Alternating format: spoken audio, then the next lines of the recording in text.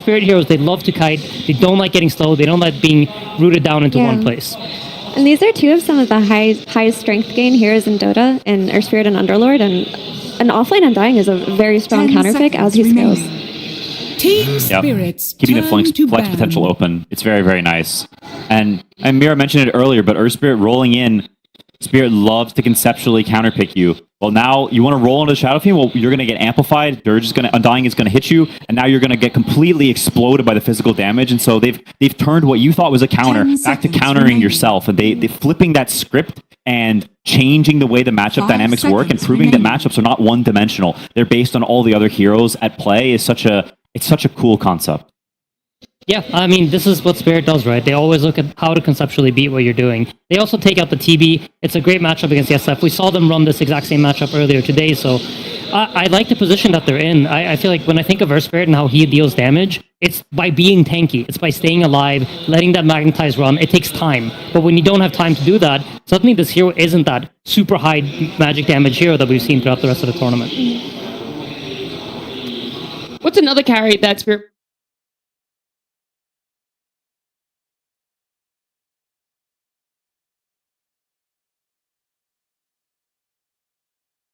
or buy ACs, buy like something that has a lot of natural armor. Yeah, we saw the Luna from Yandex earlier or yesterday, and I think that could definitely be something they look towards. It's some hero like that. It's a traditional Agi carry that, I mean, I love that for them, for Vision now, that they get Satanic to play what he wants to play. He gets to play the heroes he's practiced for his entire career. The anime protagonist hero, that's what Satanic is best at, and they've set him up for that compared to last game where he's playing the complete opposite. A lot of his go-tos are kind of uncomfortable in this position, though. I mean, I think the only one that looks decent is the Templar Assassin, but we did see her lose to Slardar yesterday. 10 seconds remaining. Yeah, I mean, the Tiny Ban I think makes a lot of sense, right? It's just his ultimate gives him armor. It's a tricky position to be a carry, I think. I'm trying to think of good options. To be honest, the TA, I personally only really liked it when we saw it against the Centaur the other day. It had clear purpose. It's going to destroy its lane. It's going to abuse the minus armor. Here against Slardar, potentially, I feel like that is a draw-ish lane. It's not like a super dominant one. Facts. See the full lane now. Have a little bit more information. It's a strong lane. It's not a lane that's easy to pick super hard carries into, and I think that may be a little bit of sort of a pre-countering. We're picking the Axe here that's going to Blink Blade Mail call you. So if you pick these traditional Agi heroes that are low HP, high armor, well, the Axe is going to be super good against that. And so it's a nice sort of preemptive. We know what you want, and we're going to make that a little bit more uncomfortable for you. Mm-hmm.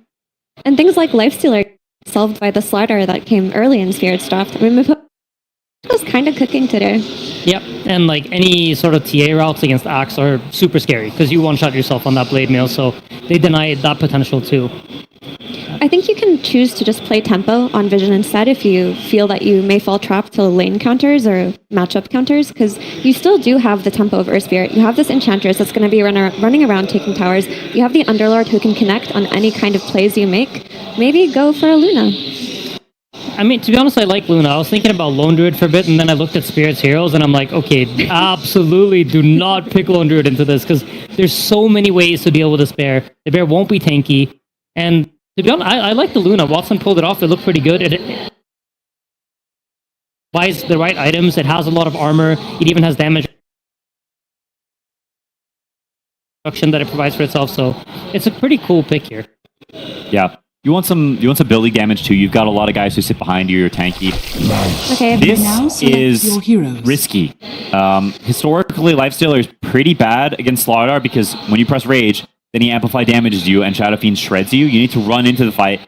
And while it does have a good lane, I think, and can get ahead early, you need to be quite farmed so you can actually get to the Manta, get to the AC eventually, and then the matchups can turn a little. Yeah, and we mentioned how this Earth Spirit needs to stay alive in order to be able to deal its damage. Lifestealer is one of the few carries that can actually amplify his mid-hero in that way. So I think Vision are trying to then once again answer concepts, not focusing so much on individual hero matchups, but try to look at what does our draft actually need to be able to win this game. We need to keep our Earth Spirit alive, we need to get value out of Magnetize, and we need to make sure that Satanic is on a good lane and he's playing the game from ahead. In situations like this is where I look towards Enchantress as the X-Factor hero when you need to win your early game. This is where Dakalis needs to put it upon himself to take the towers, to rotate, to go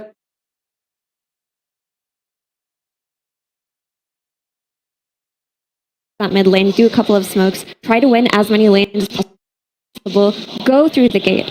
It's a collapse. Undying, by the way, which does mean our Axe is position 5. Okay, so they flipped the script. That is, it's so on the fly, and I think it's really awesome from Rue, but I wonder if he'll be able to pull it off, not because I don't think he's capable, because Axe 5 is just not particularly good generally, and you're saying, Rue, you're going to have a much worse game, and Collapse is going to have a better game. They're trading, one of them has worse, and now the other one has better.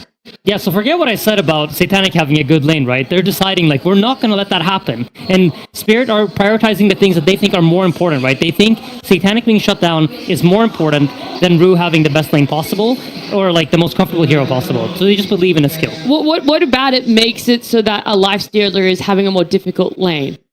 I mean, to be honest, you're just getting decayed. You're a strength hero, and so every time he presses his first spell, you're losing 4 damage. You're losing 4 damage, and that just keeps happening, and you're getting out-traded, and it's an 8 damage differential swing, right? Undying is getting 4, and you're losing 4, and so you keep getting out CS, and that keeps mounting over time, and it becomes a big problem. So you're either losing the damage or you're getting pushed out of lane, is essentially how we are going to see Satanic play this. Yeah, pick your poison.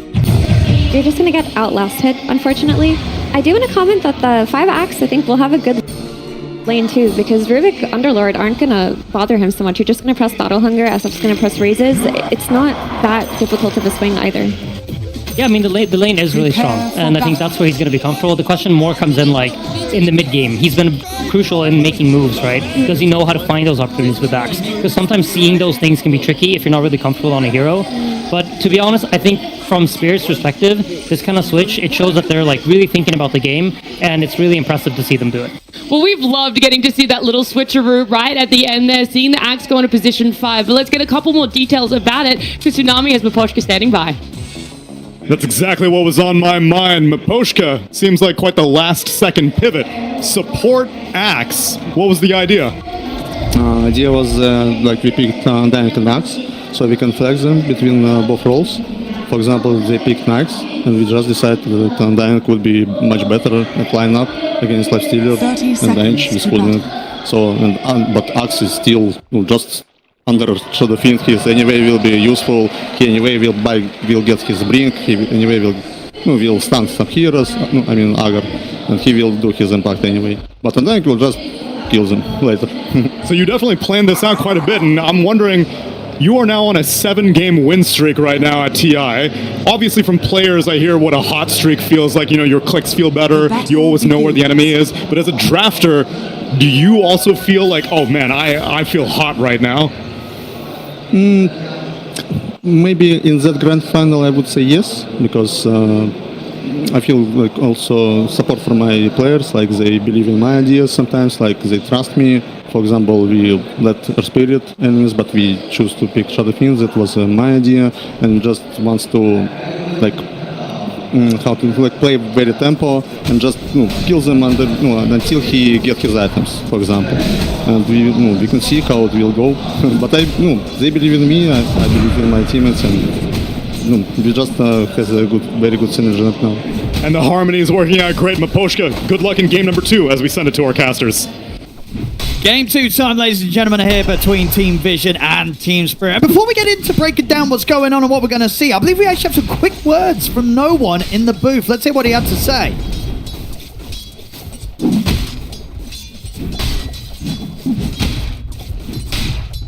Perfect location.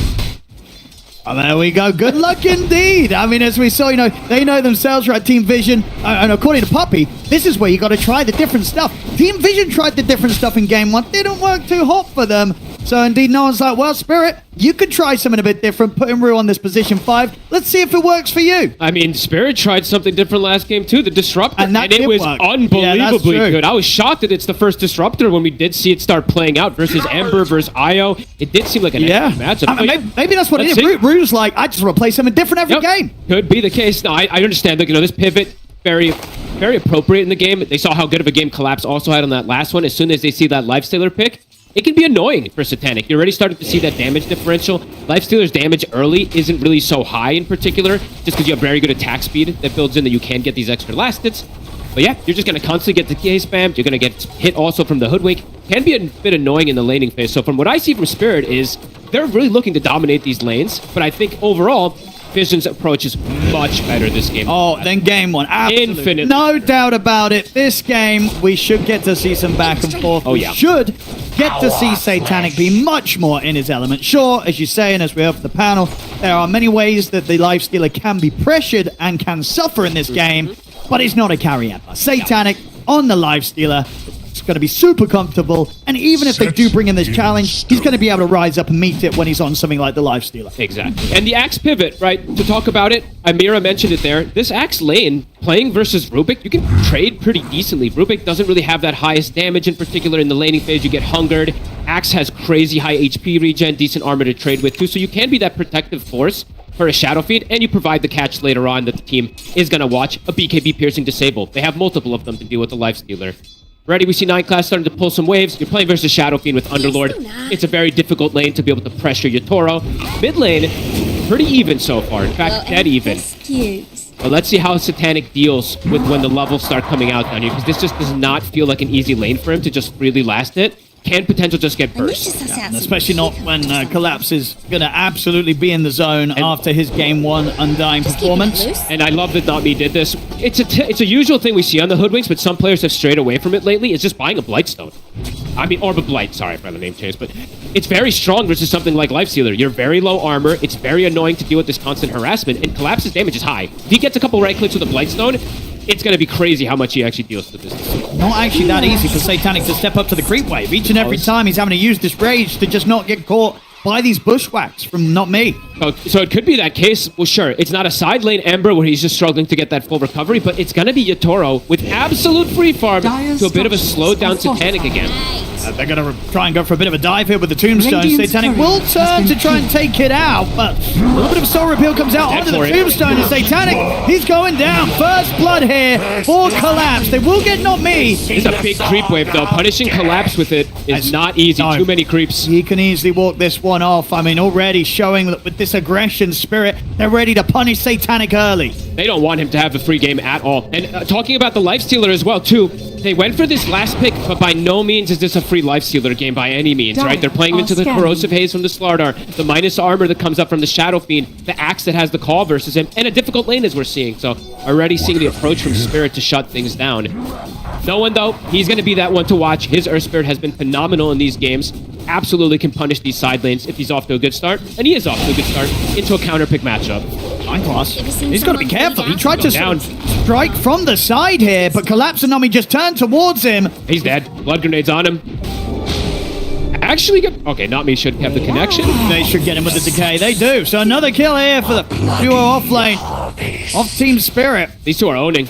I mean, Not Me in so many of these games has been incredible for this team. One of the newer pickups. Laurel. Something to that. Living on the edge there here against no one. We'll have to get back here once he's got the South. Bruce coming in with a rotation. Oh, this is clever. I mean, the Battle Hunger slowed things down. They were able to prime the bash into the crush. That'll do it. They bring down no one here with the rotation. 9 class is going to try and turn up and get room return.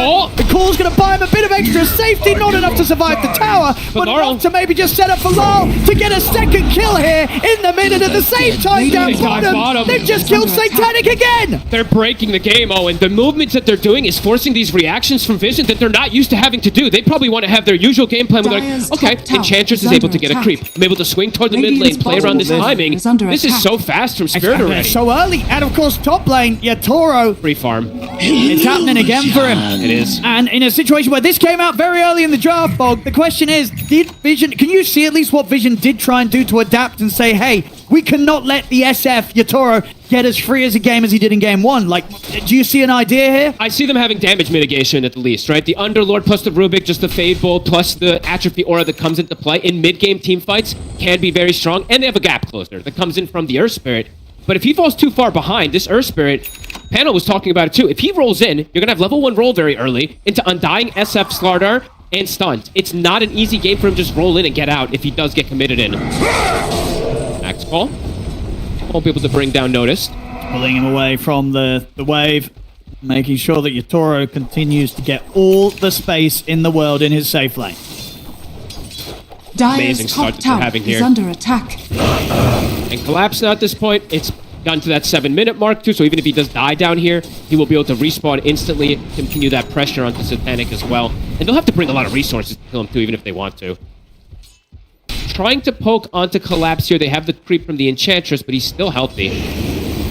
Radiant Phoenix damage are just continues to get scanning. limited every single time these decays come out. -8 this time. Yatoro, with a similar rotation that he did the last game, they are reading it. They do get the scan. Spirit bringing even more reinforcements to potentially look for a tower push here and force Satanic to jungle. He's not going to want to step anywhere near the lane whilst he's aware that they was looked towards. Spirit know that they know, though, and will turn Yatoro back up to the top lane. The nice thing I will say for Satanic in this game, though, even before he has Radiance, he kind of can turn up. Sure, not in like a very aggressive way, but playing into this Infest to protect his Earth Spirit could be these small moves that they could look for if they start to fall too far behind. Mid, Laurel.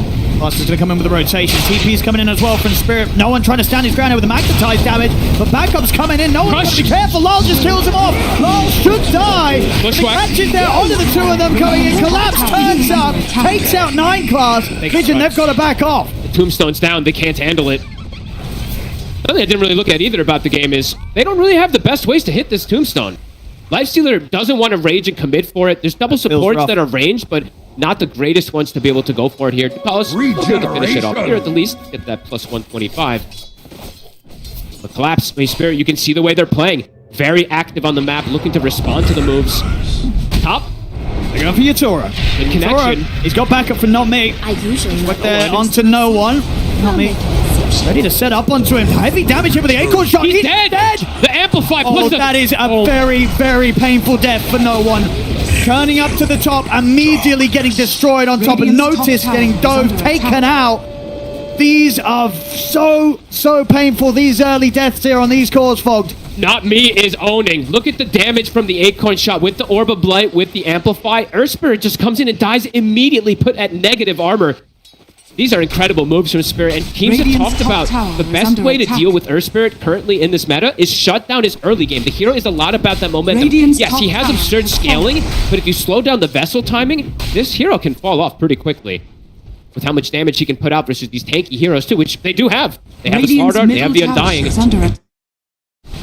Having a hell of a game this time. Last game, he did Dire are struggle a scanning. little bit in the mid game on the Slark, although his team was owning.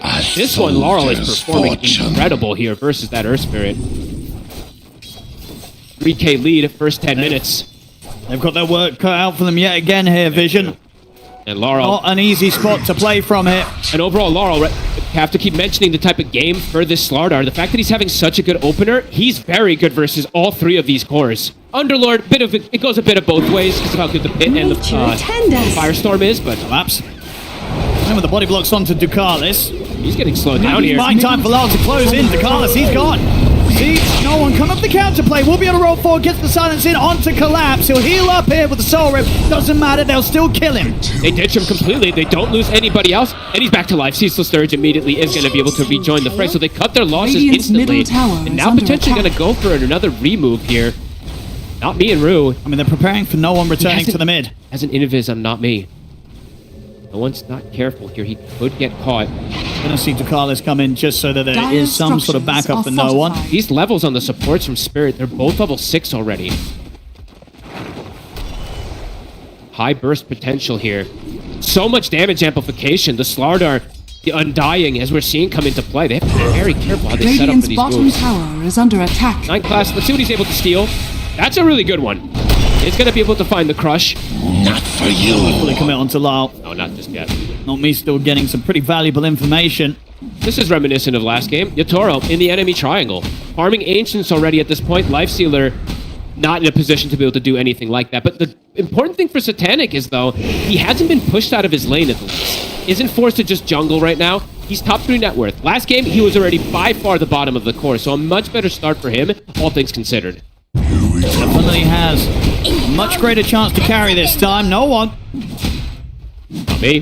tried to make a bit of a go for this. Ooh, Radiant's D&D. middle tower He's is going under down, surely. attack. Yes, Ducalis Nice. will take him out. So tried to go for a bit of a cheeky move there against No One. Does not have enough burst on his own to take out the Earth Spirit. Tried for a solo kill there onto him, but not Me. Feeling himself. super deep aggressive wards as we do see. Not me, I think both of them. Ru was placing one of them around the triangle. Secondary one as we do see there. Radiant are Placed from scanning. Not Me. So they're going to get a lot of read of movements of where the Earth Spirit is going. So we'll see if no one can get the bottom next tower connections. is under attack. Laurel, Blink already finished up. Very early timing. Tread, Soul Ring, Blink from the mid lane already. Starting to head down towards the bottom lane. Not Me's got the catch with the bushwhack on a 9 class. The corrosive haze is there. The right clicks come through into the crush. They're snowballing right now. With this Blink Dagger also, Vision has to be very prepared how they bring the numbers. They have good ways to bring numbers, though. With the Earth Spirit, with that Underlord, they can look to match it, but have to be careful how many kills they hemorrhage versus this Laurel Blink at this point. It's so fast that he's been able to find it. Ru now at this point also, Radiant's playing the bottom 5-axe, tower he got is away with it under completely. Now able to just sit back, get some jungle creeps too, gonna build toward that Blink Dagger, and Yatoro, now they're looking to push Satanic off that lane.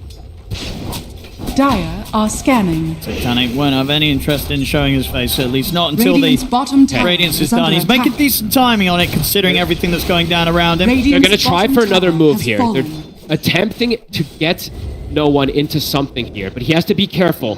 He can just die if he rolls in again versus all of this amplification. They've already taken the tower, and by the looks of it, Spirit, they're already backing away. With the roll forward, but they're indeed through the gate. Dire are scanning. Couldn't get the courier either. Tried to get the finish off onto it, just can't. One step ahead, Spirit. Reading the movement. Now the courier will die. Dire's courier has been killed.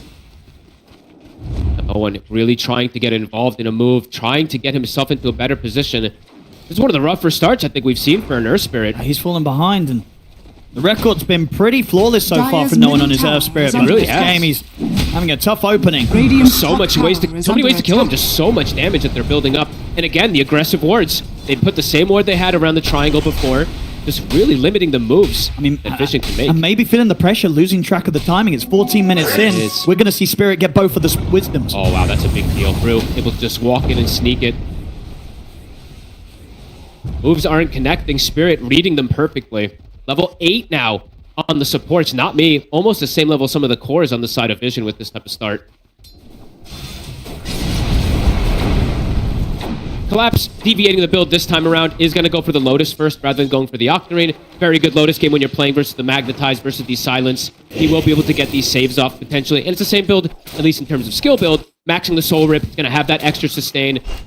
Probably going to play as that semi-pseudo support, but also, you know, we saw how much he was able to do even with that anyway as a carry. And Yatoro's timings, he is having that clear separation. 2,800 over Satanic, his Manta coming out soon. But Radiant's Satanic, courier close has to the been Radiance. killed. He is. It's infinitely better game than Infinitely. the game one with the Ember Spirit. Still, though, At least for him, but for no one, he's having a much rougher one this time around. he actually is, honestly. Even compared to the IO from game Yeah. one, this one's actually feeling tougher with the fact that he's already died 4 times here on the Earth Spirit. They're seemingly having all the answers for it. Just the Undying plus the Slardar feel like such great responses versus this hero, because he goes in and just Dire's dies. bottom tower So much is damage, under they have so attack. much control. Tower now. Can Vision protect this one here? Radiant's middle tower think so. is under attack. Radiant structures are fortified. He'll have the Radiant. Okay. See what he can do when he turns up to the fights with it. He's TPing over. Maybe see if they can do something with Radiant's the Radiant's middle tower timing, has but fallen. Spirit, they're already away. No one... Even though he died, one thing that he does gain from a death, he does get a Spirit Vessel charge. Sure, it's not that big of a positive, but it's something slight. So they're going to look for a move here to Radiant connect. are I don't think they scanning. can just let Spirit do whatever they want in this game. I actually see it noticed even running in the Dire's smoke. middle He tower buys the is under This would shard. be huge if they can get Yatoro. Something that it took them a long time to do in game one. Dire's They're just going to be off the mark. structures are They fortified. didn't quite read the position that he was in, and Yatoro Look would at the not line. get found. Hey, look at the line drawn. That's Yatoro reading the move. He knows exactly where they are. Not going to get the connection. No one will at least get an arcane rune, but again, just continuing to get slowed down, not finding connections. Oh, and Ru's about to have a blink dagger on the axe. I mean, they're getting crazy farm on the supports and crazy levels. That makes it pretty hard for you to play this Lifestealer freely. Can still just get caught inside of these multiple BKB piercing disables. So noticed, we do see a lot of these Underlords do this, buying that shard, but I was surprised he's running in with them with the smoke earlier. Laurel, Oh, he's got the blink up. he gets it before the blood grenade. Nicely done, Laurel. So with us. Can't catch them. Dyer's Still going to top try, no tower one. is under attack. Rolls forward, they'll look to collapse. They'll get it with the silence. Notice comes through with the Fiend's Gate. They'll take the Undying out. Takes the full 5 of them, though. A needed move at this point to react in this type of manner. They won't be able to get Laurel, though, unfortunately, because he does get that blink out before the Blood Grenade hits. Brew now, that blink, it is done. So much easier for Spirit to make these moves around the map. But Vision, you said, Satanic, it's eyes on him. With this Radiance, gonna go for the armlet. He's playing versus all this minus armor, and he's Lifestealer, just a great mind build for him, of course.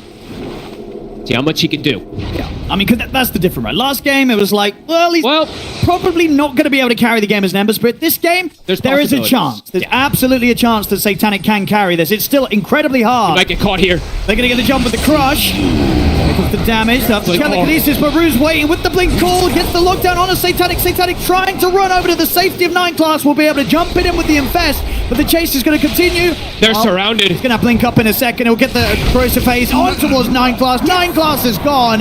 Laurel blink in 2, It's 1. the second. There's Rue with the jump. Gets the blink call. Dragging Satanic back. Lal jumps in. Bushwhack's there to look. No one's here. Will come in to look to help out. Big connection. We'll get the double with the help of Notice, but no one still dies. And Lal and Yatoro, they can continue the chase over to Notice. Notice tries to turn. The bash comes in. The neutrals do hold Yatoro back momentarily, but the Bushwhack from Nobby still reaches forward, sets up for the raise. Notice falls.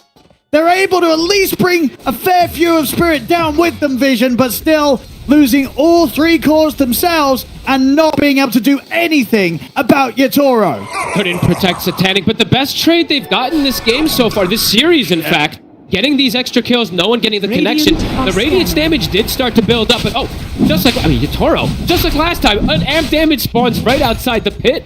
Gonna be able to commit for this Roche. The scan will connect. They're a little scared. Well, not scared necessarily, maybe just looking to see if they can find a kill before they go for the Roche. Panic. Dyer's Careful. middle tower. The Axe is in position for the call. Infest is on He cooldown gets for it. 10 seconds as well. Rue, he's got the setup into the Bushwhack. Satanic, he's gone again. This amp damage. And Yatoro with the damage. A couple of right clicks. The uphill miss. Doesn't matter. Still gets the job done. Double kill for Yatoro. Even Gaben on Spirit's side here, that amp damage spawning down here. They're going to be able to commit for the Roche. Laurel has a medallion too that he got with his tier 2 neutral, level 2 corrosive haze. This Roche is dead. Back-to-back deaths for Satanic. The last pick Lifestealer, even though he's having a much better entry into this game, still having those 4 deaths. They have a lot of answers for him. Scanning. Dyer's top tower has fallen to the A dust. difficult one yet again here for Vision in this grand finals game 2. But better than last time. Still It ways is, to but- see ways to enter these fights. But yeah, Yatoro, he is 4K ahead. Yeah, this. I mean, if they don't manage to turn this game and we go to game 3, surely there's something that they can do to ensure that Yatoro's just not getting these sort of starts 2 times back-to-back here on his SF. He's making this grand finals look easy so far. He is. And Collapse now, maybe starting to try to get into no one's head as well. No one rolls top, the rune spawns bottom. Not going to be fortunate for him. Collapse will get a shield rune. And with this minus armor, can actually just go for an immediate Tormentor. A super efficient one, nice as well, one too. as well. He gets it on Not Me, one of the better shards that you can get. Dyer's middle tower has been denied. And for the side of Vision, they don't really have these BKB piercing disables. They have much harder ways to start fights and force fights. It really has to be around no one. And as we've seen multiple times, he has to be careful. Because once he's committed in those fights, he dies in just so fast to all this physical damage. Hard for them to make these moves aggressively. Oro. I mean, they want to He's try and deep. push. They get the setup here with the pit onto the 2 of them. This is a good connection. Okay, can they bring him down quickly though once they catch? can. As the age is gone. Oh, this is a huge catch. Nightclash gets the sharpshooter steal too. They're trying to bring back up over to help him out. They'll look for the Requiem, but this stun from the Centaur is there to put a stop to it. Yatoro's going down. Take it out. No one gets the kill. Rue, he'll TP out of there. But Vision finally being able to take out Yatoro in a situation where he had that Aegis. So a rare sort of misstep from Yatoro where he may have just felt that he was a bit further ahead than he is. You know, he's incredibly far ahead, but not that far ahead enough, Fog, that he could just step up with the Aegis without his team behind him. Vision, they'll punish that any day of the week. The last game, when they did this type of move, they had Collapse with them. This time, not having Collapse, absolutely crucial. They see that on the side of Vision. They bring all 5 heroes with the Fiend's Gate. Nice move from Notice. Easier for him to get involved this game. So not having the initiation from the Earth Spirit this time, but having the Ags on the Underlord actually making the difference. So good timing from him. Solid bit of a slowdown there from Vision. Well needed as Massive. well. If Spirit were allowed to continue to Dire pick up are objectives scanning. with that Aegis, this game would have fallen into an incredibly dire position. But hopes here now for Vision. Carl. Regen has been found. Sharpshooter won't connect. No one. He's around to make it a little less appealing for Spirit to commit forward to Carlis. He's trying to get him out of here. Won't happen. Carlis goes down. Away. Also get the call onto 9 Class as well as the Battle Hunger. They should be able to pick up both supports. He'll try and lift himself away, but lulls in with the blink. Double kill for Yatoro. Speed from Spirit. No Magnetize available. No Underlord Gate. They immediately run at them. We'll be able to catch those 2 supports, but not 4 kills. Instant smoke, though. They do want to find another one. Panic showing himself up top. Armlet is done. Gonna go for that Manta. Dire's top I tower like the build. is I under mean, it's pretty attack. standard this game. Radiant Going for the are Armlet, scanning. Manta, AC, playing versus this physical damage. Wants a way to dispel that Corrosive Haze too. All makes sense from Satanic. Can they connect with this smoke rotation? Even if these two do, it won't be the easiest of kills. No, they probably want Yatoro to be in there if they want to go for a triangle play. But looks like it's not going to be the case. 9 Class, I like that he buys the shard this game. Knows that he needs to be the save for Satanic or for no one to bail them out of a potential bad scenario. I like it quite a lot. No one starting to recover. Has a way to protect himself now too. Does have the plate mail. So will be able to potentially survive versus that high person. They're getting aggressive again. Multi's at the ready. They've got Fiend's Gate. See who no one can find. Really big slowdown that they were able to do onto Yatoro once. Can they find another core kill? Dire Yatoro, are this time, scanning. does need a BKB this game. Not going to do it before the Shadow Blade, but the next item after that will be that BKB versus the Magnetize and the Underlord. So they do have Dire's windows. top If they get on tower top is of him at under the moment, attack. they will kill him. Dire's Does top collapse tower going with his has build. fallen. Okay. Still this Lotus, going for that Octarine, and then the eventual Blink Shard for the save. But this time also, Collapse, being slowed down himself. Not having that same insane performance as he did on the Undying last time. Things have been slowed down. Dire's top tower is under attack. Won't get any kills with that move. They do manage to Get a secure rune. tier 1 tower. They get a rune as well, too, for no one. So he's going to have the amp damage potentially for the next fight, and almost a Shivas, too. So things starting to come more and more together for the side of Vision to take these fights versus Spirit. Spirit. Just want to call this. Get healed. On in the river. He has got no one by his side if no one wants to fight, but seeing the 3 of them make it come. Three-man connection. They're going to try, but the BKB's up for Lyle. No one's rolled in for this. They've got the call on towards him. Lyle coming in with the right clicks into the cross. The save's there, though. 9 Class having to drag no one back up No the one. high ground. Lyle still on top of it, though. No one will fall. It's not me. Gets the double. Satanic? They're looking to collapse, but Notice doesn't have enough damage on his own to kill this Undying. Yatoro can turn over towards Notice. Rucho's back in, will die for that play, but may have just set up for Yatoro to finish the kill. Then no, He lifts. another telekinesis save doesn't matter. enough. Nami's Nami's there. with the wraparound, gets the triple with the finisher, and now he looks over towards 9 Class. Falls 4 from Yatoro. They take out another. Satanic is going to try and battle them, but he's surrounded by 3v1. He's got to run. you The go. Carlos comes in with the heals. Under the tier 2, they'll hit him with the sharpshooter. It's tempting to dive this. Get a few more right clicks in onto the Enchantress. He's up to the high ground. Should be fine. Trades coming in, a couple decent bailouts, attempting to save no one, but still gets chased forward. They have the lift, they have the infest, but the chase forward's there. Not me. What a catch from this Hoodwink. He's level 16. He's higher level than all the core, like almost all the cores. What is going on? This Hoodwink. He was just in perfect position each and every time Every there time. to react to what 9 Class wanted to do. They're looking to line it up for him again here. They have the Requiem. It's tricky. That's the Rage off. Going to try and turn towards not me, into the trees with the scurry. Rage is He's- about to finish, so he has to start backing away. I mean, Not Me is level 16. He has 25 armor. Good luck hitting him with the Life Stealer. It's getting redirected to the trees. Super tanky as well. Knows that he can play aggressively there. Yatoro with the Shadow Blade. They're looking for more. Cool, but again, 9 Class doing his best to try and bail his cause out each and every time. The Ghost Scepter Keep him safe for now, but it's going to come to a finish. Lyle's in with the crush. That's going to be Notice gone. Lyle considering diving for more here as he pots the BKB, turns his attention over towards 9 Class. The bash is there into the crush. That's 9 Class going to buy back. Come in here from Notice. Look at this Magnetize. Looking to try and fight back into the TNT and deep with the Magnetize damage being split between all of them. It's bringing Spirit down. They've lost 3 of them. Yatoro will get the Requiem up to push them back. Turns towards Ducalis. Won't be enough to kill the Enchantress. No one knows he has to push forward. They have to try and punish Yatoro now. The dust, it's wearing off. Towards him. We'll roll forward. They'll trap him in the pit.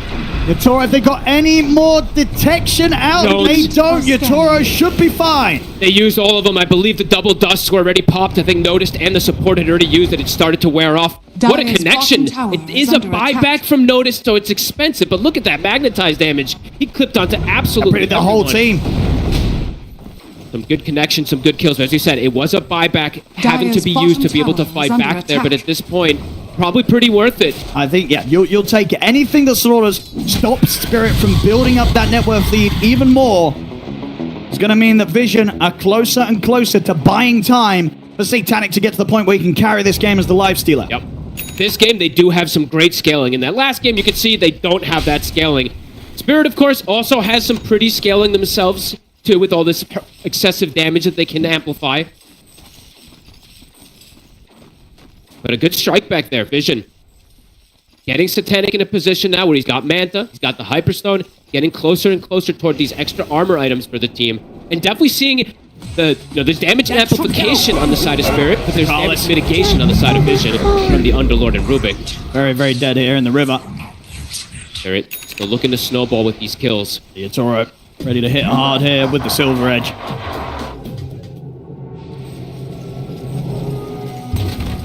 If they find anyone around the tower, Satanic. Oh, look at the rage off, but still heavy damage through it. Nice man to dodge off the call, allows him to get the infest off. He'll still get caught by the bushwhack. Another big Magnetize comes out, but the BKB's up for now. The Ghost Scepter's buying some protection in for no one to notice, but not enough to keep no one alive, as no one will fall.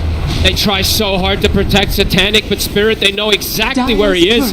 And no one, even though he's got Shivas and Ghost Scepter, still vulnerable. There's so much mixed damage. I mean, it was a very cute attempt to try and survive there with the man to dodge the call, but still not enough to get away from Spirit. It's insane how aggressive they're playing, Owen. It's 29 minutes, 29 kills. They are not playing a farming series by any means. They want to put this pressure on as much as possible onto Vision, force them to play reactive. That's exactly what it is, right? A reactive game from Vision, which usually it's them on the aggression. No, and just continues to get caught. 7 deaths now for this Earth Spirit. Radiant are scanning. Bringing in the mid wave and the bottom wave. And it's for me, it's for Yatoro. Still only the 1 death is very impressive in this game. Having a lot of magical damage to go through him. Looks like he is going to go back for that BKB potentially here too, which is going to protect a lot Radiant's versus the top control. tower is under attack. He's going to be pretty much invincible with the BKB. Yeah, he is. Inching forward. Double Shiva's being picked up here, so they have committed onto these. They want timing. They want to go with this. Yeah, they want to win these next fights before that BKB comes out from the SF. Vision. Time to try with the smoke.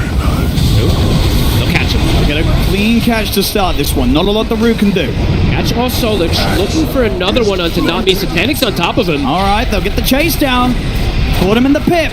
They'll get the 2 supports. I think it's the first aggressive move that we see Vision actually able to connect with. It is just the 2 supports again, but it's around a good timing. 20 seconds until Roche is going to be spawning, and they didn't commit to Magnetize. They did use Fiend's Gate, but they have Magnetize for the upcoming fight. They're going to buy Gem as well. Looking to constrict some of that Vision. Yatoro. Oh, he's going to have the hit here with the Silver Edge. Ducalis not standing any sort of chance there. Ooh, not me with a buyback coming in. I mean, they know Roche is coming up. Roche, Yeah, they do not want to let Vision get that opportunity. Oh, and not me also. He has a greater healing Lotus. Something to always watch in these fights. We did see a crazy one the other day from Lorinov with that Enigma play. These Lotuses can be pretty massive in this game. Look how much he can heal. Right? 1,400 heal that he's going to be able to apply onto somebody. Plus the Soul Rip they have. Doesn't end up getting them anything here, but they were afraid of the potential Roche play here. Getting big pickups. I mean, he's pretty much got this Nullifier done. He can get that relic sent over. And they did commit for the double Ghost Scepters plus the Shiva, so those Ghost Scepters aren't going to be as good in these next upcoming moves either. No BKBs for Vision just yet. Quite vulnerable versus the Disables. Probably, yeah, Krella's going to come up for Underlord, BKB for no one eventually at some point.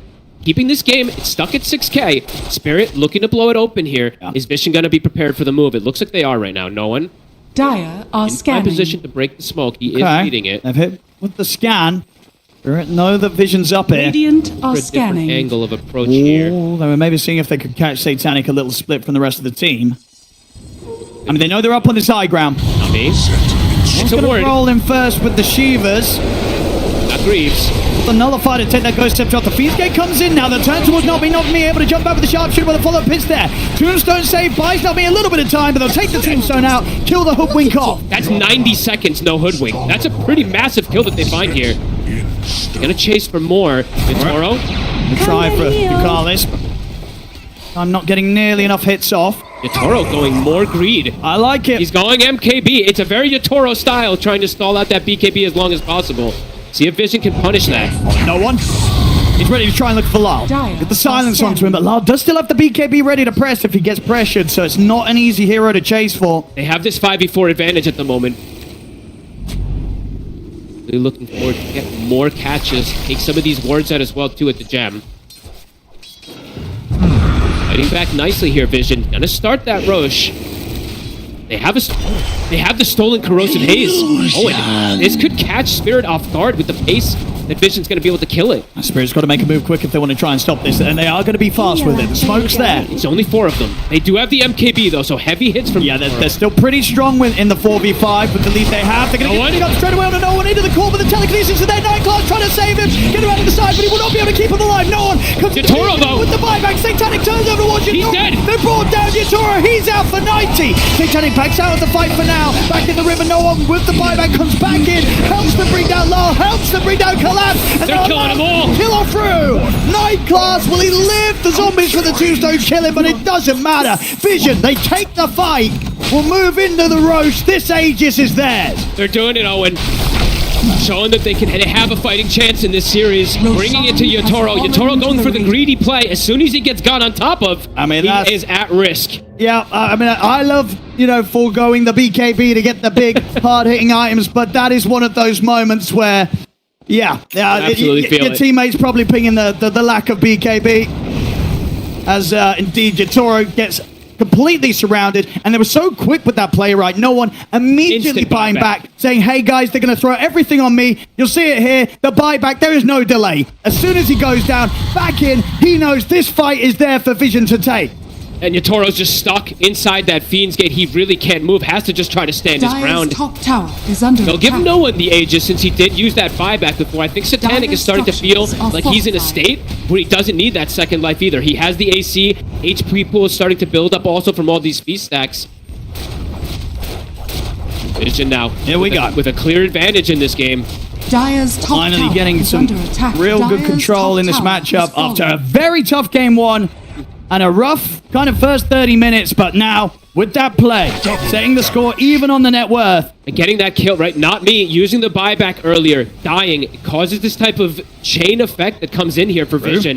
Maybe finding another kill. Yatoro They're going to find him. will be able to live, but they do find Rue. Gotcha! Big moves from Vision. How much do they want to go for? Aghanim's nearly done on Satanic. 500 gold and he's got the point booster. One of the dream answers versus these turret heroes. Radiant Just jumping are inside of them, it gives you multiple different lives essentially on this lifestealer to Dire play are with. scanning. Getting aggressive again. Titanic starting Dire's to beat on middle these tower towers. is under For attack. Spirit, They'll get another Now- Tormentor. they will. And now it does feel like, though, Yatoro might need that BKB for that next fight. I think so. I Dire's don't know if middle he's going to want to tower turn up has if he has to before that BKB's done. But now maybe he just goes for the Satanic because Dire's he's middle lacking tower in some is under items, right? attack. Like some slots. Where's he going to put it in? Is he just going to replace the Mask of Madness with the BKB? We'll have to see what the choice is from Yatoro. Great strike back here from Vision. Now having a gem for themselves. Lucalis also getting close to a BKB himself. Can't write off the Enchantress's scaling. Does have this Hurricane Pike. His Radiant's damage top is going to start to tower build is under up. attack. Such an important moment for Vision to be able to find this connection. A Hex soon to be picked up also for Notice, so they're going to have these chain disables versus the Shadow Fiend. They'll go for Yatoro every single time they see him in the fight. He is priority BKB. target number one. Laurel's been able to sneak himself out because he does have that BKB, but as we said, Yatoro, he is stuck in the fights. Dire's bottom tower is under attack. Dire's Adding these bottom items, tower they are has quickly fallen. flurrying in. Like you said, that Ags is done. The Basher's starting to get queued up next. Me. The victory, They not found him me. around the mid. They'll try and jump away, but they're Fiend's ready to Gate. drop the Fiend's Gate. Lock him down here. No one, not missing a spell at all. Everything's landing. Not me. He cannot escape notice, surely. There's the acorn shot coming in. Satanic, ready to help finish the job. Radiant's top tower is under attack. And for 70 again. A long time here to not have the full 5-man up on Spirit. Just on even footing, you're seeing how much stronger Vision is. Sure, there's no gold lead, but you can see how much stronger their lineup is now at this point, and having this Aegis too. Gonna start beating on high ground with the banner. Dire's structures are fortified. Toro has the Ogre, or the Radiant's Mithril top picked up tower here, is so under attack. you can see he does need this Dire's BKB middle for that tower next is under upcoming attack. fight. A Hex, though, is picked up, so he could get Dire's chain stunned middle before he tower gets it off has as well. fallen. And Satanic, he's just taking the barracks. Radiant's top tower is under Posing the attack. question to them. How do you push him off? Not me, still dead for 35 seconds. They need their entire squad. Might just have to sit back and watch this Mibrax fall. Vision, Dire's get away with the middle tower objective. has fallen. No interruption. Very good connections. Yatoro, BKB is done. He sells the Mask of Madness, why he doesn't have that lifesteal to stand his ground, but at least has the magic resistance versus this heavy disable that's coming in. We'll have that window in 30 seconds where the Aegis expires if they want to try and strike then. I think that's probably the biggest move they could do, right? You smoke, you look for the Earth Spirit, and if you kill him, you're going to have a massive number advantage since he's not going to have that buyback to rejoin into the fight. Initiation's still going to be crucial for both sides.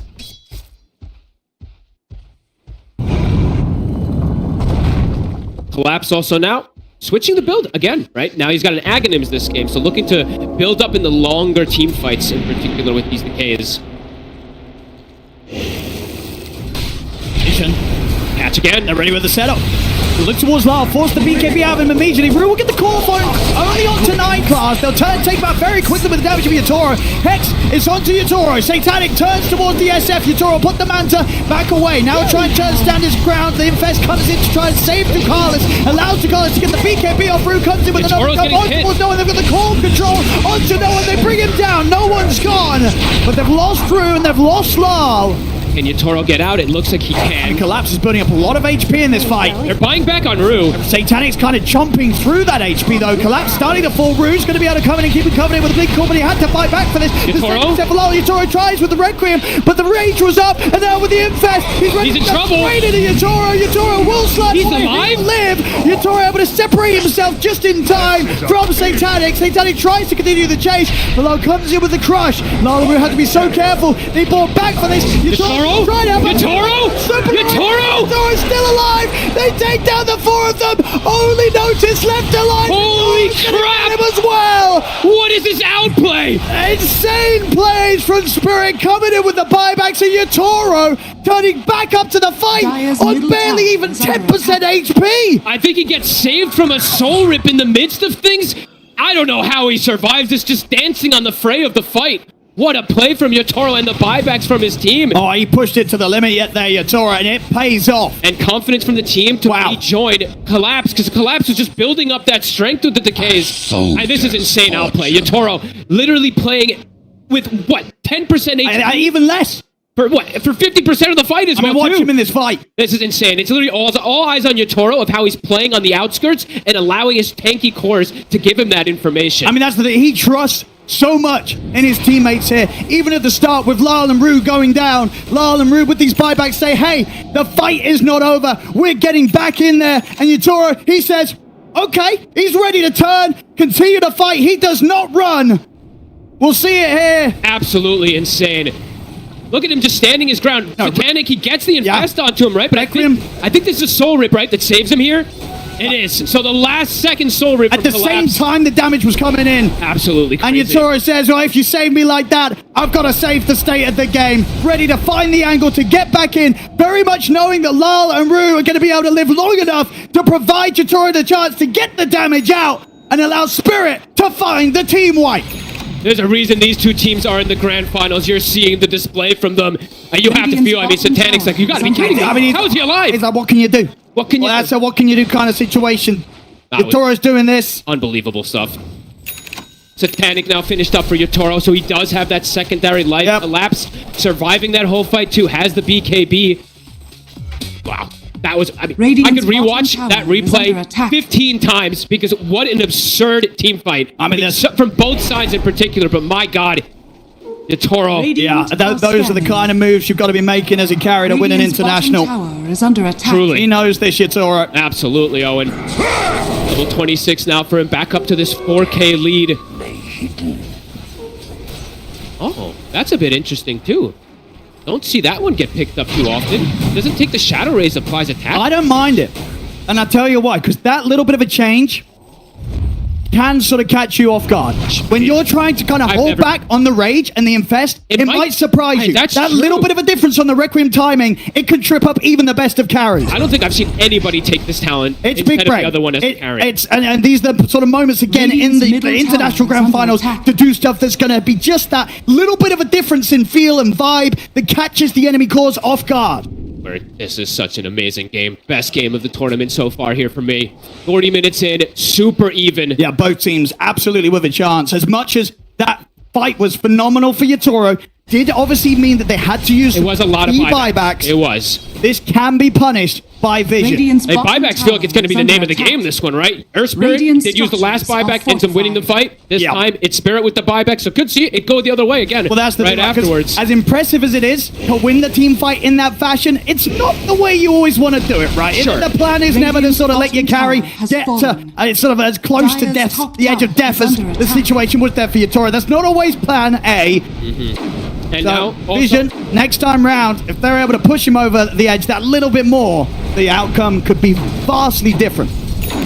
level 25 starting to get hit. Lifestealer level 25, Underlord, Shadow Fiend, and the Slardar and the Undying. So 3 level 25 cores on the side of Spirit. So much money on Satanic. He's got pretty much 5k gold. Because he has to eat the Aghanims, and he's still considering what he wants to do. If he wants to get more damage or a Bastion. I mean, they're going to see Yatoro. Satanic's going to go straight over towards him. Bruce able to keep it covered in with a call. Has a bit of control here. On towards Satanic. The Hex out of Yatoro. Satanic. He's trying to stand it. But Satanic's bringing Yatoro down low. Too much damage. Take him down. Yatoro's gone. This time, Satanic reigns supreme. Ready to go over towards Collapse. He'll try for the BKB TP out. The damage is It's too there. much. Satanic gets the double. Oh, and just like that, might be able to push toward the base. The Undying respawns. Does have the Ceaseless Dirge available, but no Yatoro for 80 seconds. I mean, it's always going to be the difference maker, right? If they can kill Yatoro at the start of the fight, that's the key. A much different outcome to these team fights. And 9 class now, I think this is the 3rd time I've seen him be able to steal Corrosive Haze. So that extra physical damage, it makes the difference. Oh, not me might try for a steal. Oh, no, he's not going to get the chance. They were ready for it. They had to outplay pretty hard in that last fight on Spirit with the buybacks, but now truly seeing Satanic able to stand his ground. He's able to just stick on top of that Shadow Fiend. Has the damage.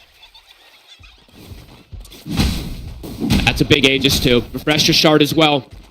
And 9 class, honestly, do not steal another spell. Keep that Corrosive Haze. It's probably the best one he can get this game. Yeah, because if they get that sort of situation where they can just surround the SF, that's just going to make that situation so much more easier. They will kill him so quickly with how much Satanic has ready to take him down, especially when he's going for, obviously, with this Daedalus next. He wants to make sure that he pops Rage, hits this SF, and Yatoro is just dead. There's not going to be a situation where Yatoro can stand and trade back against the Lifestealer with a Daedalus. That also was a fight with Spirit, as you said, the triple core level 25s. Not Vision with the triple core 25s. Now no one does have that Magnetize available for himself.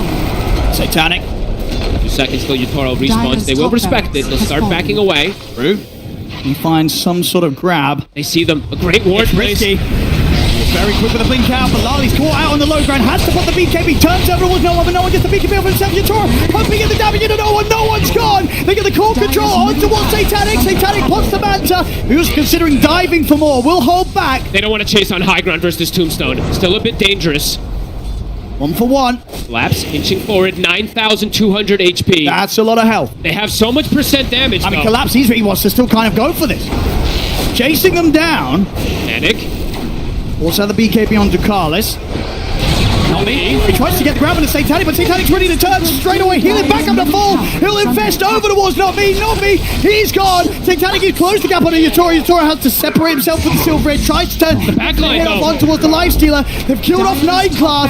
Notice though, he's ready to have a bit of a call. Rue comes in, gets the call onto the boat, but then they take the Aegis out of the hands of Satanic. They bring down Notice.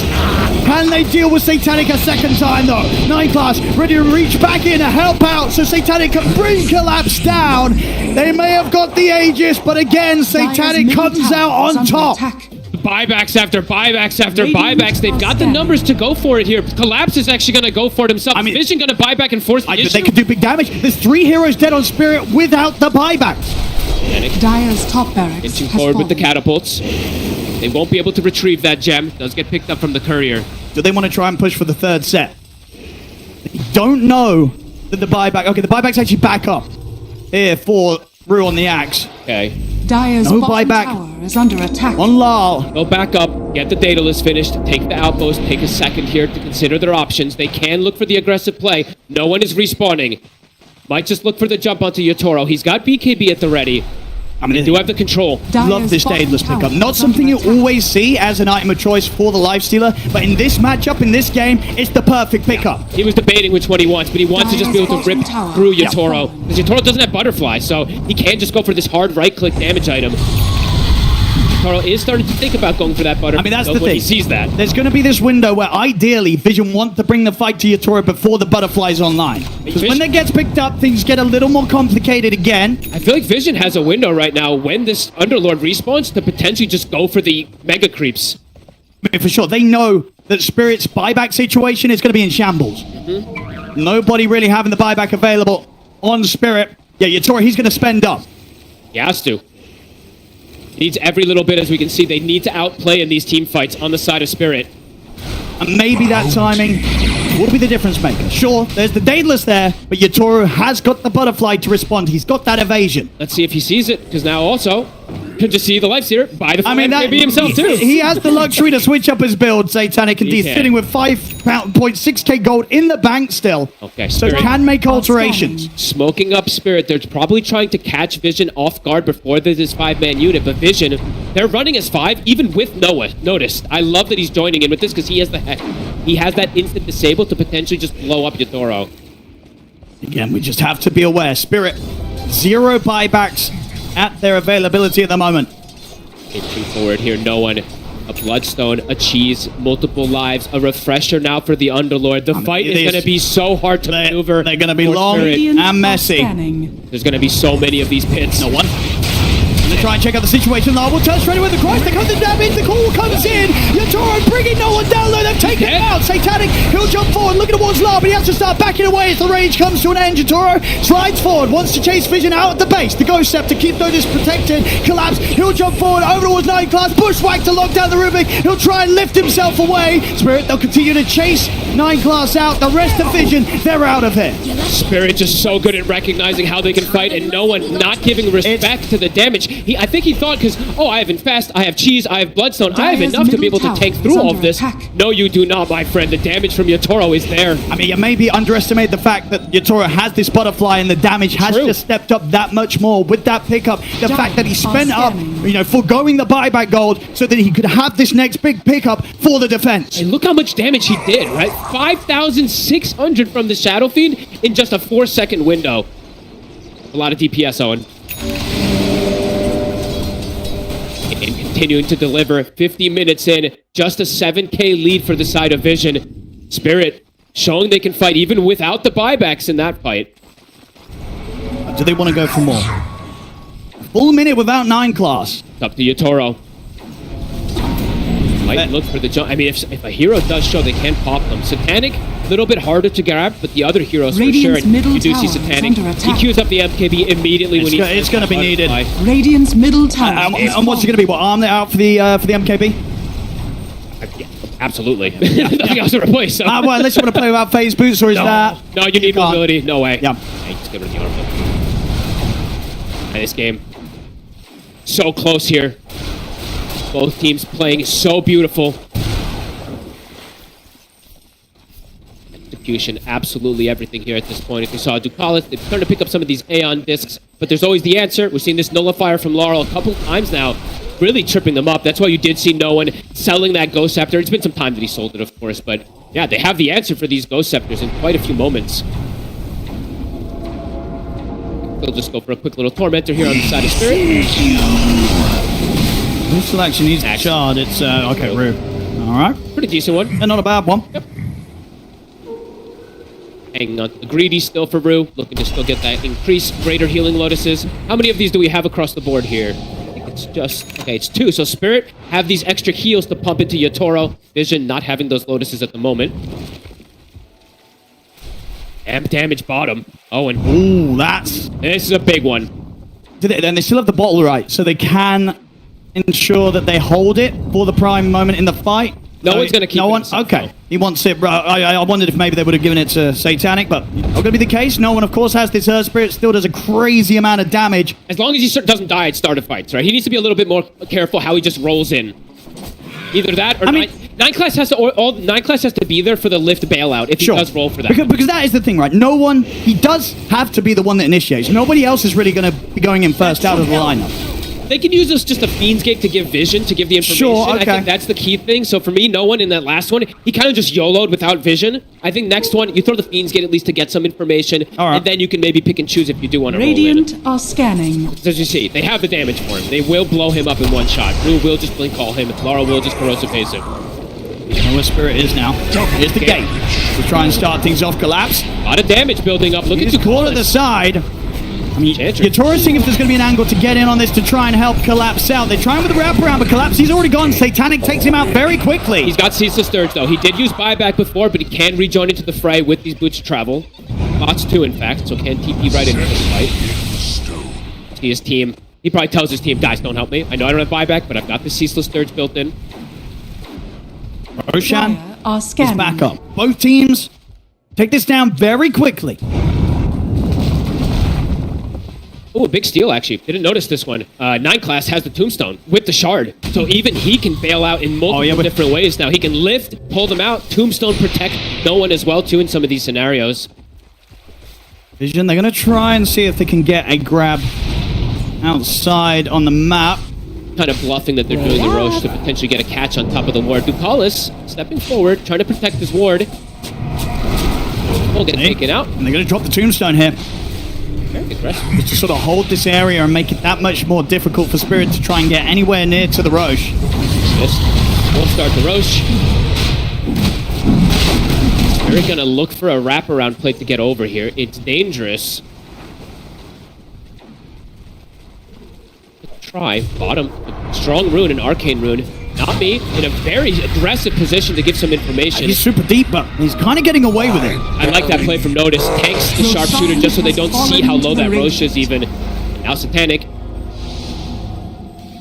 does get this Aegis, has the Nullifier himself as well, to be able to stick onto some of these pesky targets. Ghost Scepters won't be as strong now at this point. Laurel hanging on to a lot of gold here. He has not really increased too much in the last few moments. I mean, what is the item? He's thinking about it. I saw him queue up like 2 different things, so... Bloodthorn can catch them off guard here. Maybe he does just do some type of armor item. See what the option's going to be for Laurel. He's literally just been an Ags BKB Nullifier for 30 minutes. He's coming in. Too slippery. Blink. Save. Aegis for 4 minutes. Vision looking to hunt. Spirit looking to just avoid and just play for the high ground D. They have to protect this last set of racks. They don't want to get caught outside by any means to a fight. Very close to having all their buybacks back online. How long? I pretty much have it, yeah. Yep. 300 gold left for Collapse if you can find that. Just needs one kill in the fight or a couple of these creeps that are coming into the base. We've got to watch out for those, because as we've been seeing so far this game, both teams very ready to come in with buybacks to throw extra lives into the action. Refresher Shard, it is on no one now. It does have insane amounts of Magnetize if you can keep it spreading. It will last forever. See what they can do with the push-hit vision. Max slowly but surely starting to fall. Hollis pops the BKB himself. Won't have to deal with that nullifier so far. Just trying to see what he can force out of Spirit. Buildings are dropping. I mean, from he's doing a decent amount here. He's going to get caught by the core, but the Tombstone save will be there. Magnetize is starting to spread. And they have to start backing off. I mean, Carlos is pretty much just taking these racks down on his own. They're going to get the Magnetize. They can't get him off the racks. The barracks is taken. Mega Creeps out here for Team Vision. Super clever way to go for the push, not showing Satanic at all. Just, okay, you want to go for Ducalis? Go for it. Because it's a hard call to make, right? Yep. You don't want to overcommit onto the Enchantress, but at the same time, that's the Enchantress taking your barracks. I like this much better, right? Instead of knowing, just YOLO rolling in, play it slow. You don't need to force too hard there. Spirit, let's see if they can come back from Megas. We saw one in this tournament. I think that's the only time it was done right. And I want to in a long time. I was talking backstage. They were actually saying in multiple TIs we have not seen many Mega Creep comebacks. So if Spirit can do this in this type of way, especially nowadays when it seems harder than ever. Oh yeah. Hydra Breath now starting to get picked up. Toro looking for that extra bit of damage to go through these tanky cores. 25s across the board. Even the support's starting to get it. We're getting towards these later stages, Owen. 3 minutes until tier 5 neutrals. It still has Aegis for 2 minutes. They want to take advantage of it. 9 class hanging on to this Tombstone. That's it, even with the Mega Creeps. It's going to be hard to sort of push this game over the edge because of all the buybacks the Spirit have available. Lol. BKB to run. And they've got their hands on a Collapse. Collapse, he died pretty quickly. He'll be able to get to the Tombstone. Satanic's going to have to use the Rage, though, to take the Tombstone out. Will succeed. Bring Collapse out of the fight. They've got Collapse. They did lose to Carlos in return. Panic lifted out. And Class able to take him away to safety. The Magnetize is building up, Owen. He's keeping it going. Yatoro's getting very, very low here off to the side. They'll heal him up and provide him with the Lotus. He'll heal back up with the Satanic. Buyback did have to come out here, though, from Collapse to try and continue this hold. Go back up and reset. They're happy with that. The Magnetize plus the Mega Creeps were literally killing Yatoro. Each and every buyback that they can get out is a step closer to being able to close this game 2 up, Vision. Courier has been killed. 12 feet away is Courier there. Bit of gold. 1 minute left on Aegis.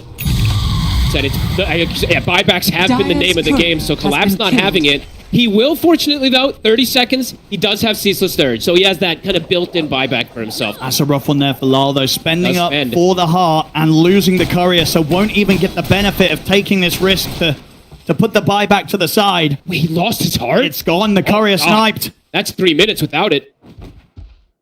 Now his inventory looks really sad. That might be the saddest 59-minute inventory when you look at it without that Courier, of course. Lines being drawn. Satanic saying, let the lanes force in. We've got 50 seconds until tier 5 neutrals. They could set up for a potential gank to find one of the Spirit heroes when they are looking for those neutrals as well. Since they do have the Fiend's Gate, a lot of global potential. And the buybacks. It's something to keep looking at here. They're going to have so many numbers on the side in Vision. Still not in too much of a rush, Vision. They can take this bit of the game pretty safely. They don't have to jump high ground anytime soon. Just finish this next round of items. Abyssal now for Satanic. He is 6 slotted.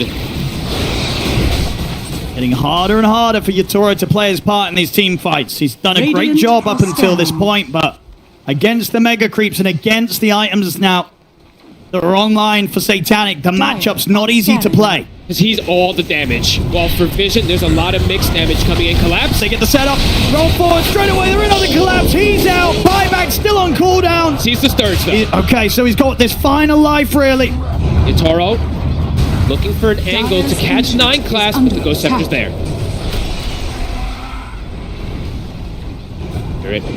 Jumping forward. Very aggressive from Not Me. He tries to see if he can get a catch. Won't be the case. Vision already out. They're trying to take fights on their own terms on Spirit. Vision, they're trying to take fights on their own terms as well, too, with the patience that they're taking, stepping back 60 minutes. Let's see what they find. 1 minute until the heart is available again for Lyle. And we've got to keep our eyes on Yatoro. He's got a lot of money. So just sort of a question of how he's going to shift up the build. See them missing them outside of the base. They get the call on both of them. Do they have the damage though? They're going to try and focus no one first. Theo just keeps him safe. He'll use the BKB to try and roll away. The Collapse stays on top of it. Eating him. The heals though. Yatoro back up to pretty much full HP. This time round, Yatoro wins the battle against Satanic. Gets dunked. Roop. The base, the creeps are doing Gotta it. get back to defend. In fact, they might just do it. The TP back, can they hold? They'll get the creeps off the base in time. They'll kill off Ducalis, but my goodness, that was a little bit too close for comfort there, Fogged. The Ancient falling incredibly low. Oh, and they use the glyph as well, too. There can just be a position where they just buy back and all in for it. We'll see if they do something in line with that. Anybody got a Crimson Guard on the side of Spirit? They need one desperately right now. They're going to have to make that purchase. Not me. On bottom. Got Rue with the call. They've got enough to burst through 9 class, though. He's got noticed by his side here. We'll get the lift up. Rue, can he finish 9 class up? The battle hunger stacking up. He will. Rapier picked up here. It's absolutely required. There's the Crimson for Collapse. Okay, they've got some of these tools, but look at them waiting. They can just Fiend's Gate in and just all in. They really could. And I think they might just do so. Oh, and amp damage, Jitoro. But is it enough? This game is absolutely Can insane. Spirit really turn this around? They've been mega creeped. Their Ancient falling down to nearly 10% of its HP. No fortification left for Spirit. Who's got the Crimson? It's Collapse too, so it's a very strong Crimson Guard. If he pops the Flesh Golem, he pops the Crimson, it's gonna block almost all the damage that they're gonna be able to dish through it. Crimson also purchased from Notice. Both teams. On the plus side for Spirit, right, it's only really Satanic that can tear through the Ancient. Nobody else is hitting too crazy or... Sure, that's true. So if they keep track and keep hold of the Lifestealer, they'll have a chance of keeping their Ancient alive. Oh my god. It is going to start healing, so it looks like they can't just fully all in for it here just yet. Rue is also, look at the positioning. Rue is like, okay, I'm the BKB piercing call. I'm the answer if they do try to go for it here. Collapse is the answer to protect Yatoro. Swift Blink, Divine Rapier, Stygian Desolator with the Audacious. Oh my goodness. Oh my god, Owen. I gotta stand back up. These heroes, some of them are gonna die and eat like 2-3 hits. Yeah, I gotta stand back up. You gotta watch out for Yatoro's moves. Level 30's been hit as well too. I mean, if they get their way out of this situation in the grand finals of the International, this is gonna be insane from Team Spirit. It still looks like they're absolutely against all the odds here. Because Vision, they must feel so close to being able to get this game to victory. 2 minutes left on the glyph. The lines are drawn. All the lanes started to get forced in. Here we go. Vision, ready to put an end to this game too. Tense moments, not me, trying to shove out the waves. Might get caught. He is. They've got him with the Hex, and he does not. Oh, he does. He has to go for buyback, so not me. We'll be ready to return.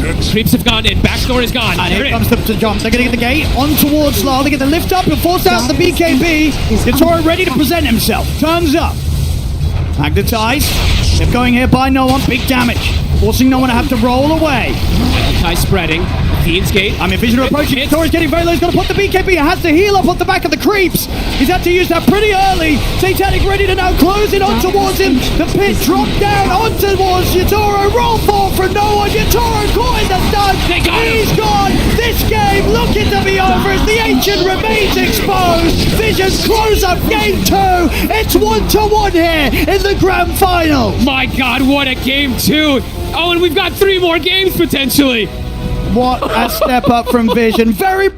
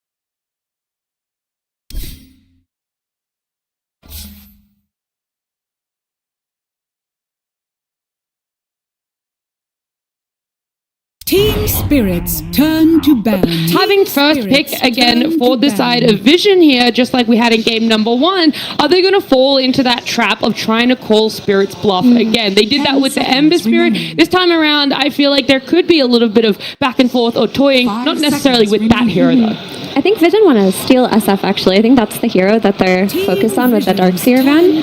And that's a cool concept because the first 2 games where we're talking about Ember Spirit, but now they're like, wait, Shadow Fiend is the actual problem, guys.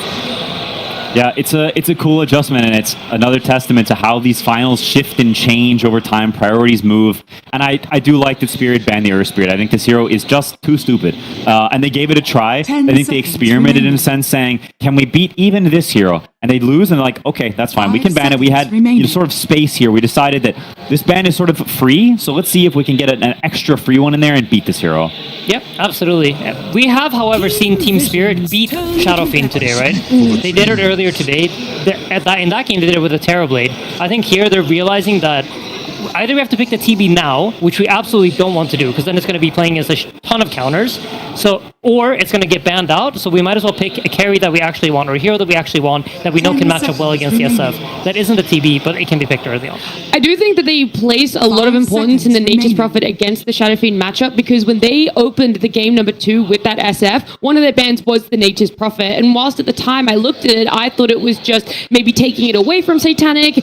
I actually think it's deeper than that. They really do believe in that carry-to-carry matchup being favorable to Nature's Prophet now. Yeah, it's another ranged hero that sort of gives you the similar turret thing of you have heroes that can go in and now you stand and hit, but it's got the extra added wrinkle that Nature's Prophet is a very fast hero, and he's very good against these ranged heroes that need a little bit of time to get online. So not only does he have the ability to stand and fight you, but he can TP on you 10 early, seconds take your tower, and remaining. add the momentum on top of the scaling. And so I agree. I think it is a 5 sort of game seconds read remaining. counter that they believe in, and I think it makes Team sense. Spirit's It's also a hero, turn I to would say, ban. if you just look at these 2 heroes objectively, you put them in a demo lobby, you let them hit each other to death, SF will always win, right? So you're looking for Spirit. How do we amplify this? How do we amplify it either through gold, by like getting him ahead with these quick moves that Quinn talks about, or what heroes do we pair it up with in order for him to be able to outscale the 10 SF? Because something seconds is going to be remaining. needed. The support bans would have fit the build that you're talking 5 about. Like seconds Clockwork and Undying remaining. heroes that can get on top of SF, dive him with things like Tombstone, that enables Nature's Prophet. Another hero that comes to mind is Tusk, but he did fall off a little bit during this TI. So I was also really confused. The arena screens were showing NTS, and I think it was maybe X numbers. I missed it very briefly, but a lot of Chinese superstars in the crowd getting amongst the grand finals hype as well.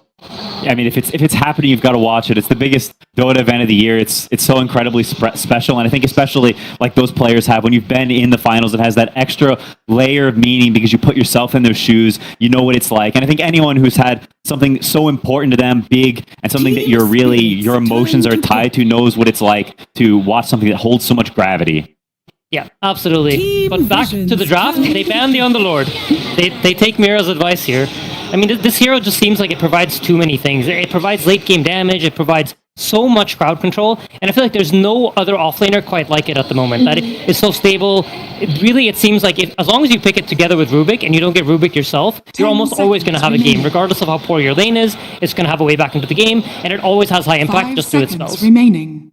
Yeah, it's a great realization. I think it was definitely a problem for them last game, and they sort of go back to the strategy they took in game 1, which is, Nine Class doesn't have too many heroes he's been playing. He's been leaning on the Willow a lot. We had good success with it. We're going to take the Willow again. And so long as Ember is still in the pool, this Ducalis Enchantress will keep coming out. There were moments last game where I thought he clutched really hard. There was this one fight where he got a last-second 10 stomp seconds with his remaining. Centaur creep that killed Gyatoro, that started the cascading effect.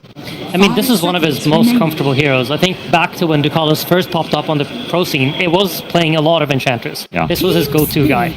Why is it that we don't see many Enchantresses these days? I'm actually not sure. I mean, usually what ends up happening is that other heroes edge it out. But if you look at the bans here, most of the really popular position 5 heroes are banned out. So that leaves you take away the S tier, and now you enter the A tier, where Enchantress obviously 10 sits seconds somewhere in that remaining. range. It gets outscaled, outshined by the other heroes. But when you take them away, suddenly enters a very good hero. remaining. And you also talk about the Ember threat. And when there is like this dynamics going on in the final, it kind of shifts your priorities, and it takes Ench from an A tier hero to an S tier hero because it blocks off the other S tier hero and the Ember. Turn to pick. There's also sort of an interesting dynamic going on that because the Slark has proven to be just unbeatable for Ember Spirit, now it's shifted to where first pick, having the last pick in that second phase, you have the advantage because Team Spirit can't pick Ember Spirit here, even if they wanted to, because you will get responded with Slark. And so now Team Vision gets the choice. If we want 10 Ember Spirit seconds on the last remaining. pick of the second phase, we can just take it, and it's already a great looking Ember game for Vision. 5 seconds I think it's absolutely remaining. genius. Like, they pick this Enchantress, they try to cut off any possible angles that Spirit pick it early on. They still have the threat of Slark open, so Spirit can't pick it now. And then on 18, or as we refer to, which is this last pick of the second phase, you can secure that Ember Spirit for yourself if you want to, following it up with a Slark ban, maybe even a Huskar ban if you're scared of that, probably not, but you can cover your hero. The Tusk, to me, is very good because I 10 think you need seconds some way to remaining. prevent this Nature's Prophet from getting bursted by Slardar Shadow Fiend. Like, they're presenting this problem 5 seconds similarly to remaining. last game where it's all this physical damage. Nature's Prophet can buy a Manta, but you've got multiple other tools to turn it around. Because Vision's game plan is Slardar jumps in, you burst. Okay, now you've got Call turnaround, you've got Snowball turnaround. To me, this is a very calculated and like geared to what Vision has response, and that we want a way to turn this around. Our Nature's Prophet is the core of our draft, and like you said, we need some sort of steroid, something to change the man-fighting dynamic of these two heroes, and we feel like this is what it is. For sure. I also think the Tusk was being talked about when the Nature's Prophet came out, because if the clock wasn't given to Team Spirit by Vision, there really aren't any archetypes that substitute for it except the Tusk. You need something that can dive the Shadow Fiend. You need to be able to just bring pressure to him whenever it's possible, and Nature's Prophet is a hero that can connect to any Tusk setup. Yep, so think about, if we look at Vision's draft, and you think about how do these heroes come together, there's a lot of amplification going on, right? There's Satanic on his SF, who self-amplifies by having his lasting presence, which provides minus armor on everyone. You get Slardar adding to that, you have Pango adding to that, and then on top of that, Enchantress could take a Wolf Creep, and suddenly you're providing additional attack damage to everybody in the area. So this is kind of like the idea that they're going with is that nothing is going to be unkillable. No matter how much armor you stack up, you're never stacking up enough armor to get past this. Yeah, I also think this Pangolier pick is actually better than the Ember would have been because it gives you an 10 opportunity to seconds break remaining. Spirit's response to your jump. So the Slardar jumps initially. Now you've got a Pangolier who can jump the back line, roll around, and make this Tusk and Axe's life hell. So it's not as easy for them to just blink in compared to Ember, who until you get an Axe, which is much later down the line, it's not as easy to disrupt the back line. And so Vision realizing that and saying, okay, we see what you're doing here, and this is our response to that. I think this is a very calculated and thought out back and forth here, not just a we see what you have and insta-pick the number one Dota buff counter pick. In a way, that dynamic can function the same way for Team Spirit, right? Where there are double jump heroes in Team Vision, like you mentioned, but also two jump heroes in Axe and Tusk. The issue with getting the two jump heroes on Spirit right now to that moment is that their lanes do seem a little bit harder. Like, you've got this Axe who's going to be going up against the SF, the Tusk who is probably just going to be pulling waves because there's really not that much you can do after that, and the Blink Daggers are going to be delayed because of that. Whereas Pango, he doesn't really need a Blink Dagger. He's just got the Rolling Thunder, and Slardar, he's got the Sprint as well. Like, they have more gap close naturally early on than Team Spirit. Yeah, it's definitely true. They may consider swapping lane supports, putting Tusk in the safe lane to help with that a little bit, or altering things. I know Team Spirit is a team that's very good at recognizing potential problems in the early game and swapping things around, getting creative, moving their heroes in a way to combine and get kills so that they're enabled to reach their mid-game and late-game timings. Yeah, I would like that a lot. And then you can just send Tusk through the gate to dive the SF after Willow sets up with a Bramble or something. Yeah, exactly. I mean, for Spirit side, what they got going for themselves here, 10 right? It's seconds a lot of remaining. early game pressure again. If you think about it, Axe has a slow, Willow has a root. 5 There's a lot of ways to seconds slow down the SF to allow for the Nature's Prophet to TP in, or like Mira said, have Tusk connect from the gate, which also sets up for the Nature's Prophet. So for Spirit, it's all about pressure. It's all about tempo. It's all about how do we connect our heroes, how do we outnumber them. And I think what's cool here for Vision is they're saying, we like our draft, our heroes are good, we just need to come online, right? So how do you prevent them from coming online? Well, you destroy the Pango mid. You send them into the abyss, as Quinn would say. And they've banned the two heroes that can do that. They've banned the Snapfire, they've banned the Monkey King, and they're trying to secure themselves a good laning phase. Because even if this Ember comes out, which traditionally was pretty good against Pango, it's not that punishing. Yeah.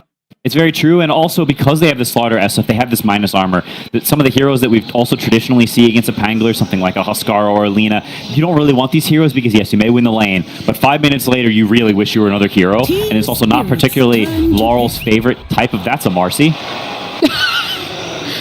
7 of you, Quinn. I'm very proud to have you in this battle.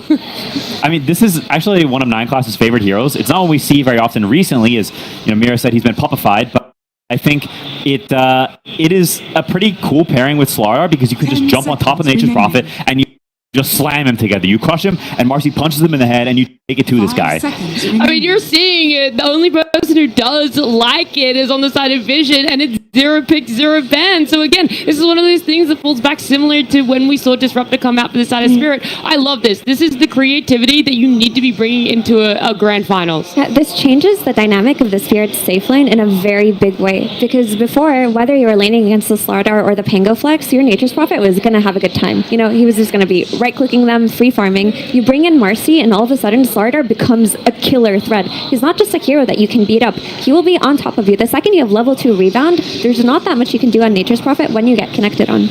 Yeah, I mean, luckily I think now the Tusk has to be in that safe lane, right? The idea then is that you're going to have to abuse that snowball to dodge that stun, and that way try to battle out the lane. But it absolutely is. Okay, they change it up. Oh my, wow, TB didn't get banned.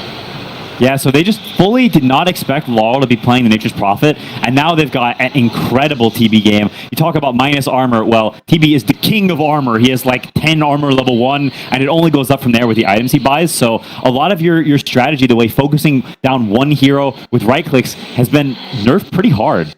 I just assumed TB was banned. I just didn't even think about the existence of this hero. It's honestly an amazing pick, because if you take a look at Team Vision's draft, they have essentially no magic damage. Yeah. And the way you usually beat TB is by heavy magic damage. So this is a very good Terrorblade game. Laurel of Nature's Prophet, however, for me is a little bit of an unknown. I haven't really seen him play that much. I wouldn't say he's a typical Nature's Prophet guy.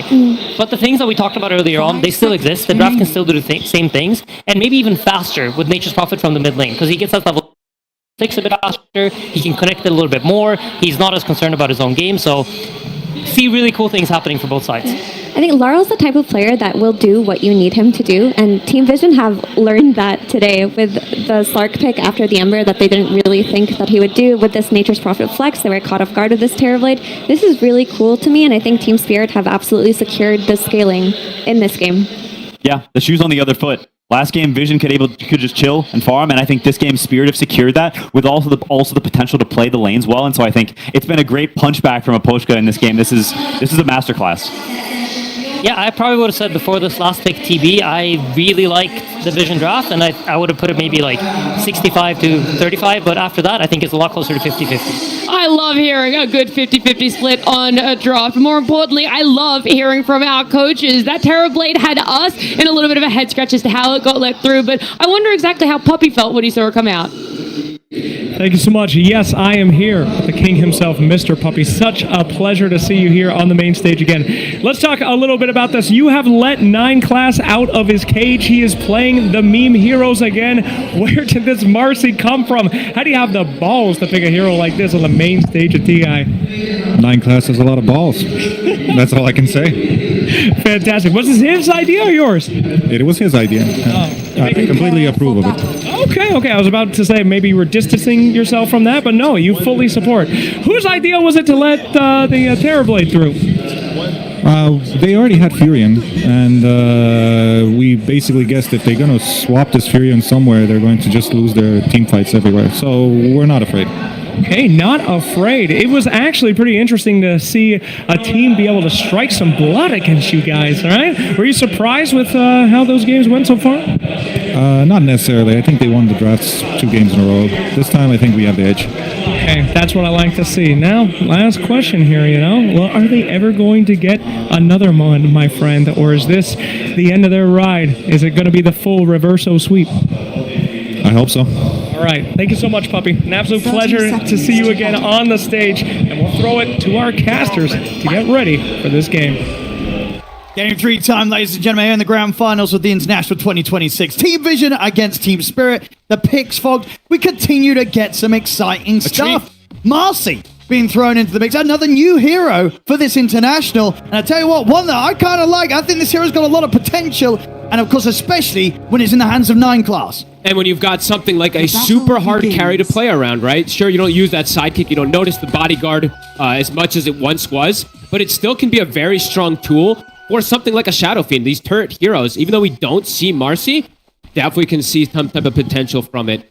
And what do you make of the switch up? Obviously, as Puppy talked about, they weren't too fussed about banning the Terrorblade because they considered, well, if they do go for this Spirit, We have overwhelming team fight. it's going to be this Nature's Prophet mid, and that might leave some openings that Vision can punish. Do you think they can, or do you think it's me?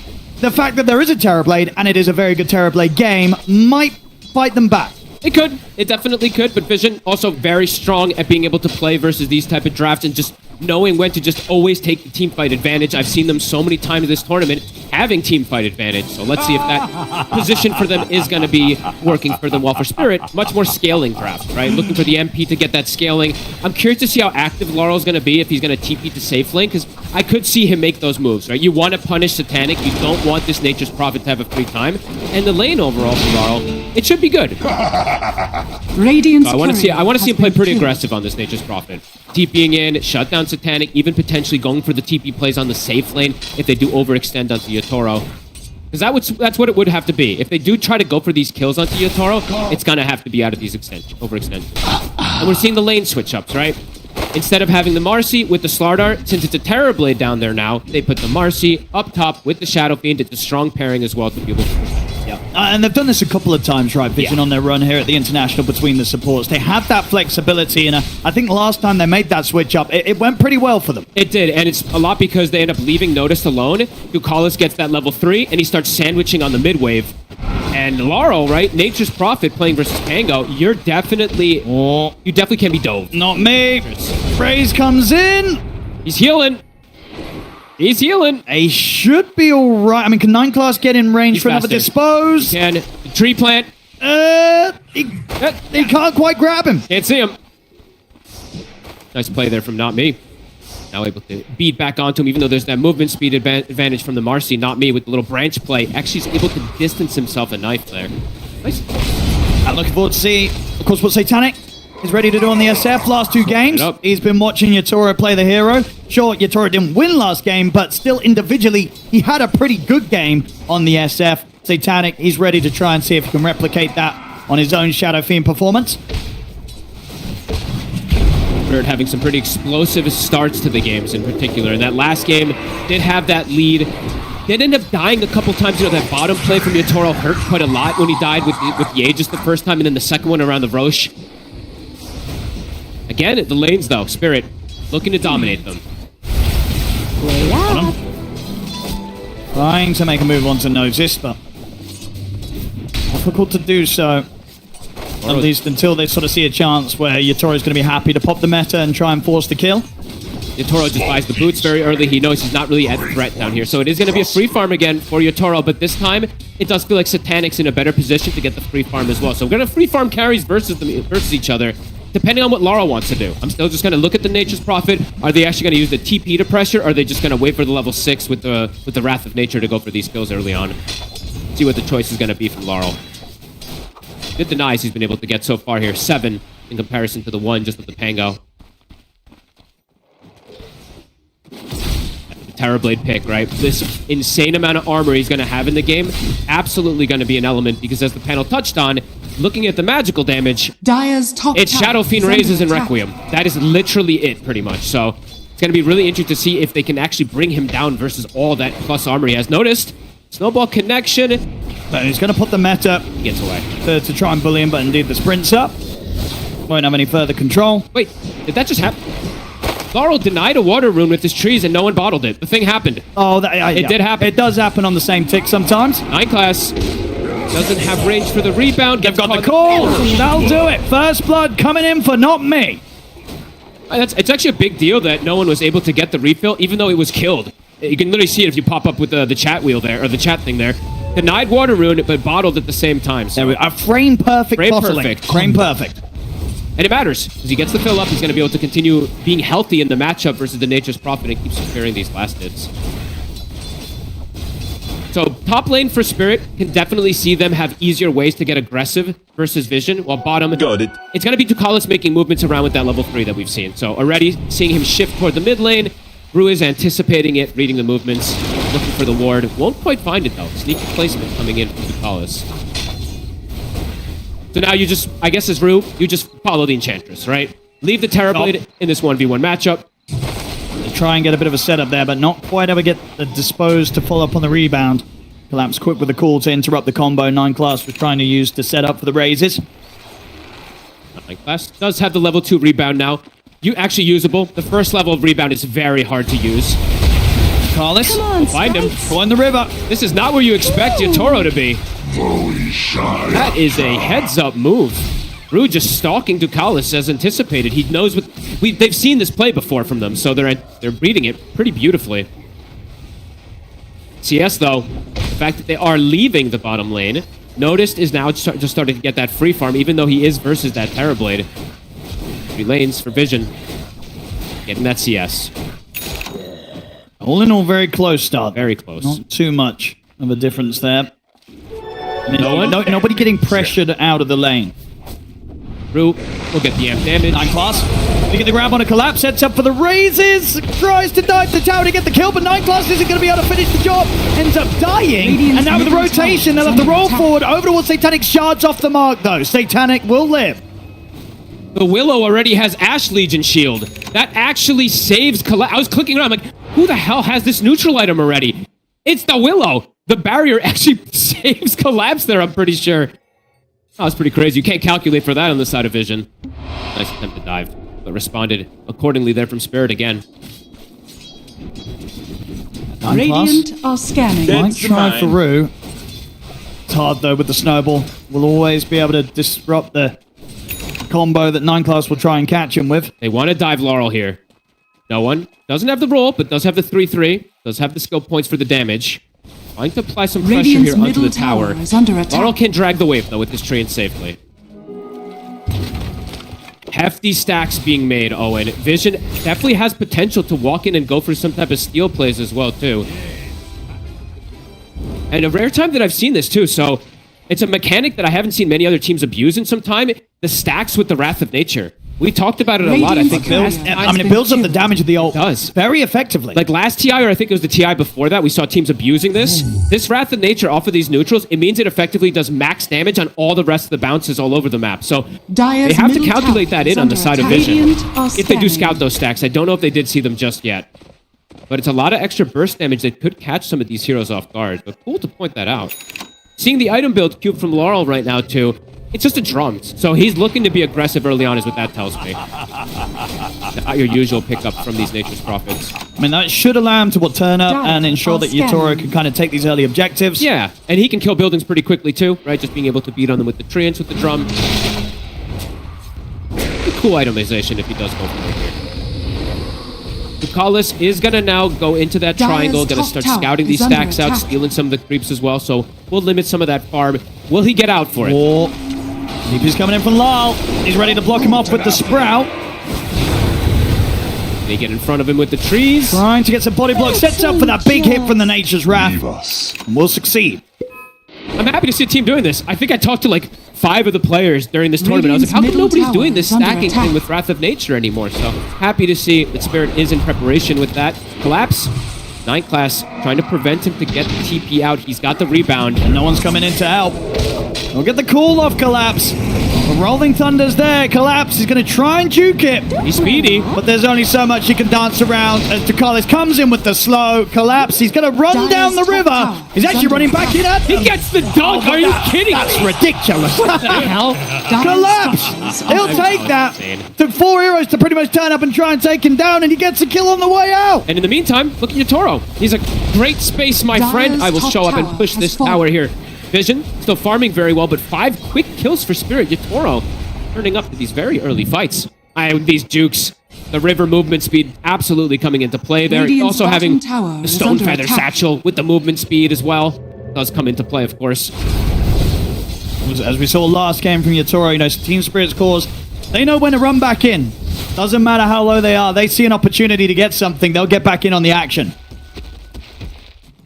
Vision, though, yes, they brought 4 heroes up there, but not moving with Noticed, which is the important one. Noticed is like, guys, I'm having a very free lane. And we do have to talk about how important Noticed was in that last game. Besides just the Fiend's Gate being, or the pits being absolutely insane, the damage mitigation he provided in that last game was huge. This game, it's not damage mitigation, but it's damage amplification, and it's the Blink Dagger, right? It's that initiation tool for the team that he's going to have very early, which is really good versus 4 of the heroes. Sure, versus the TB, not as great because he's got that high armor, but versus the rest of them, it can be very strong. Close that gap and burst them. Staying very even on the gold, despite these early kills that Spirit are finding. Panic in this game, though, absolute free farm. The other 2 games, he was feeling a bit more of that pressure. He made an amazing recovery on the life Radiant stealer. are scanning. And how have we been sort of Radiant's seeing the middle timings of tower the is under SF attack. versus the Terrorblade kind of matchup in these games? In these games, in overall games, I'm not sure, but with these games with Spirit and versus Vision, they're going to show up to every single one of these fights. They just love to play very aggressive, so I imagine we're going to see both of them turn up more than anticipated than other ones do. And Satanic, he's just going to go normal build. I thought maybe we'll see some type of pivot from him, but it's not going to be the case. Some of the players I've seen them go Radiant's for this, like middle Yashikaya tower build is when under you're playing attack. versus something like TB, but he wants the Mantha. Wants to have that Dispel versus the Reflection eventually. Wants to be able to Mantha dodge versus the Axe early on too. Healing power. Not me. Dire's bottom tower. Get the Shadow Realm off. Got the fear. We'll be able to stop further raises. He's going to try for the TP out, but they've got the way to put a stop to it. That's not me. We'll get taken down here by a further raise from Satanic. Nice aggressive moves. I wonder what 9 class is going to do overall with his build. Is there anything different nowadays? I don't even know if there is. I think you go greedy. Dire are scanning. Surely. I mean, you go like Phase Boot and something. Maybe you go Blink Dagger. Phase you Boot, Save. BKB, Crystallis, Okay, Daedalus, Basha. That's what I want to see. No one. Roll connection will hit Yatoro. Nice shards to protect with a jump over. He's still going to be able to jump in. There's Notice coming in with a crush. They have to be careful of potential Sunder. Will get it off, but he's surrounded by the whole team. The snowball save comes into play. Rolled up to the high ground with the stun into the Requiem there. Satanic gets the double kill. Oh, Vision. They've got a really good position right now to play this aggression with this Blink so early on Notice. I mean, you said it. Both carries looking to turn up, but Vision there as a whole. They had the stuns. They had the setup. The Requiem. It's going to win that trade every single time here in these early moments. This mid game, it does feel like it's going to be quite hard for Spirit in particular since they're playing versus this heavy team fight and this Slarda with this early blink. Laurel, he's not going to really want to turn up too much. He's going to go more greedy route, go for the Maelstrom, go for this scaling potential eventually, but that does mean the window is going to be open for Vision to shut down Yatoro, look for the Axe, look for these kills to set the pace in this game. And that's the thing, right? They've got so much gap close on Vision. The Slarda, the Pango, the Marcy. They're going to look to get straight on top of Spirit each and every time in these team fights. I think he's just going to... Okay, good. He does. I was figuring he does this on the Marcy. You just go Blink because you're the save. You're like the Tusk. Yes, they go on the Shadow Fiend. You end up rebounding him and pulling him out. So I think this is the best option for 9 class to go for in this game. Panic. Trap is coming for him. He's looking pretty dead here. Quite far out on the top lane. And happy to see Laurel get involved now. I don't really want to see Laurel play too passive on this Nature's Prophet. Even if he's going this Maelstrom build, I want to see him turn up to these early fights. Sure, not in the last one because it was a pretty horrible position for it, but I want to see him play pretty aggressive on this Nature's Prophet. Yuzel, done for no one. Now they want to fight with They this. want to strike back on this top side. I mean, they know that Spirit just made this play up here on the top lane. They're going to see if anyone's left around. Will be not me. Dire's structures are fortified. Don't let it get to you. Radiant's bottom tower One will roll is for more, falling. won't find the connection onto Dire's anybody else here, middle but we'll be able to tower is swing under toward the attack. mid, potentially for the rune as well too. 10 seconds till it will spawn. See if no one gets lucky for it. Because yeah, if there's these 5v5 engagements, right, Vision have the clear advantage in the mid game. If they can somehow split it up, though, on Spirit, that's the key to their success, right? All about the split push, Radiant's middle forcing Vision to tower is react under and attack. taking the fights with the numbers. Yeah, I think at the least, Spirit, they're not going to want to fight until Collapse has this Blink Dagger on top of Blade Mail. That's the next timing that Spirit are going to try and find. Radiant's Lal middle tower and is Yatoro under very attack. happy to hit the creeps right now. They've got to Radiant's let middle these tier tower ones is go. fallen. Uproot and after them. Kala's getting a fair bit again, just like that last time that he played the Enchantress, just being annoying with the creeps, Radiant pushing are them down the scanning. lanes, forcing someone to respond to it. He scaled pretty well that last game on the end. She was very annoying with how much damage she was doing even onto some of these cores.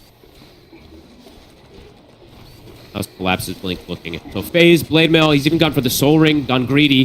gonna take a bit of time to have that blink. So the window for Vision to make these aggressive moves is definitely there, with Notice having the blink first. Dire are Vision. scanning. They're not afraid to fight around here. Collapse has got to be careful. Hollis starting to poke him. Come get healed. Nine Class is closing in. Can't quite reach. Collapse far enough away to survive. They'll see Rue off to the side, though. He's in trouble. He'll get the shards out to try and block him off. He'll have a snowball to buy a bit more time, but with the four of them chasing him out, no way out of this for Rue. It's going to be so much overwhelming physical damage in this game. Even though there is this Terrorblade, it's good for him to have this armor, but the rest of his heroes are definitely going to be struggling at that front. Double disconnect. Happened here. Yeah, mid-game team fights. Eyes on the Slardar, eyes on the Pango. See what Spirit wants to do. Oh, okay, so they don't see Tusk's first spell. Uh-oh. So Well, the shards are invisible. a quick turn it off and on again should fix that. It's a pretty important game to see those shards do when you're playing with Pango. Because that shard can trip up the Rolling Thunder pretty hard in the mid-game. I mean, all spells, you definitely. No, normally the old reconnect does fix that. Hopefully things should be set. Find out in the next team fight. Both carries. Very close in the net worth. This game, Satanic's SF, Yatoro's Terrorblade. Very close on both the levels and the gold. And it does feel like a bit of a different style that we're seeing from the last two games, right? Last games, we had so many kills coming into play. I feel like this one might have a bit more farming, especially from Spirit, like you're mentioning. They want to go for that hard scale. But Vision, I do feel like they're going to play pretty oppressive. Look to just close the map, constrict the tier 1s, limit the Terrorblade from finding places to farm. Much easier ways to execute these immediate jumps at this point with the Slardar and the Pango having this start. As you said, eyes on Collapse to get that Blink Dagger to be able to turn the fights at this point still.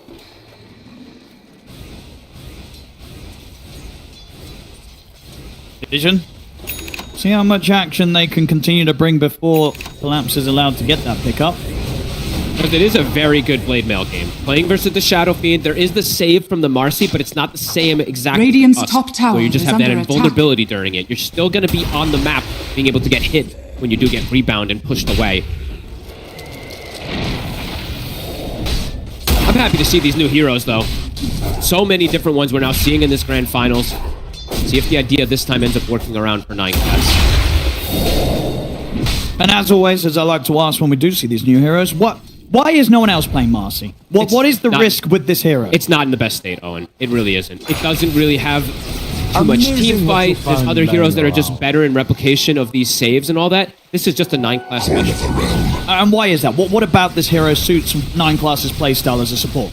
It's just odd. It can scale. And then also, I mean, in particular for this game, right, it's a gap closer. When they were seeing the Nature's Prophet, they wanted that gap close to be able to bring the Slardar in. Even though the lanes have ended up being switched up, it still has that same potential to gap close, get on top of something that doesn't like to get gone on top of. So,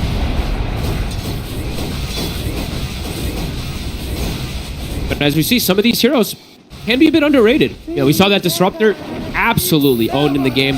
Could be some similar things. You know, if he just gets a rebound save in some of these moves, could be absolutely empty. Yeah, we saw what last game as well, the pivot for the support axe from Rue. That nearly worked out. So pretty good. Innovation, definitely the name of the game here in this Grand Finals. Vision, in all this downtime, they are farming a bit harder here. Even though we're talking about Spirit, they're content to hit some of these creeps. It's Vision getting more out of the map at the moment. Yes. So then, with this Blink Dagger and Blade Mail done on Collapse, do you want to see Spirit try for a play? Yeah, absolutely. They almost have Blink on Rue as well, too. So if they do get a kill, they'll have double Blink Daggers to go for these fights. So right now, let's see if Vision is prepared for the move. 9-class has to hug Satanic. See what they can get. Satanic's going to show. He's got the backup setup behind him. They're reading this move. It's a bit of a bait. Do Spirit fall for this? Not me. Doesn't look like they will. He's been spotted out to the side. Waiting around the rune. They'll get a haste. They won't jump in on this. They know that Vision's setting up for some sort of counterplay. Ooh, not me. Quick with the Tumbler's toy. What the? That was insane. Did see him coming, so did have a moment to be able to press it there, but still dodging it away. Notice now also has the shard, so very big damage potential for the side of Vision in these next upcoming fights. Still easier for them to take the fights. Spirit won't hemorrhage anything, though. They don't fall for the bait play that Vision was setting up. Looks like they will maybe finish off this tower with the illusion. Illusions versus illusions. Titanic wins. Tower. Unclass can get the Dyer's deny. middle tower is under attack. Not quite. No. Creeps will Dyer's finish the middle job. tower has Quite able to fallen. connect. So Blink Dagger done for the Tusk. Blink still far away for 9 class. But now Spirit, much easier access to look for fights themselves as well too versus Vision. But the team fight, still difficult when they have the numbers on the side of Vision. Spirit wants to pop a target first. Through these quieter moments, you see Satanic farming just that little bit quicker than Yatoro in this downtime. I like watching. Look at 9 class. It's literally just hugging him. Not moving from the side of Satanic. Because if there's a move that comes out, he can bail him out of it with this rebound. Starting to get points in the bodyguard as well, too. So that extra bonus that Satanic's going to have. And it is the most likely move, right? If Spirits disappear off the map, go for some sort of smoke play, you know that their top target, it's going to be Satanic. 100%. This bodyguard, I'm going to watch to see how much it can do in this game, too. Because Satanic, unlike Yatoro, doesn't go the Mask of Madness. So he will have that lifesteal coming from the Marcy in the fights. See how much that actually matters. There we go. Spirit, ready to attempt another smoke. Both teams keen to fight, though.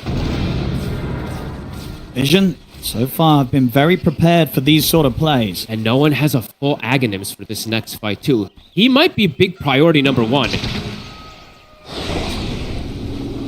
The question is, do they kill him in a call? They get noticed. Kill him with the call and the blade mail up. There's the punch, the snowball, the control. The dunk comes a little early, but it doesn't matter. The damage enough to help bring him down. No one? Got the rolling thunder. Found his way over towards Yatoro. Yatoro does not have mana for a potential Sunder. Doesn't matter though, Vision, they still hold back away from the Terrorblade. A little awkward for no one to go for the full commitment, but it's an Arcane Rune, so we'll just be able to roll, get himself out. Nice kill there from Spirit, finding the angle onto the Slardar there. Closing the gap on the gold. This is how they want to take the fights. They don't want to take head-on team fights. They want to kill one target first and then potentially look for the catch afterwards. Notice, being slowed down. Collapse now. Tied net worth with that Slardar.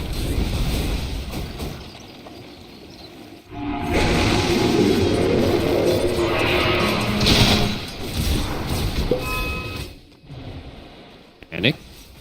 Up on the top side, 9 class. Get near your buddy. Yeah, he's there. Yeah, he's always Radiant are scanning. And both sides in this game having some clear BKB piercing disables, of course. Something we always do like to see. Be able to lock down some of these targets are. We won't probably see BKBs coming out from the cores in this game, though. Satanic and Yatoro likely to just skip them until way later stages again. There's a lot that goes through it. Look at this Rue. Right next to them, but 9 class is ready to save. Oh, 9 class saw him. He saw him! He's gonna get the disposed straight into the crush jump from Notice. Just catching a glimpse of him as he tries to get out. He'll get the blink off. But with no TP, Rue very, very dead. He beat to the mid lane for the fight as well. Carlos has got the chase down on a not me. Nano realm already being used. This crown will stop Dakalis. Collapse going to come up with the call. And the jump on towards the Pango. The fear comes out as well, but 9 class takes Nice him out play to the from side. 9 class. Well, he's caught in the river. Not the place that you want to be as the Nature's Prophet. Down there on the low ground. They just turn, kill off the mid instead. There's an ambitious move from Spirit to go for the play. Oh my god, Collapse almost gets caught there from the Distiller. Vision's just gonna go straight for the Roche. They have so much minus armor. Likely to be able to bring it down in time. 30 seconds still till NP. Meta's still on. Okay, Meta's coming back up, but Spirit, they're not in the area for this. And they can't fight right now. And they have to let these objectives fall to Vision. What Puppy was talking about, you know, the heavy team fight advantage that Vision has in comparison to Laurel's playing this Nature's Prophet. And especially when he's caught like that. He being way too aggressive in the river as well, too. Trying to get that catch onto this kill. Now Satanic has an Aegis to play with, and now even more so where they have that team fight advantage, where they have the second life on it. Can look to get very, very involved. I mean, I think this Marcy is actually going to come in really cool. I like the Marcy. I like it quite a bit this We've game. seen, you know, not obviously at this international, but many times before in the past, 9 class show us some fantastic stuff with his Marcy. It might not be the most crazy, flashy stuff where he's, you know, his coddle, where he's popping off, taking over the game, but he's going to make Satanic look that much better in the game with the bodyguards, with these rebound saves, and he is about to have that blink dagger. So matching the blink of Rue's timing, not by too bad much. Butterfly for Satanic also in this game. Going to be a big pickup. And the reason I'm mentioning the Marcy more so as well, besides just that rebound, the bodyguard, when something like an SF is playing versus Axe, who has this blade mail, that bodyguard, that lifesteal, absolutely will come into play. He won't die during a call. Maybe if Lal and Yatoro are around, but if they don't have those two punching into him, Satanic will very likely survive through the jump. Radiant's bottom tower is under attack. To get the push going themselves. We saw a similar push that Radiant Spirit was doing in the structures last are game, fortified. but they didn't have their full squad with the Shadow Fiend. So Vision looking to apply this pressure with all the assists. as Radiant's well. bottom tower Spirit? is under attack. Looks like they're not even going to try to go for the reaction. Anticipating that everybody on Vision is set up at the moment here. I think they know right now Radiant's that bottom tower. the decision to fight is going to be pretty much down to the calls that Yatoro makes. Yeah. Yatoro's not ready to go. They do not want to turn up. They're going to have, very specific middle conditions to tower look for is those under fights. attack. Rue has the snowball and the blink. But he is hazed, so they see exactly where he is. And Notice is going to be able to continue the chase down in the river. Little shards will block him off, but he gets around.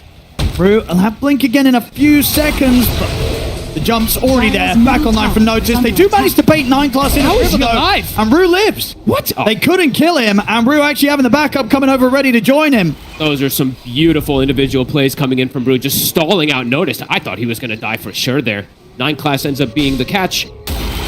Toro turns up and gets a kill. Quick little meta play for him. Dire are scanning. Butterfly now finished up for Satanic. This is a very strong timing. I mean, having that Radiant's in this courier matchup, has you know, been Yatoro is not really going to be able to fit any sort of true strike into his build anytime early. Oh, he's going to have to hope for that serrated shiv in particular around that tier 3 neutral if he can get the RNG for it. Satanic is super deep right now. Collapse. He's got the jump on 9 class, so the backup is gone for Satanic, who does, of course, still have this Aegis, so we'll have 2 lives to play with.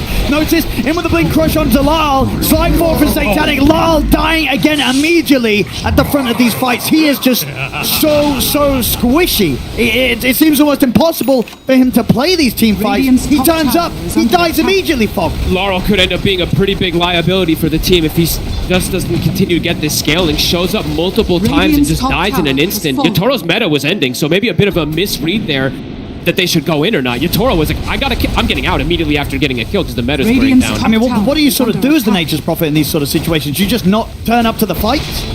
I'm not too sure. I see he's queuing up like 5 different items to try to think how he can fix this. 'Cause Yeah. he's like, BKB, nope, that's not going to help me. They'll still kill him. Physical, Radiant but he does need it because there's so much structures control. So it's tough to itemize for this NP. Similar as we've seen some of these Linas when you're playing versus all this minus armor. Big push coming in from Vision. They're seeing a window to be able to get a Rax I mean, they're advantage. so strong around this butterfly timing of Satanic. It's phenomenal. And there's no matter. The call will come out. But notice, he's in with the crush on the 2 of them, catches Yatoro. Yatoro pops the mantra and backs off. But no one, he's ready to roll in deep with the Rolling Thunder. Collapse. BKB and back away. Panic, 50 seconds still. Toro stepping back up onto Ducalis. They get the Enchantress. Brew trying to see if he can catch more from this. Toro Satanic. just around Satanic. That's going to be Satanic. Then the once. No, Meta's back. he's gone though. Notice gets him with the BKB. Has to slither away. Can they keep Satanic safe? Satanic will go for the Requiem into the TP. They want to get out of this Vision. They don't want to stick around anymore. The catch notice. He's not going to get the chance for the TP. The dunk comes through from Collapse Spirit. They'll push back. The meta comes right back up during the fight there. He's got the Scotty also, so Yatoro, he is incredibly tanky. You can see the SF's like, okay, I have Butterfly, but hits him once or twice, and he's like, wait a minute, this TP is insanely strong. Vision trying to find a window to go for this push here, but they get counteracted from the buyback from Not Me very quickly there. And Spirit's draft, sure, for Laurel can be some difficulties, but they do scale extremely hard this game. The greed can absolutely pay off. Vision really wanted to get some type of Rax advantage there with this Aegis usage. Not quite able to just yet there. And I quite like this as well if Lal goes for it. A relatively Solid early attitude. Axe pickup. We don't really see this. I want to say, out of all the Nature's Prophet games, obviously a lot of the times it's carry and such, so you're much less likely to see something like an Axe pickoff. But even when it's in the mid, Radiant are we don't scanning. get the Aghanims being picked up. There was a time when, who was it? It was Liquid, I think, when they had Zai. I remember he was buying this a lot, and you're just playing that. You're the anti-carry, right? Because you apply this AoE disarm onto multiple different heroes, and as we mentioned for Vision, it's all physical damage. If they're all disarmed, there ain't no damage. So pretty cool approaches if he does pivot toward that way. Cool. And I think Spirit knows, right? If they can just keep this game going, they're gonna have that crazy scaling. Yeah, they believe in you, Toro, to carry this one, and Lal to be the backup carry. Vision looking to continue this pressure here. There you go. Level Dire's top 19 tower on is under Satanic, still attack. standing strong with this butterfly. Very close to having the full Satanic himself.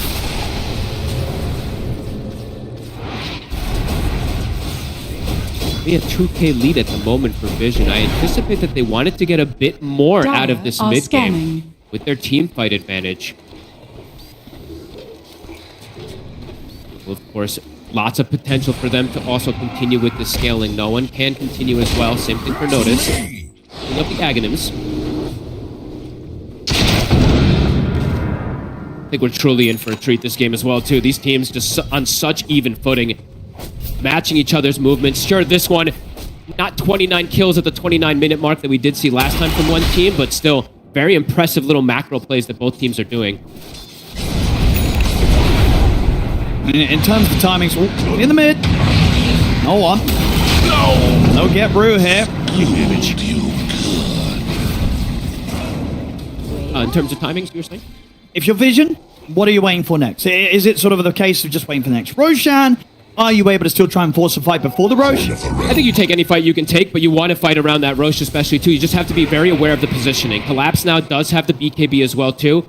It's eyes on Yatoro, right? If you can catch Yatoro and kill him at the start of the fights, Spirit's entire fight just completely disappears. So that's the main thing for Vision, I would say. It's just dealing with Yatoro.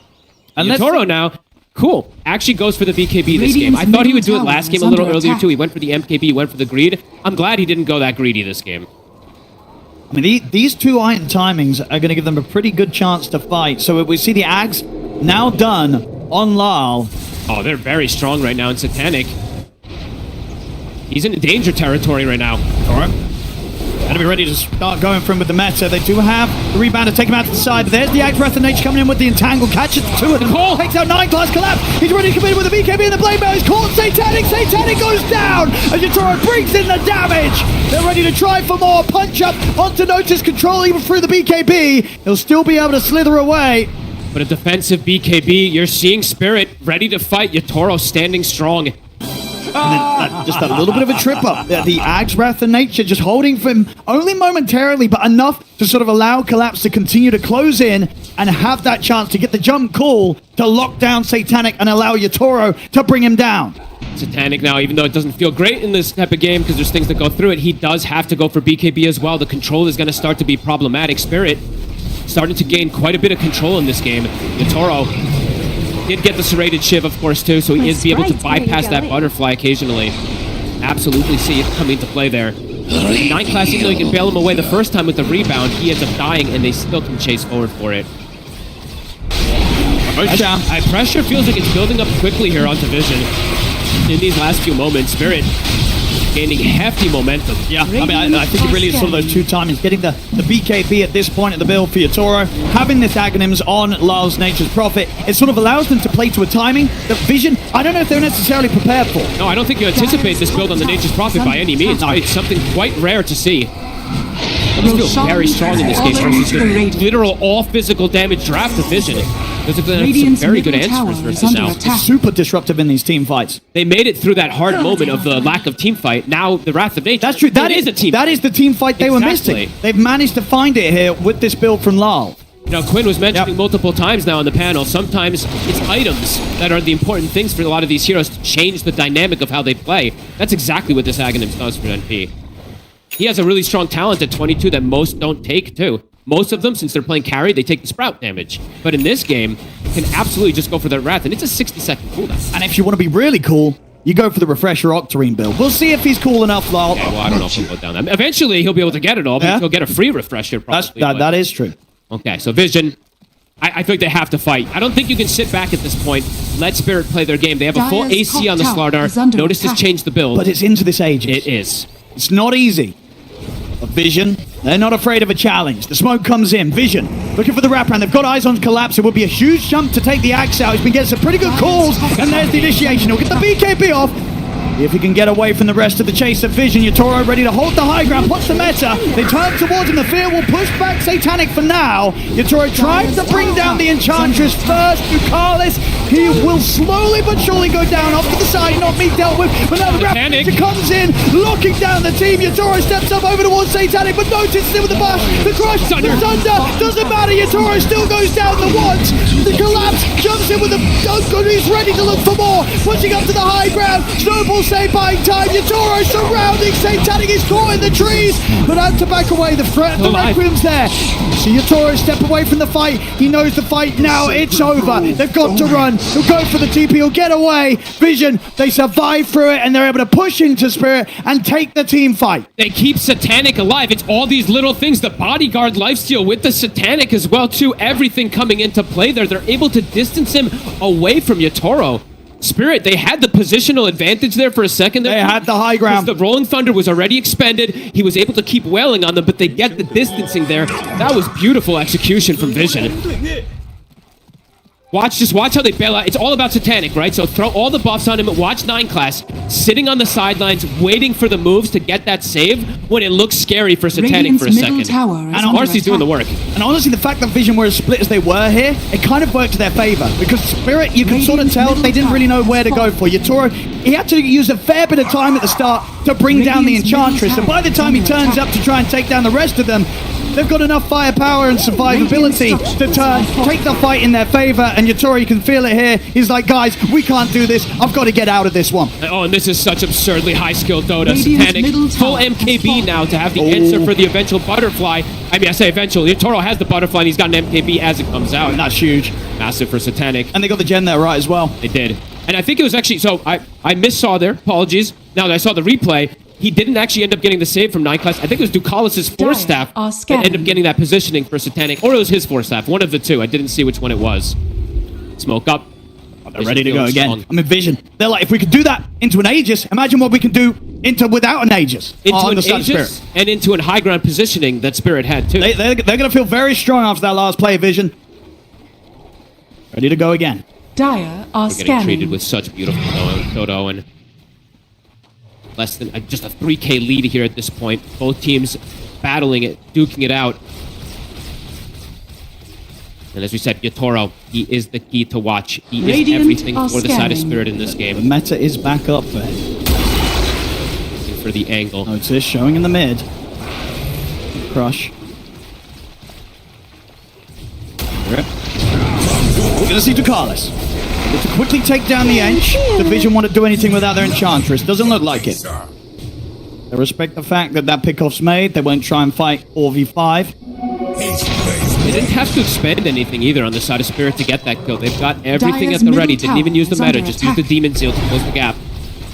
This is the concern as well for both sides. If you lose a team fight, the enemy, as long as their carries up, are going to be able to push so fast. Yes, they kill these buildings insane. Some of the fastest pushing lineups I think we're going to see. Vision, as you said too, having this double gem, they're able to take that one away. It's going to be big for the next upcoming movements in terms of map control. But neck and neck again this game. Has fallen. And the pivot too, we did see right from Noticed. Going for this AC in this last team fight, you absolutely could feel that overwhelming physical. Even though it's a Terrorblade with 50 armor, you started to see those right clicks coming from the SF. And sort of going the other way as well. It was taking a long time for Yatoro to bring anyone down, despite how farmed he is. So once that Hydra's breath is complete, it's that's going to help out a lot. It's on the way out on the courier. A good step up to the damage output of Yatoro. And I mean, I can't believe I haven't said this now for 35 minutes, but when I was talking about Vision pretty much being only... Well, notice. So is Spirit. Oh, he's found Lyle. I'll try and push it back and catch him in the Sprout. Noticed. He's going to be careful. Feels that Lyle might have backup, so doesn't want to try and push to finish the kill. Same time, Spirit. They're looking to see if they can catch the rest of Vision split up, but no, he's already in with the jump on towards them. Commits him with the Rolling Thunder. They're going to find the Dark Willow. They've got the Yaws control on to Collapse. Sets up for Notice to come in with the crush. Collapse. He has to put the BKB and step back. The wraparound. Yatoro in with the Metamorphosis. Looking to get the damage in on the Satanic. Satanic tries to force away. He'll get the Requiem off them, but the BKB's out for Yatoro. Satanic. He's thrown back by 9 class. 9 class getting him out of there. Doesn't matter. And the final right clicks fly through. Satanic will fall. How does Yatoro get that positioning? That was insane. Has the Hydra Breath for the fight too, so just rips this Shadow Fiend. And they were so quick to make that move. They saw some of that play that Notice went for down bottom onto Lyle, and they were like, well, we could go on them on the mid, try and force the chaos, and they succeed in doing so. At this point, there's no SF for a full minute. Are they going to close the game? They're going tier 4. They're going to feel it. The glyph was popped. They know with the pickups with the MKB, spend the money. He does not have the money for buyback. Yatoro knows that this is their opportunity to do serious damage and maybe even threaten the game. Oh, and they might be able to close it out. It's 50 seconds. And they take the building so fast. Notice, he's in with the crush. It's a big collapse, not getting the core connection onto Notice. Notice turns towards Yatoro, but he's got to be careful. They hit on. The Wrath comes through. The root's there. Notice is gone. Oh my god, I mean, Yatoro, how does he find that angle to get on top of them there? Notice is going to have to buy back. Okay, tier 4s are dropping. No one. On a good angle here with the Rolling Thunder catch. He puts the mid in the carry. Jump in with the crush. That's Lyle gone. And they chase for more. Lyle does have a buyback if he wants to make a crazy move. Yatoro. At the snowball. Gonna be there to take him out. Night Class and no one. They're gonna try and jump forward to chase on towards him. Vic coming down. The call's there. Collapse. Gets the dunk on the Night Class. That's Night Class out. As he keeps Lyle and Yatoro safe. Look, Yatoro, he wants to go back in on this. He's looking towards no one, but the bash comes in for Notice. Yatoro trying to stand his ground against the Slardar. He's fighting. The trade. The bash is there. Yatoro lives. The impetus. It will Thunder. He just hits the banner. He's back up with the HP. Ducala still trying to push him away. Rue, he's going to be the sacrifice. Leave the tusk behind. Get your Terror Blade out of there. Oh my god, he literally just got the mana. He was sitting at 25, just picks it up to that 50 and gets the Sunder on his illusion and saves him. Middle barracks are under attack. Oh my goodness, they get double tier 4s. They'll get the range racks, not the melee, but forcing heavy buybacks. Even Noah as well, expending his Laurel. 2 big core buybacks. Laurel did buy back in to make sure that he could protect his buddy, so that was used there. But a big hit Spirit blowing open the game. And I could watch Satanic in the... I mean, we'll wait for this one again afterwards, actually. Chase forward. Just able to bail Yatoro out. Maybe if they got that Yatoro kill, things would have looked to be in a bit of a smoother spot off the defense, but not getting the Terror Blade as desperately as they tried. Collapse keeping him safe from that initial jump from 9 Class. And at this point, even though Notice gets on top of him, Yatoro's so farmed. He's got so much armor. It's so hard for Notice to finish off the job. And as you say, getting just enough here to get that Sunder play off. It was literally, look at this. He even toggled this mat in He needed it. Yep, the tread switch did it. I think he had enough mana anyway without it. But it was still cool to see that he goes for the play, right? He's anticipating these type of moves. I mean, massive from Spirit. And Yatoro now level 25. It's hard for Satanic. It's hard for SF in general to team fight versus a TB. But without BKB, he's just getting... He can't lifesteal. Spirit, they're going to be ready to jump again. Satanic might not be ready for this. Collapse. It's quick. Oh, he's able to slide away from the range of the call. I mean, Satanic needs more help in these fights, though, because he can't lifesteal. You're getting hit from the Scotty. You cannot turn and lifesteal with your Satanic. It's also getting robbed, of course, from the Krullas, but... My goodness. Spirit... looking to potentially close this and one out. They're going again. Looking for another fight. They know that the buyback situation, it's not in a great spot for Vision. They can find a big catch. They can put an end to this game, Spirit. No one. Careful. Oh, yeah. Regenerate. Such tense moments. These next moments for Vision are everything. Collapse. Now giving some praise there to No One for those quick reactions.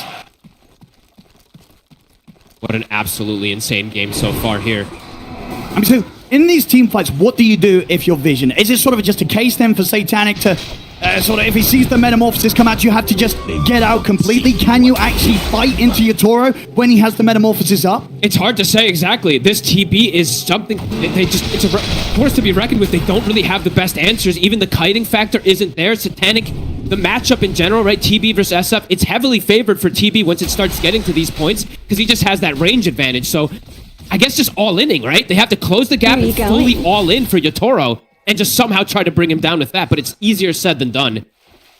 Especially now that these levels are starting to come in for him. He's got extra saving tools with the Satanic himself. And that Yatoro might just be able to get himself another Aegis here, ready for the push. It's the third Roshan. There's going to be that Refresher Shard on top of that. And always too, right? Yatoro, he can lifesteal in the fights. He can be able to stand his ground. There isn't that mitigation in the same type of factor. He also has a hard save with the Tusk potential. He also has a Vlad's too. Multiple different ways to have to bail him out now at this point. To get that chance, of course, with the way the draft played out. You know, did get the SF's pick. taken early. They get to think through the whole draft, what carry-to-carry matchup they want to play with. And, you know, if anyone's going to be the master at the SF and know exactly what the SF's going to hate playing into, it's going to be Yatoro. And we're seeing that matchup get to that point now this game. The sort of weakness that might have been there because they had to make this pivot, put the Nature's Prophet mid, and go for this greedier route, they've gotten completely through that. Yeah, I mean, the itemization from Laurel is genius, right? Just the Aghanims, and we don't see it as much anymore. It is absolutely making that difference to protect full targets in place. If he had gone just straight right-click build, right, they could have lost these mid-game team fights super hard. The game could have just completely collapsed for them there. Where are so you going? Ended up being everything for them. Talking about Aghanims. Full item. Is Aghanims picked up for Yatoro. that the blessing?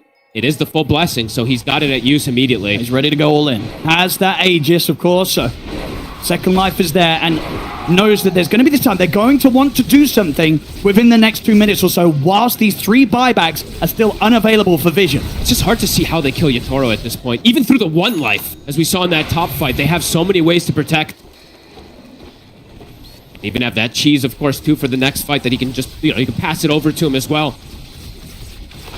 Just another very, very low death game for Yatoro. Only dying the once. He has played this game absolutely flawless. Pretty much the series as well, right? Even in the loss, had a very impressive scoreline on his Shadow Fiend. Vision, you can tell they're feeling that pressure now. Satanic has yet to really grow in a next item. 1 failed defense away from losing the game. Dire's bottom tower is under attack. Spirit, Dire's bottom their pivot tower and has adaptation in this game has been beautiful to watch. Vision has taken some good fights, but now this how are they going to defense. take this fight? Who's going to be the one to go first? Get rid of the banner. Mechanic's got to be careful when Yatoro starts to get his hands on him like this. Starting to hit him. A lot of damage, brings him down to half HP. We'll see no one trying to jump the backlines, but the BKB's out for collapse. Get the call as well, on towards Notice. Notice has the BKB, but the punch ups there. Yatoro bringing in the damage. Notice trapped by the shards. Notice, he's gone. Buyback still on cooldown for a minute and a half. It's just so hard for them to execute the fight. They roll in, they try anything there, but they just can't collapse. He's just too fast. I mean, who is going to touch Yatoro? Who's going to go for the jump? Nobody can get anywhere close to him right now as he's taken away the rest of the base. Collapse will get the call. There'll be the rebound to try and bail no one out of this. The shield crash back in. Fear catches him off to the side. No one's out. Also without the buyback. It's over. GG is called. Team Spirit take game 3. That fight in mid, where Yatoro gets this angle, they know that Notice is going for this play on bottom, and he just sandwiches on top of Satanic. Satanic couldn't attack. I think these last 2 fights, he just has to spend the entire time trying to run away from this Terrorblade, and he just can't. That's this matchup. It gets to this point. You can't get close to him. You can't get away from him. You're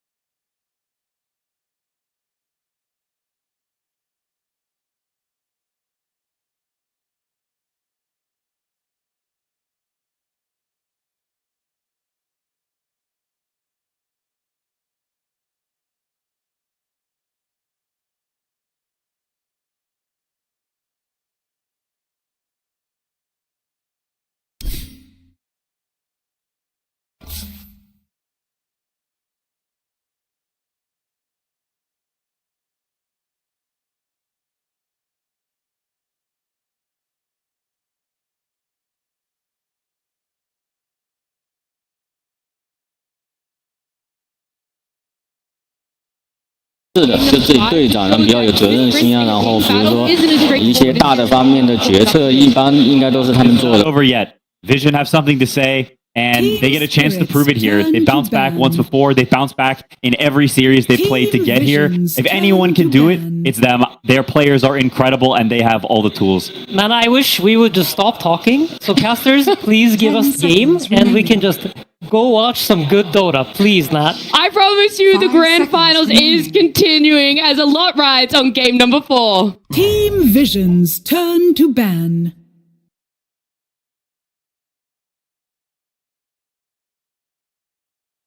Ten seconds remaining. The lobby start button at least has been pressed. The 5 game seconds start is still to be decided as we want to see what 5 heroes these guys are going to Team pick for Spirit, themselves. What turn 10 to we will ban. have in our matchup because game 4, we said it before and we'll say it again. It is a make or break. Takala's asked for the rematch 10 of the Prince and the seconds King, remaining. and you got to wonder what exactly are they going to plan for themselves here. Is it going to be 5 another seconds. carry to carry Vision's turn matchup to where you ban. want to be able to put all of your eggs into the satanic basket, or will we be seeing more emphasis placed on the supports? As right now, a Treant 10 Protector, seconds Dark Willow, remaining. Bounty Hunter, Nature's Prophet, and Shadow Fiend taken out. Yeah, it's 5 interesting that Shadow seconds Fiend was remaining. super heavily prioritized by both teams, getting first pick the last 2 games, and now Spirit is first pick, and they ban it out. So clearly they have another path. They don't want to mess around with these SF lines anymore. They want to find something new, a new avenue to go down. Yeah, I mean, it's going to be a different game, right? They've changed basically the hero that's been so defining for this entire series in the SF. It's what made the game 1 happen, it's what made game 2 happen, and it's also what 10 made game 3 seconds happen. So remaining. we have a completely new draft in front of us. We see Lone Druid is finally banned out by Vision this 5 time around. seconds It's been a remaining. hero that I feel like both teams have kind of drafted around this entire time. We haven't seen him pop up, but the threat of him has been influencing every single pick we've seen in the previous game. Yeah, and I think that was a really strong read by Puppy to ban the Lone Druid, because what other hero could justify banning SF when you have first pick? It is the Lone Druid, and you don't want to play against these SF plus Slardar matchups again versus him. Puppy's like, nah, we see you, we're not doing it, and they end up banning Earth Spirit at the end. Another big difference in this 10 draft is that all the seconds supports remaining. are in. We've been seeing all the supports getting banned out in all the previous games. Spirit in this position 5 have been seconds prioritizing remaining. Winter Wyvern a lot in previous games. And for Vision, we have the potential of an Ember coming out into a Slark ban. So there's a lot of these things that are going on right now, and the conversations are surrounding these heroes and how we can counter them down the line if they do come out. There's also Bane that's been getting consistently banned, that's been let through. Same thing with the Coddle for Vision. So I honestly like this adaptation from Vision. Vision's Saying we're banning supports before, it wasn't working. Okay, give them their subs, whatever. We'll ban the cores instead. I think this is a cool change up and forces a different angle that maybe Spirit has less preparation for. Again, also an IO angle that this hero has emerged as one of the heroes of TI, and when you have the 10 Winter Wyvern seconds on your team, remaining. you could be preparing for it as well as a soft counter to the IO. Yeah, you're 5 absolutely seconds right. I mean, I remaining. think even in the first game when the Vision played IO, I feel like they never really got to play the hero. So it's something that they might still look for down the line. I think it's absolutely a threat. Wyvern is good against it, but it's such a strong hero that you're going to need more than that. And we talked about a couple of times that 9 class has been really heavily focused in the bans, and to me this is also a good adaptation, saying he's been 10 playing Hoodwink seconds and remaining. Morrissey, and some heroes are a little bit less ideal for him, and so we're saying we're just going to give him a hero 5 that's not only great seconds against Winter remaining. Wyvern, but is just a super comfort hero for him, Team and Spirit's Vision have had a turn lot to of success ban. with. It opens up for a lot of combinations that Vision are really comfortable with the Coddle, like the Ember Spirit and the Pango. The Ember gets taken out, and I wonder if they care enough or are threatened enough by the Pango to address it or to just let it through. Yeah, I mean, it remains to be seen. Wyvern, I think, is a pretty decent 10 hero against Pango in seconds some ways, remaining. because you can kind of juke him out over hills, you can play over cliffs. You also have the curse. 5 If you manage to seconds curse a strong remaining. turret hero to the Pango, it sometimes almost immediately kills him. So there is some counterplay there with the Wyvern, but I don't think it's not enough to dissuade you from picking Pango if it's good against the rest of the heroes. Turn to ban. Yeah, definitely still an option. All the things you said are very true. I think it's with Coddle, generally you want spellcasting mids, right? You want to enable some hero that uses the mana so you can farm faster and you can fight more, have more uptime on the map. That's one of KotL's biggest strengths, is it allows your cores, especially your mid hero, because subs just tend to play with the mid hero. That means they can stay on the map, which gives you more attacks, allows you to defend more places because resources are such a huge part of the early game. I feel like that's absolutely one part of it, and the other part of KotL's gameplay is the healing. And this is probably what has made KotL into one of the strongest modern supports, is that it heals. And healing works really well with any sorts of damage reduction, or if you're really tanky. If you die too quickly, the heals won't come in. KotL takes quite a while to wind up the heals, so you want to make sure you have a tanky enough draft to where you can survive the initial round of spells from your opponents for the heal to then kick in. Very true, and healing lineups are so problematic because the Vessel buyers in Earth Spirit and Ember Spirit from the mid lane are already taken out. The other ones that buy Vessel, like Void Spirit, aren't that good in the meta, and anti-heal heroes like Ancient Apparition are super dead. So when you're playing against it, it's very pesky, and you kind of solve it through insane damage from your carry. And heroes like that, like Terrorblade, banned out, and Kez, countered by Doom, can't be picked here. Yeah, it's a nice setup. I feel like Vision have relied on this Doom previously in the tournament too. Also, Doom against all of these, like, throughout history, superstar players, like we got Miracles, you know, Yatoro, obviously. When they get doomed, they're not the same player. They don't get to click buttons, and it doesn't matter how good you are. If you're stunned or if you're doomed and you're not allowed to press buttons, nobody, no matter how skilled you are, can play the game. So Centaur solves it, right? Stampede away from the Doom. Also, Notmi's clock has been left in the pool. He hasn't gotten his hands on this hero yet. I'm curious to see if they go for a double melee offlane. It's not something that either team has really been favoring so far in this finals. People want strong lanes. They want to come in and fight you and contest the early game and not give you what you want and play a slower game. You want to start off on the right foot. So it will, you know, sacrifice a little bit of the early game if they go for the clockwork here. But I mean, we've seen how much Notmi can do on the hero. Yeah, okay. They just think he's just too good. Just give it to him.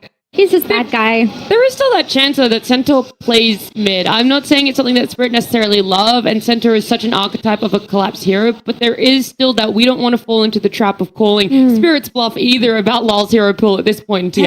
I'm going to call your trap, and I think you've been talking too much to Falcons. Oh, my bad. I really hope we don't get a Centaur mid. I didn't say it was good, I'm just saying. Yeah, I mean, it's a possibility, absolutely. And, you know, that has been their MO for this series, right? They keep tricking us and Vision into thinking this is what they're doing with their draft, and then in the last pick, they swap it all up. So it is obviously a possibility. But Insania's putting it at 1%. Yeah, I think I'm like the Dota Plus meter right now, where it's very far to like not happening. Yeah, it's a very fair suggestion because that's been the story of the series, but the reason why it works so well on Falcons is because Malrine likes to do it. I don't think Laurel is willing to do anything, but would he be willing to do this for his team? It is so boring. I mean, I feel like at this point we can't count him out, but I would think it's a Collapse Centaur. It's one of his signature heroes. He loves to play it. Vision also seemed to think that way because they decided to pick the Lifestealer. And Lifestealer is quite a high commitment hero. Once you pick it, it needs to have a good lane. If it doesn't, the hero just seems useless. So they think it is too. They commit to this lane matchup, and it is obviously a pretty strong matchup for Lifestealer. Turn to Templar Assassin. Okay, and with this, it seems like they are somewhat committed to it being Centaur offlane, I think. I also think Centaur mid just doesn't scale that super well against Lifestealer, so they're okay playing the lane. And this is a lane where Satanic will have complete free farm. We've seen a couple of games now where Spirit's got a lot of pressure on Vision's safe lane, and Satanic does not have the freest game that he would, hope for. And so in this game, he will have that great start. And TA also has a pretty good lane. I think against Doom, it's a classic counter because even if you do him, he can just blink away because it goes on the refraction, and then you haven't canceled his blink yet. So I think both carries are set up for good games, which, maybe we get the epic anime fight. That's what I'm hoping for. I do think that TA is a higher execution carry than Lifestealer, though, because she's been nerfed a lot on the lane, so she can't oppress the enemy offlaner the way that she used to, so the enemy offlaner will have more net worth than they are, and eventually, even if you can blink out, you get Doom, Dota gets really hard to play in that late game, especially when Doom gets that Congregations of the Deep with the Shiva's Guard. Like, at that point, that hero is so absurd. Yeah, I always feel like once Doom gets to Shiva Zags, the game is over. I've been saying it time and time again on the panel, but we never get to see it. But it is an incredibly strong endgame timing. I will say TA against KotL has quite a lot of things going for her. She's one of the heroes that can't get blasted in the lane. You just press refraction the moment you see the horses run towards you. It's quite a strong matchup in that regard. They have this pressure set up with the Winter Wyvern that can provide sustain to outlast any sort of damage that Doom can do to her. So I quite like the laning matchup for Spirit. And we've talked about it in the previous games, but this laning pressure for them has been really important in order for them to win these games. So for that regard, I really like TA. Yeah, she serves a purpose within the draft that we talked about earlier too, with healing lineups and how they're hard to break through. She is one of the high burst damage carries that can kill somebody before the Coddle Blasts keep coming out and keep piling up. I do worry about if she isn't playing tempo. If Spirit are on the back foot this game, I don't have that much faith in the hero. But if they can win the lanes like they have been the last few games, it should be fine. Yeah. I do see one weakness with Vision's heroes is that they lack like playmakers, really. Doom is quite farmy, Lifestealer is quite farmy, and both their supports are heroes that want to sit behind another core who's making moves and cast spells. And so, as of now, Spirit kind of knows the archetype of mid-hero they want, and that can mean that you can pick a hero that makes that pick very uncomfortable or hard to lane or bad for any number of reasons. And it also means that, once again, TA will have a super free game because there's no way she can really die in this game, barring some, last pick shenanigans. And there's still Pango for Team Vision. The only counter would be the Winter Wyvern, but they need that Coddle combination. They need something that can play with Mirana's aggression. I think leaving it is fair, though, from Spirit, because that matchup against Clockwork is actually quite bad. When he presses roll, you just press cogs, and it's very hard to steer, even if you've got some serious driver's license. And on top of that, TA, when you're rolling in, she can meld you and just keep blasting you as she's sort of a traditional turret. So it's not the easiest Pangolier game, but the Coddle helps with some of those problems. I mean, the other deterrent is Wyvern, right? You have the triple melee core lineup, so it's high likelihood that if you're playing Pango, you're going to have heroes close to you that potentially could get cursed with you.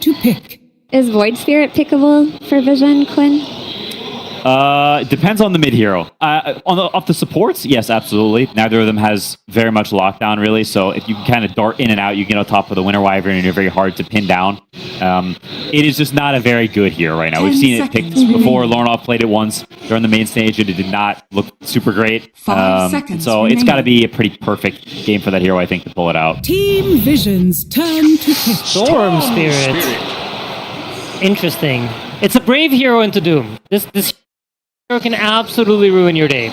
You generally Storm, of course you can keep zipping around all the time and you'll never get doomed, but that drains your mana really quickly. And this hero actually relies on auto-attacking a lot more than people realize. You kind of want to sit in the place, hit a bit, use the zip to chase someone down. You don't really want to use it to just stay invulnerable the entire time. And you can explain this a lot better than I can. No, it's absolutely true, and I think it's a very underrated part of Storm. Storm, for all intents and purposes, is just a right-click hero, and the zip is a way of getting close and getting far away from people. So if you can't stand there and hit, then that means you don't actually do any damage, because just flying around doesn't do anything. You cast one static remnant. Okay, it's a 300 damage nuke. That's not enough for a core contribution in a fight. It is still, in a way, denying Vision being able to have a good Coddle combo from the mid in that Storm Spirit. You don't have an infinite amount of bans, so leaving it in, picking it up for yourself, even if it does feel scary playing it into Doom, it at least makes Vision have to think a bit more and end up with a Sand King last pick. Yeah, the Sand King is just solving the issue of now you have a Storm Spirit, we don't have enough stuns, how do we deal with the Storm Spirit? And nothing really was left in the pool aside from this Sand King.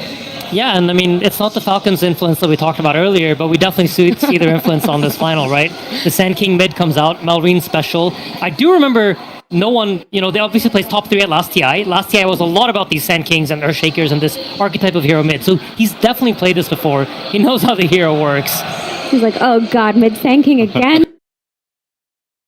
That's how I have to witness this. There will be a lot of trying to draw the mid lane and playing off stacks. That's so much about what this hero is about. He doesn't pressure you, but it's very hard to pressure him. And so attacking Vision's triangle, potentially fighting these stacks, could be a big look for Team Spirit. But I think this is a game that's very based off skill. I think a lot of the early game, there's a lot of potential moves for different places. This one, honestly, is a draft that I chalk much more to being even than the other games. I think Vision has done a good job at pulling it back. And this is a game that I think they should be very happy with. Honestly, I think the draft is the best so far, and it's not super easy for Spirit. When you talk about, very quickly, talking about invading that trying to take stacks, which hero on the side of Spirit is going to utilize that the best, and you're hoping is going to be able to take advantage of it? Probably anybody but Centaur. If you're doing well in lanes, just charge and get in there.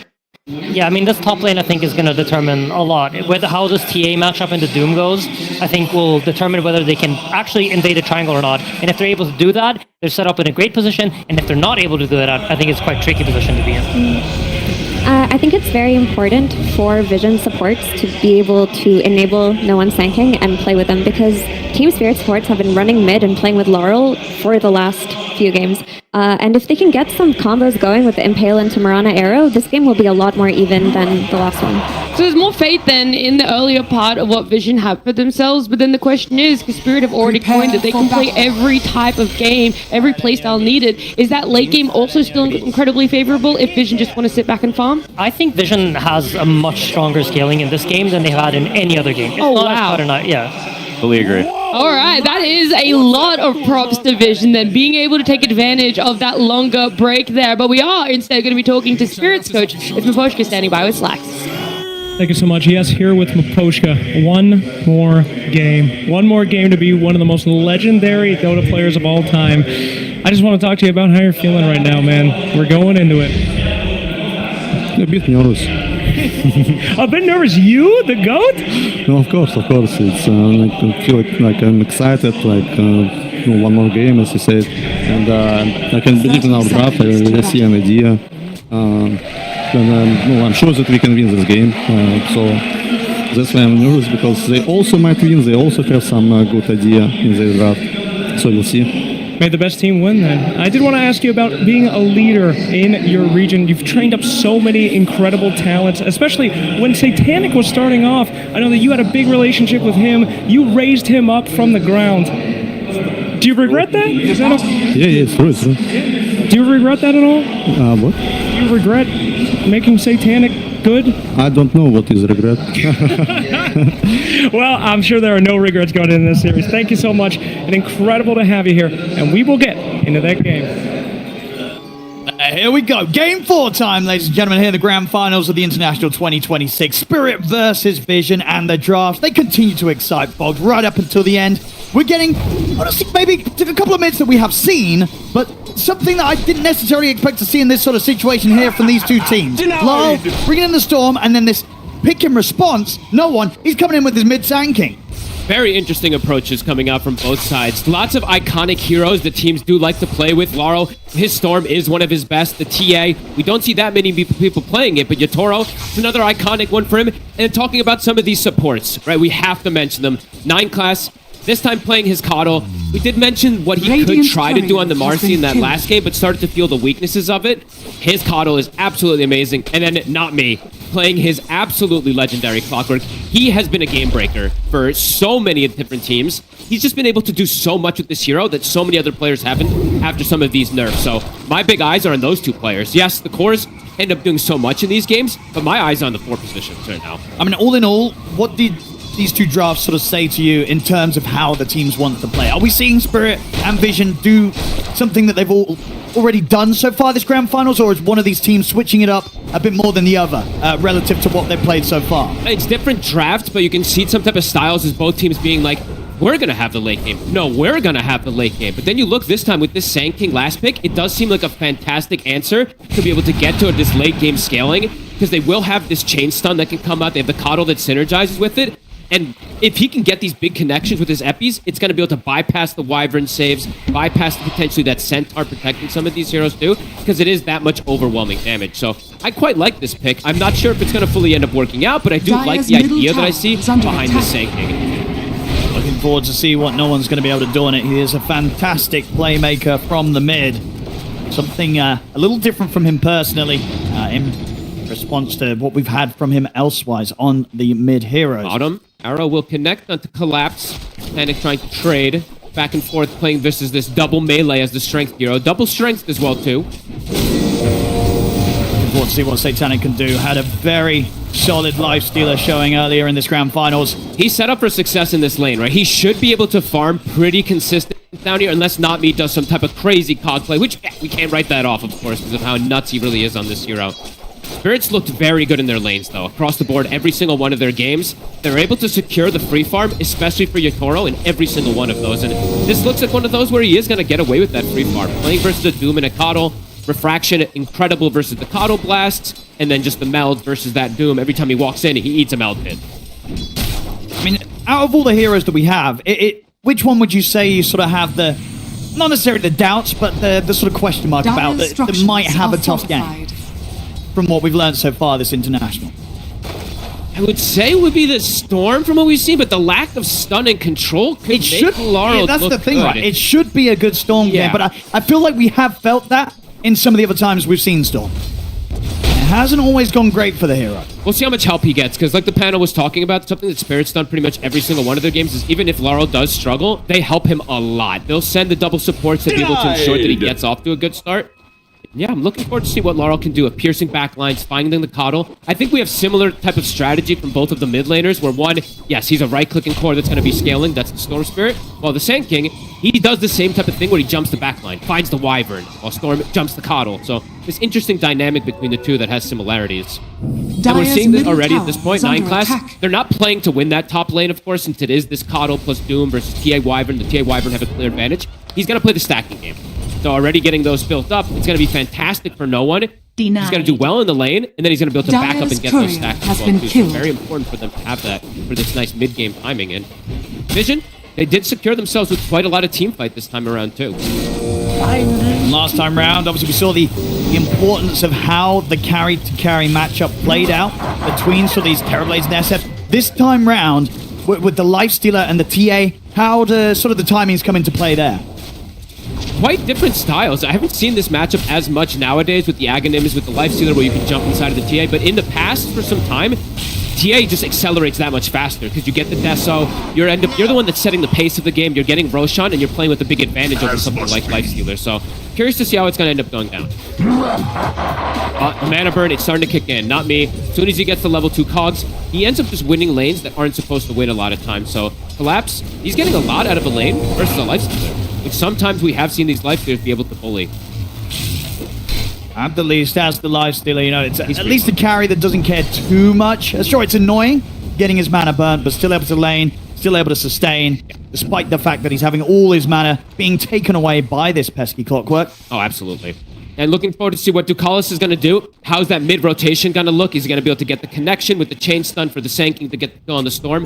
That's how they have to kill the Storm. That's really their only stun combo, so they have to get it perfectly to get that connection and to finish off Laurel. I look towards him, but with the 6 online, not a lot that can be done with these two. Chakra will be there, so no one will have the mana. He'll have another stun, potentially clearing out the wave. So this wave is going to shove into Laurel, which might secure no one the rune as well, too. Dire's middle tower A couple rotations from the supports. This time it's Vision with the earlier move of these two supports. And action. He's actually ready to go aggressive on, and Not Me has the Pyro Strike into the arrow. Not Me will drop down the cogs, try and get out of this. Actually protect him. Unable to find that extra connection. Can't go for the leap plays through the cogs. Double D wards though, Ducalis. Reading where these obs are placed from Not Me. That's 2 of them he's been able to grab. It's a lot of experience you get this early in the game. Like Mirana. See in the mid, another attempt on Zalal. It's a lot of burst. Still, always going to be quite a tough kill to find. We're in the early stages. It's a big deal that Ducalis gets this double obs board. He's going to be very high level on Mirana. This is a decent damage dealing support too, if you do get off to a good start. And he is crucial for this game to have that chain stun versus the Storm. I mean, and that's going to keep this area of the map so safe for Satanic, right? In a game as well where it's not going to be the easiest to gank this Lifestealer, right? True. Trying to get aggressive here to steal the wisdom. Going for the 7-minute play. Should be able to hold Ducalis off this. Indeed, notice finishing off Rue. We'll see them try for the play. Satanic coming in with the rage. Arrow onto Collapse. Look at the Who Stop, but the Vortex is there onto Satanic, but no one. He's here to help out. Lyle had to zip away. Cogs pushing back on towards Ducalis. It'll take him down. No one claim the Shrine of Wisdom. Clever movement there from no one. They'll be able to gain the double, and they also get the first blood for Doom, which, I mean, you wouldn't really expect in this game in the lane that he's been put up against, but because he finds the Wyvern on the side alone, this Doom is now level 6. Very big deal for Vision to have this type of start into the game. The Lifestealer's free farming, Sand King's off to a good start with stacks to go back to, and Doom now at this point overperforming to what maybe he could have had. Yeah, being able to make those plays on both sides of the map at the same time here, 7 minutes in. Really like that move from no one. As Sand King It's like the similar thing of the Monkey King of the old days, where you just go to that, you go to that shrine. How are you going to contest him? The Sandstorm gets popped down. It's way too much damage. Panic. Not quite able to get the cog onto him, at least the first one. Would have maybe been close to threatening him here. He might if they got the 2 connections. Yeah, he's super low. He might still be at jeopardy here. Not me is trying to close the gap. Panic, he beats the movement. He'll be able to distance himself away. Oh, really? I mean, not me is stalking him. He's got tempted another to be a bit dog. greedy here, Satanic. Dogs, can he line him up? One. Get the second, but the battery assault. Oh, it's close, but it won't quite get it. Satanic lives. A good effort there from Not Me. The Satanic ready with the dodges. Satanic's had practice versus this minigame quite a lot here. Bruce. Rotation's coming in from Notice. He's ready to swing across from the top lane. Brew looking pretty dead here, caught in the Sandstorm. This is going to be a very farm situation. I mean, they're building up the kills here early, Vision. They're going to be able to keep this coming in right. We're going to expect a lot of fast plays from No One, obviously, going for this Blink Dagger rush. It's going to be such a fast pace that he gets it because of those stacks. He was able to just go back and clear. He finishes them super quick because he has this good entry into the game. 4-4-0. He can wait to go for the epicenter afterwards to look for the place once he's got the Blink Dagger. Just a question of whether or not Lyle's going to be able to keep up with the tempo on the Storm Spirit, a hero that in some of these mid matchups has just failed to be able to do as much as the enemy hero. And hard for Laurel, right, to set up ganks on these side lanes potentially, because playing into the Lifestealer, it's just not an easy way to go for these type of plays. You can't just go to that lane, gank him very easily, because he's got the built-in rage. He's also level 6, so he's got the invest now, too. So, yeah, it's eyes on Laurel, how he's going to react to this type of start here from the Sand King. And damage for him. Lyle, he's going to jump in. He does not have a lot of mana. The arrow comes in. Lyle's dead. Oh, he gets baited. He cannot make moves like that. A very aggressive play, zipping into the river. Even if they didn't catch him in the stuns, I don't know if he would have had enough mana to break away from them. That was a move gone horribly wrong there for Lyle. These Storms have had trouble in this tournament. We've seen it time and time again. No one now even able to invade. They see a triple stack. They actually, I don't know if they saw it. He pulled the camp away as they did. Right, if they do see that, that's going to be quite juicy here for Vision. No one at this point. He's going to have the Blink Dagger at one of the record timings that we do see. He's crushing it here. Very, very nice pick. It looks to be so far. 9 class will get brought down here. But yeah, the early Blink Dagger could lead to a very early kill onto Yatoro as well, too, because we are seeing Yatoro. That pacing is there, like we were talking about. Thing about the TA comparison to the Lifestealer, you do farm that much faster. You just have that built-in cleave, essentially, from your side blades to just jungle with. But the fact that the Sand King's going to have a Blink Dagger so early, he could just go to that lane, throw the epicenter with the Sandstorm. Super effective tool versus that Refraction early. He's got it done already, Owen. This is pressure. Crazy timing. Definitely going to be on for Yatoro in this game. That's the thing, right? For Spirit, I feel like they've got to put everything into just protecting Yatoro, making sure that he can stay on top of the net worth, because the offensive sort of moves against the Lifestealer, that option just doesn't seem to be there with the heroes they have. So they have to prioritize just making sure that Yatoro can stay ahead. Let's see how much Not Me can do. He does have the level 3 cogs now. A lot of times when I've seen him get level 3 cogs and level 4 cogs, he dictates and he breaks a lot of moves that a team wants to do as well, too. Let's see if that's going to be the case. No one revving up the Epi. Scary part of the map here for Team Spirit. Tons of pressure applied onto Laurel. Dire's structures are fortified. They do have the Stampede in order to bail out versus some of these moves, like the panel was talking about, some limited stuns and control that can be there for Vision, but Stampede right now on cooldown. No one with this type of start, too. The damage might be enough with just one stun. And the Shocker, I guess we have to say, too, right? There is going to always be the Refresh, too, so they can get that secondary stun pretty soon afterwards. This tower's dropping. No one threatening. And with the epicenter, if he sees a chance to jump. Dire's middle tower has so fallen. dangerous for Laurel to show. They're revving it up every single time. He steps up just a bit far. They will just commit for him. Not Me will be there to deter them. Try to protect at least a bit here. He's only level 5 though. Zukalos is 7 and no one. He's ready to go. They'll have the Cold Embrace to try and protect Not Me, but still a lot of magical damage coming out, and it just sets up for the arrow to connect. Lyle, low on the mana, tries to turn towards No One, but another burst strikes there. They'll use the curse to give space for Lyle to back away from No One and allow Yatoro to move in and take No One down. He's got the Deso finished up. He actually did not get a Deso stack from the hit. That was a little weird. Not sure why that happened, but... Very important move there from Yatoro. He's gonna cannot afford to let Lal go down there. He's going to be the key to watch because he does have that big advantage. Like we said, the pacing from TA compared to Lifestealer, he can turn up a lot easier. Lifestealer, when he's got the Radiant, Satanic can do a lot more, but looking at the level disparity too, they're giving Yatoro all the XP as well. He's about to be level 12, only 13 minutes in. Noticed? He's going to go for that drum shard build that we do like to see, eating those ancients, continue to get that farm, hoping for a black dragon so he can get that extra farm. Looking to punish him. He is speedy. It's very hard to set up onto this Doom. And I think the next time for no one, probably going to try to save this epicenter for a core kill. Because sure, he got the clockwork, but ends up paying with his life. The smoke move from Vision might catch Spirit off guard. They want Yatoro. Dire are scanning.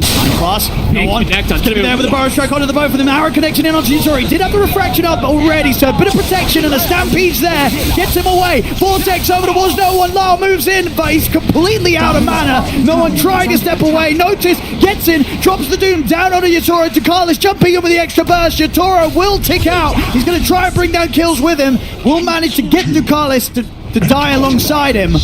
But that is Yatoro gone. Vision bringing in the aggression around that top tier 1. They get away with it. Really nice double stun. It looked close for a second there because he did get the refraction off before the initial stun and actually blocked a fair bit of that damage there, but good persistence from Vision. Slow down the TA, allow the Lifestealer to catch back up. Satanic. Very, very close to having that Radiance timing, and that will allow him to start closing the gap in farm between him and Yatoro. And he can show up to fights. He's got methods of delivery, right? He's got this Sand King. He can jump Dire's inside. He can invest. He bottom can be tower that is gap under attack. close as well versus the TA. Laurel, standard build, is going to be going down for this Switchblade, but he is bottom of the cores He's already. in a at rough this spot. point. And as we said multiple times, We've seen that. Yeah, we've seen this before. Radiant A very are difficult scanning. hero to make work right now. Dire's bottom tower is Got under a tough attack. time ahead. 9 class. Going to be able to grab him with the hook shot. Cogs connect. 9 class goes down. No one's going to jump in and try and take Rue out in return. No one. Eating Cogs as well, too. A lot of them. Now Burrows tried back up in a second though with this Arcane. He'll use it to get away from them. Dire's top 3K lead at the tower moment is here for under Vision. attack. Great moves around the map and a lot to Ducalis. Watching his movements and the levels that he has this early on this Mirana. Level 8 already. So he's got the good follow-up, the level 2 arrow, that extra stun, extra burst, and just max Starstorm. You're seeing the damage coming in from him. Spirit trying to react, but Cold Embrace is not going to be a save in this game. So much magic damage they have that goes through, and in fact, it's going to set up for some of these arrows potentially too. Noticed, did get the RNG. Well, I say RNG. You're going to find the dragon most of the situations anyway. So he's got the drums, he's got the shard, he's got this built-in cleave now to increase the farm. And it's really nice to have this fireball as well too, versus the refraction, and to just farm from the side. You don't have to show yourself in these lanes. So Vision, it's clear advantage at the moment here. Miyatoro, how involved does he want to be in that? He has to be. Blink He absolutely Deso has to be. online. We're going to see him fight. Yep. Has to be involved. I don't think they want to keep falling Dire's behind here at bottom this tower point. is under He is the attack. strongest hero for his team on the map. And he does have ways to bail himself out. With the Blink Dagger now, with the Refraction, even if he gets caught by the Doom initially, can refract the Blink Dire's out bottom beforehand. tower has fallen. And they've got Stampede to bail him out too. Don't mind if I do. But right now, Vision looking to be in a very comfortable spot in this game. And as the panel talked too, they have a great scaling draft this time around as well. Yeah, I mean, you can just look at the net worth, right? All 3 of their cores absolutely on track to get that scaling going. They're very happy with this opening. Looking for the play. No one. Will get caught by the dust, still able to break the distance over towards Not Me with the Burrow Strike Blink. Hook shot away. Oh, will allow him to actually live. They don't want to chase any further here for the Clockwork. Happy just pushing them off the tower. With the rotation actually from Ducalis and Satanic also joining here for this push, they should be able to bring this tier 1 down. Radiance is done. No Not one. going to try to burn mana. We're going to see if they can try and find one of these supports, but Root able to fly over to the low ground. TP attempt here from Not Me will not succeed. Satanic has the damage to finish him off and keep this tier 1 tower push going. I'm sure Satanic's sitting there like, you know what? You can burn my mana, but I've got a coddle. So whatever. Immediately comes right back afterwards. They can get this pressure Radiant's going. bottom tower is under attack. Map feels like it's going to be a bit dangerous here for Spirit in these next few moments. A lot easier ways that I'm seeing Vision able to set up these aggressive plays. While for the side of Spirit, a lot around Laurel. And as we've seen, I don't know how aggressive he really wants to get, because you can just die in these stuns super easy. Early days, but yeah, that 4K gold lead does loom over the heads of Team Spirit as Yatoro, top net worth still Dire's on the middle TA. tower is under attack. He is going to have to do quite a lot this game. Yep. Sheikah's noticed. Well, all three cores, like you said, are having this great game. Notice especially, I think this is the key one for me to look at because he was counterpicked in the lane, and the fact that he's the top net worth for the team is a pretty big deal. This Doom is going to be very relevant in the game, and how tanky he can be in the front line too. If he's able to get to the Shivas, they're going to have some limited damage for him. Only so much Yatoro is going to be able to do, and will of course have to get this BKB first before he gets the big damage items online. Absolutely needs it this game versus the Sand King. If he doesn't go pretty much, yeah, this BKB is the next item, he will just continue to die every single time, so. Vision having a very nice mixed damage, multiple different cores that are having this good game. And Armlet, it's fun, starting to invade the triangle as well now and prevent that extra farm from Collapse. Collapse being a bit quiet this game. He is a Centaur, so it is much more of that farmy hero we know. Gonna go down that heart build. That does mean that the Lifestealer is gonna have a very nice target to feast off of. Bilal, still going to be a bit of time until we see him be able to really make the moves in these team fights. He's got a lot of catching up to do. How do they protect him, right? That's the biggest thing. Can't just die to the burst damage that comes out with just one of these stuns from the side of Vision. That's the Aghanims. It's the Aghanims already finished for no one. Are scanning. Dangerous moments for Spirit. Yeah, the team fight's pretty terrifying around this Sand King. On me. He's going to end up walking into an epicenter. A hook shot away, but Satanic looks to be there to finish him off. Maybe the Stampede will save him. Notice is going to try and jump forward with the fire laid down on the ground. Not me will burn. You can see the posturing from Spirit. They're like, as soon as they see the Sand King, they're like, we can't really fight. Epi was used now. They're seeing Notice trickle a bit deep, looking to try to punish him. Unable to. Trying to see if they can get some sort of catch up there. Thinking about going for Notice. Power Rune. Take it away. And they won't want to do that now with the amplified damage rune on the Doom. Anything, Notice might be ready to just come back in on them. He's got the blink up. Doom's at the ready. Play it safe though, stick to the triangle. They don't want to force anything too much here, Vision. They know that they've, starting to build this comfortable lead across the board on all three cores. And getting all three towers very early too, which is all important. You're playing versus a TA. You're able to limit the map, constrict where she can farm, take away her ancients as well too. So Satanic, he just keeps walking into the triangle, stealing that farm, not letting the TA get to that area as well. Who could do anything about him? Not much. Only Yatoro really can threaten this Lifestealer. The rest of Spirit, they just have to sort of watch whilst he gets this free farm. Satanic. So for Spirit, I guess the timing, it's going to be that BKB from Yatoro and potentially just looking for that force fight or maybe forcing an objective because they do take these objectives very fast, either that Tormentor or the Roche. Roche, of course, more important for these teams. Collapse now does have heart, very tanky, but as I said, there is percent damage in this game. The Infernal Blade going to be very effective versus that heart. Same thing for the Lifestealer with the Feast. And again, they'll get the Shrine, so... Well, not me. Tries to hook shot away, but does not make a successful connection. He'll go for the TP out. They're ready to put a stop to that. It's not me. Dead again. Meantime, no one. Gone pretty deep for this. Yatoro's going to look to fight back. Will kill no one off.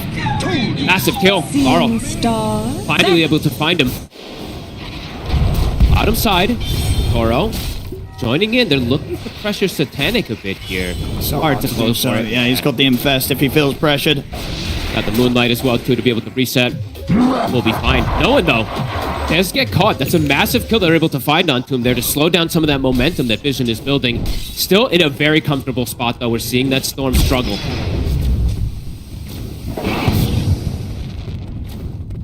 It's just, how do you catch back up as a Storm? Because it seems like that's something that so many teams have struggled with when they end up in this position with their Storm at the bottom of the core net worth. Good question, Owen. Not the shield rune. This could protect him for that next upcoming fight. That little extra barrier. Vision, though. Blink unnoticed. BKB as well. We might be ready to make an aggressive jump here. Notice is having an insane game, Owen. Top 2 net worth still at this point. Carl. They're going to go for him. Straight in. Forest Strike into the arrow is all that's needed. Under attack. As Lal continues to suffer. Not me's going to get dove here up to the tier 3 by Satanic. He'll check out to the burn damage.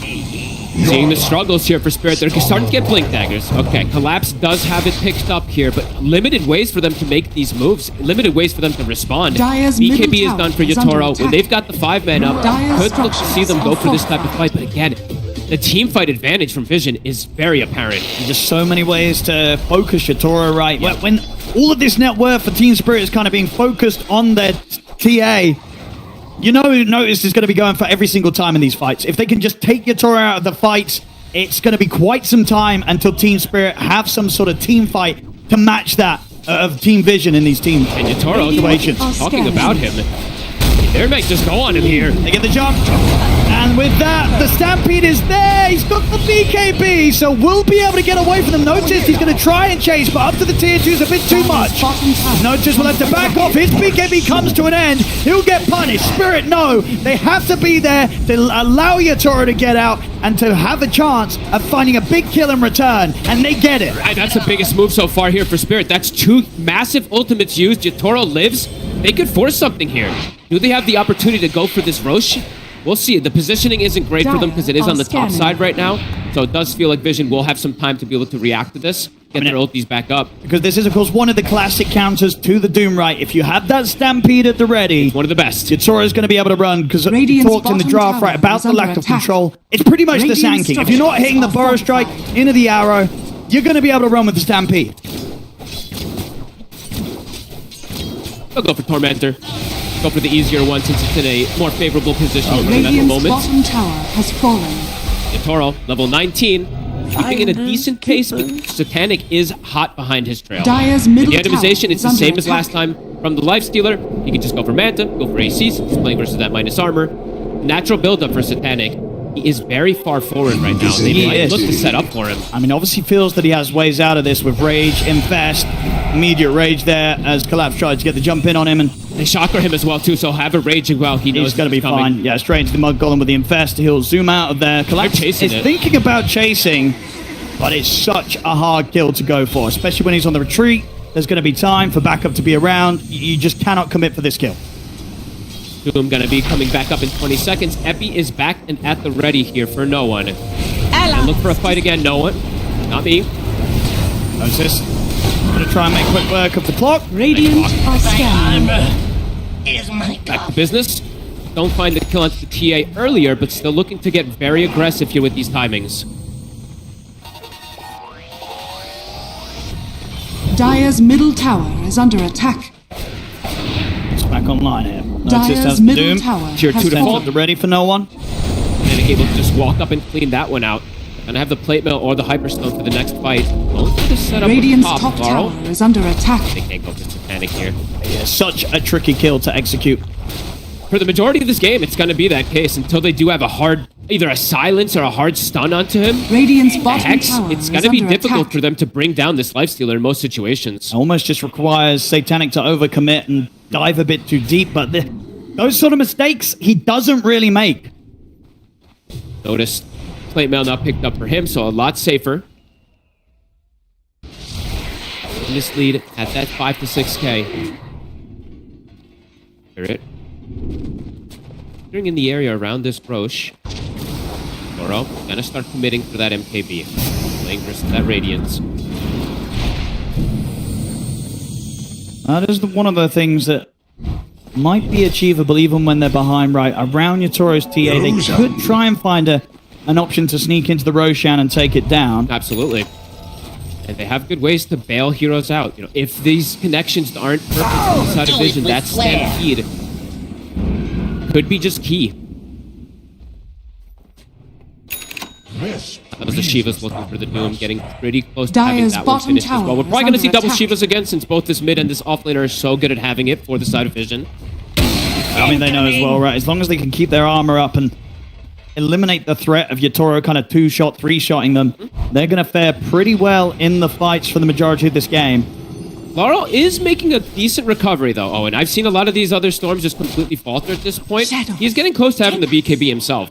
Only a couple thousand behind that Sand King, so his scaling is continuing. And in these team fights, what's Lyle's job going to sort of be here? Who's he looking to sort of commit with under the cover of the BKB and just try and disrupt the team fight playoff? I want to say it's the Coddle that he wants to jump, but it's not easy, actually. I'm looking at the itemization here from 9 class. He's been quietly farming on the side here. He is not an easy grab. Ghost Scepter, Force, Holy Locket. It's going to be difficult for Laurel to focus fire that one, so we'll have to see. I mean, Laurel might play more of a defensive route where he just plays where wait for Vision to overcommit, and then you're just defending Yatoro. We'll have to see what he does there.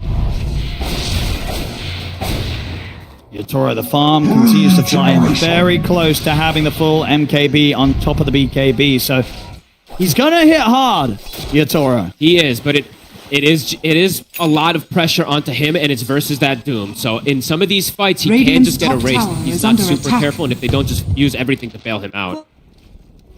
Stupendous! A pretty clear advantage, and as we were mentioning earlier, their scaling, it is very strong this game.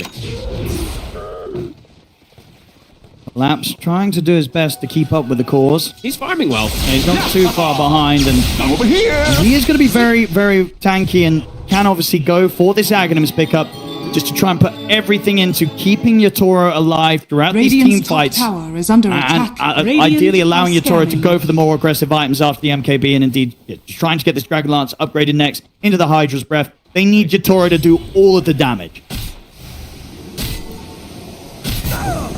It's an interesting pickup because I think what it is he's trying to save the slot as well too, right? Because he doesn't want Dire's Pike. bottom tower is under He just attack. wants all that hard damage versus Radiant's this triple top tanky tower core. is under He needs to attack. deal the majority of it for his team. Yeah, I mean, I can get it. It's just going to be much more value, right, in terms of just having damage on the TA. He can Radiant's pretty much top rely on tower Rue has fallen. and not me to pick up the four Dire's stars. They're bottom both queuing them up. So tower is you're under going to attack. have that positioning coming in from your supports. You can trust in them. And as the carry, you can afford to go all in on the offensive build. 9 class, they set up for the kill here, not me. We'll just get right on top of him. Ghost Scepter's there, but the nice hits onto the side. I mean, he's making them work for it. Backup's coming in, and notice he's ready to jump over to not me. I think 9 class is going to be a massive issue this game. He's super farmed, and jumping him and getting him in the back lines, it just seems very difficult for this team. If he's able to get to the point where he has a Hex too, that's where Laurel and Yatoro Radiant's are in middle jeopardy. Because tower we is said the under catch attack. provision a little lacking. I mean, If you that's get a Hex. and he's well on the way to it. He's very He's close. got 2,800 gold, ready to start building towards that Hex. That pickup's going to be a nightmare for Spirit to deal with. Yeah, I'm feeling some scare for Spirit in these next 5-10 minutes or so. Let's see what they can get around Yatoro with this MKB timing. BKB also finished for Laurel. Where's the body? Find it all. Here I Sometimes he's trying to pick off. Oh, one. He's thinking about making a jump. I mean, him and Notice could take Radiant's someone out of the middle fight tower pretty is easily. under attack. Hard to do, though, if they don't make the jump on to collapse when the Stampede's up, as we've seen before. They also don't want to mess up the move here, because if they do mess up a big team fight ultimate, it could just be Roshan for Spirit. So they do have to be very connected when they do get that connection from no one, to have the arrow follow up, and without the Mirana, I don't think they'll go for it. Very tense moments here in this game. Toro has to play this turn. He does. I feel like the maximum deaths he can really have in this game is like 2, max 3. Because otherwise this lifesteal is just going to be able to catch up, outpace, and just have that nice matchup versus him where they have all this gap close. Vision, AC is done. Extra little small armor items also for no one.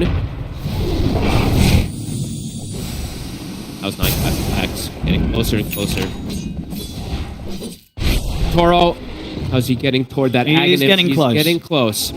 All about protecting Yatoro. Yeah, collapse. Once he has that, as long as he's not getting jumped on, honestly, for the most part, he probably won't be. Unless they sort of, because they don't really have easy ways to find and sort of control the Centaur right at the start of a team fight. Collapse, Sure. he's always going to be able to press Stampede in these team fights. He could die to the overall like AoE damage that comes in that sometimes But happens he's so during it, tanky. but he is very Dire's tanky top currently tower at this is point, under so attack. might be difficult for them to just break right through it, but they do have percent damage on it, so that Infernal Blade, Lifesteal true. hitting him, it'll build up very quickly. I mean, maybe that's the thing. Is that actually who Notice is going to be looking for the most in these fights as this Doom? Are you trying to jump the Radiant's Centaur bottom to stop tower those sort of is under saves coming in attack. with the Ags, with the Stampede? I think he'll save the Doom probably for one of the other core 2 targets, but just hitting the other ones can be very successful. The Roche, it's dropping. I mean, they used the Stampede aggressively. Hook shot in from not me. Indeed, they'll be able to finish that, Roche. Team Spirit not able to make any sort of jump into the pit. Not me gets caught outside of it, so Vision They'll get a kill, they'll get the Roche, they've got the Aegis ready to play with for the next 5 minutes on Satanic. And you deny the Roche away from a TA. A hero Radiant's that wants to bottom play with that tower is Aegis under advantage attack. in this type of matchup. Very heads-up move from Vision. They're running straight towards Yatora. This feels like a hard one for Yotaro to carry. It's not the similar one where he's this Terrorblade, this Dire's super top late game tower carry is that under has the attack. edge over the opposing carry. The Lifestealer matchup, when he's on even footing, It's not. It's very good. You want to be quite ahead on the Radiant's TA when you're bottom playing in this tower is under matchup. attack.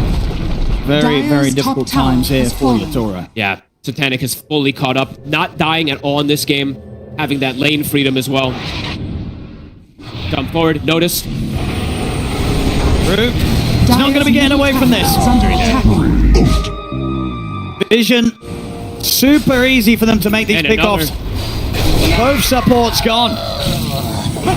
Nobody can really come anywhere close to Vision right now. This might be the roughest game we've seen from the Clockwork, Dire's top from not me. tower He's got is under 10 attack. deaths, unable Collapse. to find connections with this hero. He's going to try and jump in. No one was thinking about going back in on this with the Epicenter. He won't for now.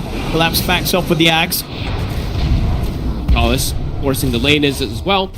They've got so much time to apply this pressure here, Vision, with the Dire's 3 top minutes of tower Aegis. is under attack. Onto the tier 3 top. They'll get the Dire's fortification out of structures Spirit. are fortified. 9th class, the Hex, it's 80 gold away.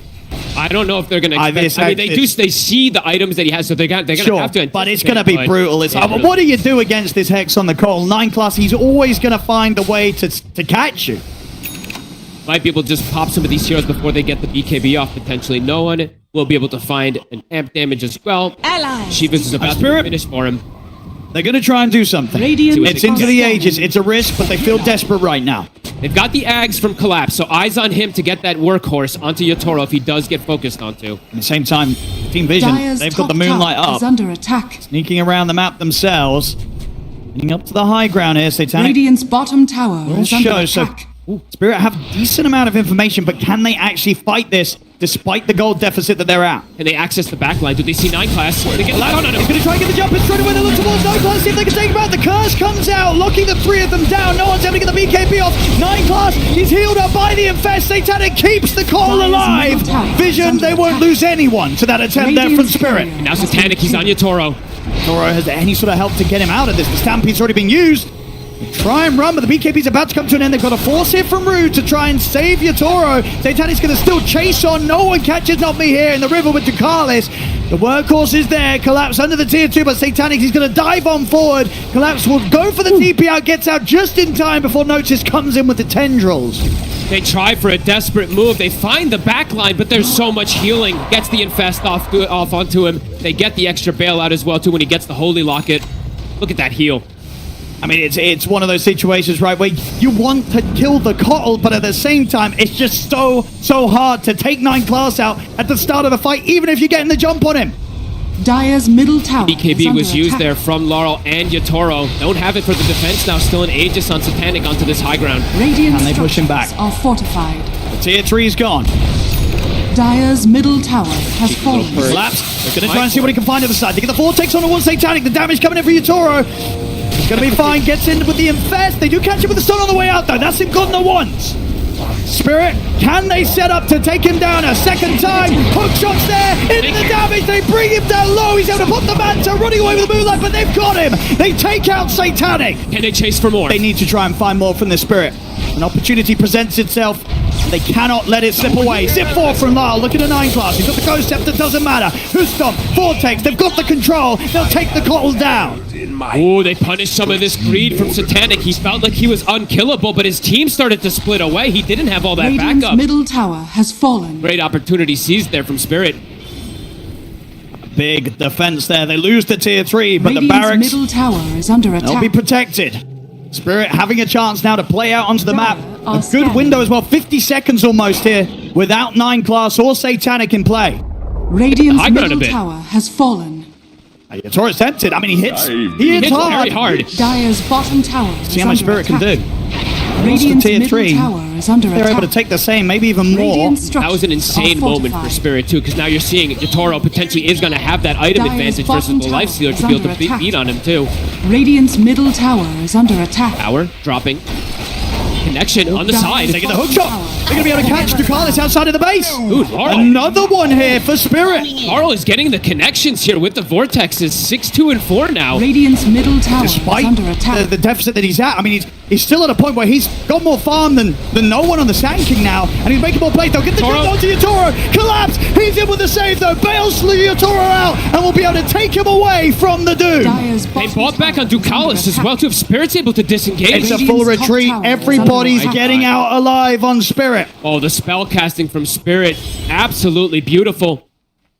The Winter's Curse to disengage. They know what primary target number 1 is. It's Yatoro. Just make sure that he's protected, and he can potentially still do it in this game. Swift Blink getting pretty close. I mean, he's got the money. Yep, he's got that 3,500 advantage. He's got that full item now over Satanic. Do you spend up for the Swift Blink or do you hold for buyback? I think he's buying. I don't think this is a game where you can hold your gold. I think you want to be playing with that advantage, the gold immediately. I mean, I like it, and just full trust in Collapse to be there with these saves. Keep Yatoro protected at all costs. They've slowed down quite a lot of that momentum from Vision. Though they were able to deny that Aegis away from the side of the TA, they ended up denying the Aegis away from Satanic from him getting too much out of it afterwards. Spirit, level 25 now has been hit. This 25 talent is pretty busted, 0-2. Any game is winnable when you do have this talent this early. That meld hit bash could trip Satanic up massively. It absolutely can. Suddenly, Rage is not enough to keep you safe, and you're not always able to get that quick jump in with the Infest if that bit of an interrupt comes in through the bash. And Laurel, Conjurer's Catalyst now for him too. His scaling is increasing. They find no one here out in the map. Oh, that would be Play his way back to the mid, but they're going to see him. Not me. Able to get him with the hooks on the cogs are down and put the BKB. Try and get away from this with the burrow strike. The curse is there to hold him in position. Yatoro closing in upon him here with the stampede jump. They got no one. Collapse. They bring no one down. Zoom's going to get dropped on towards Collapse. Hex is there on Yatoro. He's been surrounded by Satanic and Notice. He'll try and get away with the BKB, but he will fall as Vision can take Yatoro down this time. And the Doom, he's going to continue to run. He's going to tick pretty low. I think he's dead. Oh, the last tick gets him. Noticed. You had said before, do you actually doom the Centaur? I think you actually do doom the Centaur. Seeing that positioning there, Yatoro is very aggressively postured. They doom the Centaur. He can't bail him out when he overextends. I mean, absolutely right. You take him away from the fight, and suddenly Yatoro is left vulnerable. And again, spend up for the Swift Blink. 70 seconds. No Yatoro here for the hold. Vision, they might not have no one, but they have the damage here with Satanic at the front to try and take a lot away from Spirit. They chase so far for that kill. They do get punished this time. The rack's now exposed. Gonna be the mid-rack's gone for sure. Tier 2s are already completely gone, so the other lanes are open as well for Vision. They're gonna stick around, at least until the TA does start to come back, because they have 40 seconds without these two cores. Yeah, just without Yatoro, they have nowhere near enough damage to threaten Satanic at all as this Lifestealer. Up to the top lane. And it's up. Dire's structures are fortified. 30 seconds still. Dire's top Now tower is Yatoro. under attack. The one back in play is ready to TP over to join the rest of the team. Notices he's in with the jump. They get the catch on and not me. Not me's in trouble. The nullifier thrown down on towards him. Will try and use the hook shot to get away. Cold Embrace out of force. Will separate him from Satanic, but Satanic, he wants to keep pushing for the kill. What's the Manta to tank some of the battery assault? He might just die into the damage of the illusions. They'll get him back to the fountain. But Vision just pushing Spirit away from the barracks. They'll respect the fact that Yatoro is coming back into action, though. They won't overstay their welcome. Vision, they'll fall back. Go for my master. Panic pressing forward here with that Lifestealer. Now back in that even net worth, has this item as well too coming out for him. We'll see it again, that last tick. Literally the last one, and it overkills him by 4 damage, if I'm not mistaken there. Because it was ticking for 66 per tick. Vision potentially looking to close it out if they get a big catch here. I mean, they know very likely, right, from that last play, that buyback is not an option for Yatoro, and he's still 500 gold short of it. Okay. So they know there's a high likelihood that because he spent up and didn't have the buyback for that defense, that he's still in this situation where if they kill Yatoro, the game's going to be over, and we're going to be going to a game 5. Laurel has the Lincolns to be able to block. Notice, jump. He's going to make the jump. They're finding not me first. Same time Ducalis is trying to look towards the backline. They're surrounding Yatoro, but there's the save. Collapse comes in. He's got to get him out of here. The curse will hold back no one and Notice. They'll take Yatoro back up to the safety of the high ground. Nice side blades there onto no one. Did use the BKB during the workhorse and can't actually attack during it this time. It has to just run away, so... The defensive bailout from Spirit. They can't get any type of aggressive potential out of it there. And there's still a Doom available. Notice does have it at the ready. They try and strike again. Oh, I like this from no one too. Goes for the Basher after the Radiant's Shivas. bottom That tower extra bit of is under control that attack. could potentially clip the TA. Or even the Centaur, right? Like when he's trying to bail him out, it might hit him with the Bash if he gets lucky. All eyes on Yatoro and Collapse. Ulal. Yatoro. Collapse is going to go in aggressive on a Notice. Notice steps forward to catch him with the Hoostom. He'll get the BKB off Notice. He's going to run. They turn. They try and drop the dude down, but the Linkers is there. Cold Embrace keeps Lyle safe. He'll be fine for now. Satanic is going to push on towards Yatoro. Yatoro getting forced back to safety. He'll be able to get out with the blink. But Collapse, he'll suffer for this, ticking down to the Doom. He's gone for 80. And Satanic, he knows without the Centaur to be around to save anyone, he can get back on the aggression. Laurel has no BKB. Sorry, Yatoro has no BKB for 20 seconds. Oh, Force aggressive. X to the force. Satanic, he's stepping up. No one's in with the fire strike onto the button. Then they'll take Rue out. They've got the stun control onto Yatoro. He's gone. He's got the buyback gold available here. He'll use it straight away, Yatoro. But Vision, they're taking them down one by one inside the base. They'll look to Satanic, but he's able to back up, continue the push onto the barracks. Spirit, they've got to try and hold here with just the two of them. Top barracks has fallen. Dire's top barracks Vision. 2v5 with an epicenter available. They're ready to go for the mega creeps. No one. He's ready to go for the kill. He's challenging up the epicenter. He's in with the jump. They get the opening on towards Lyle. They've got the lockdown. Lyle to fall. He's out of the buyback. They're onto the tier 4s here, Vision. Oh, and I think we're blessed with that game 5. I think we might be. And the tier 4s are going down. Yatoro's going to try one final stand here on his own, but the entirety of his team are gone. The Burrow strikes there, catching him after the BKB into the arrow. GG's called. We're going to a game 5 here in the International Grand Finals as Team Vision coming with some beautiful moves here in this game 4. And my goodness, it was just too much for Spirit. Spirit, we saw them coming with a pretty good strike back around these saves from Collapse, but you saw the adaptation from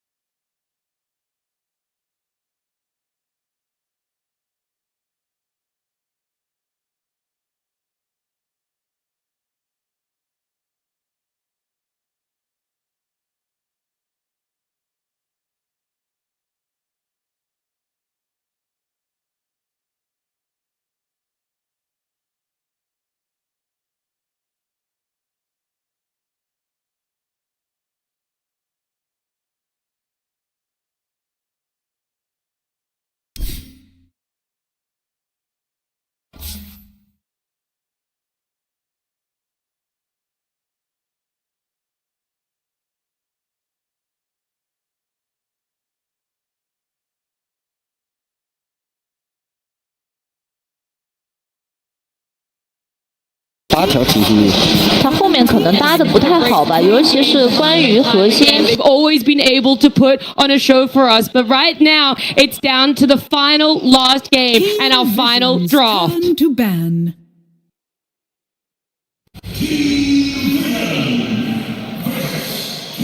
Ten seconds remaining.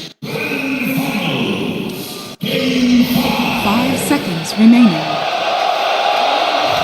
The feeling in Shanghai right now, it will never top this. Everyone's seated, excited and elated for Game 5 in our grand finals to see exactly what these two teams are going to build for themselves in either a draft and an execution that will result in lifting the Aegis, or one that walks away with disappointment. And looking at this one, Spirit, we've already talked about, has the first pick, and the bands for themselves, it's a run back of Bounty Hunters and Nature's Prophet at the moment. With this time around, it is Vision going for the Tree and the Shadow Fiend band. Yeah, it's a little different this time because Team Spirit had first pick in Game 4 and they banned their own Shadow Fiend. This time around, Vision are the ones that banned the SF, so it makes it that they can choose their pick of the litter here between the Earth Spirit, between the Lone Druid, and the Dark Blue Willow, I believe. Yeah, this is... they're using reserve time on it. They're going to ban the Doom. I really like this. I think now the key thing for Spirit is you want to pick something that doesn't open you up to Keeper of the Light. Either, I don't think they will take it themselves. It's not super good for Spirit, but you want something that is solid, is fortified, that doesn't have an immediate, easy response, because I think that is most likely what Vision is looking at on the second pick. Yeah, I mean, I think I would even extend it further to say, like, you probably want to pick something that dissuades Keeper of the Light. Yeah. Because I don't think they play it themselves. I don't think I've seen me play it. I don't think so. So I think Vision right now, they're probably thinking, okay, we got our Coddle if we get the chance. Yeah, but also Earth Spirit, right? I mean, 5 seconds no one is undefeated with Earth Spirit this TI. Like, teams have let it through a couple of times and it doesn't work out. Like, are Spirit really trying to call an Earth Spirit bluff here at a Game 5? I don't think it's calling it bluff so much as they found success when 9 class hasn't had his hero, right? And I think that is why even potentially they might pick the Coddle over it. Oh, they ban it themselves. Okay, interesting. So then I wonder what it's going to be that prevents Coddle in some way, or that maybe that just doesn't care about Coddle. Maybe doesn't prevent it, but is fine playing against it. Because to me, that is crucial. Nothing is coming to me is super apparent. It's been a big hero in this series that prevents Coddle or is really good against Coddle. So Vision's turn to pick. This is honestly one of the best heroes you can play against Coddle. Yeah, it is. An old school counter to Coddle because you beat him in lane, you hit so much harder than he does. You're fast, you can match him when he wants to stack camps, you can sleep him, you can kind of stop Coddle from being Coddle in the early portions of the game. Another drawback to Coddle is that he doesn't have a stun. 9 class has been buying Hex, but it takes about 30 minutes or so before that comes out. So you get a free Fiend's Grip for the majority of the game. It also dissuades from Ember Spirit and a lot of no one's other hero pools, Pango as well. Bane solves for this. This is why this hero has just been so up there and ban priority for a lot of teams. You literally read my mind because I was going to ask, how does this answer a potential just bringing out an Ember Spirit and landing a Slark? And we don't even look towards that. It's straight up an Invoker. I think this plays in directly what y'all are saying about the Pango and the Spirits, right? Those heroes that just run into Bane, they're typically not that good. You want something that's further range that can cancel the grip right off the bat, right? Grip has been answered now for the majority of the early game until this. And so I think it's a very cool pick. It's a clutch pick that just says, hey, this is good against Bane. You picked a hero, we're picking a hero that's good against that. I think that really worked for Vision in the last game. And while it's a different hero, I think not jamming the Coddle into a situation it would be bad in is very smart.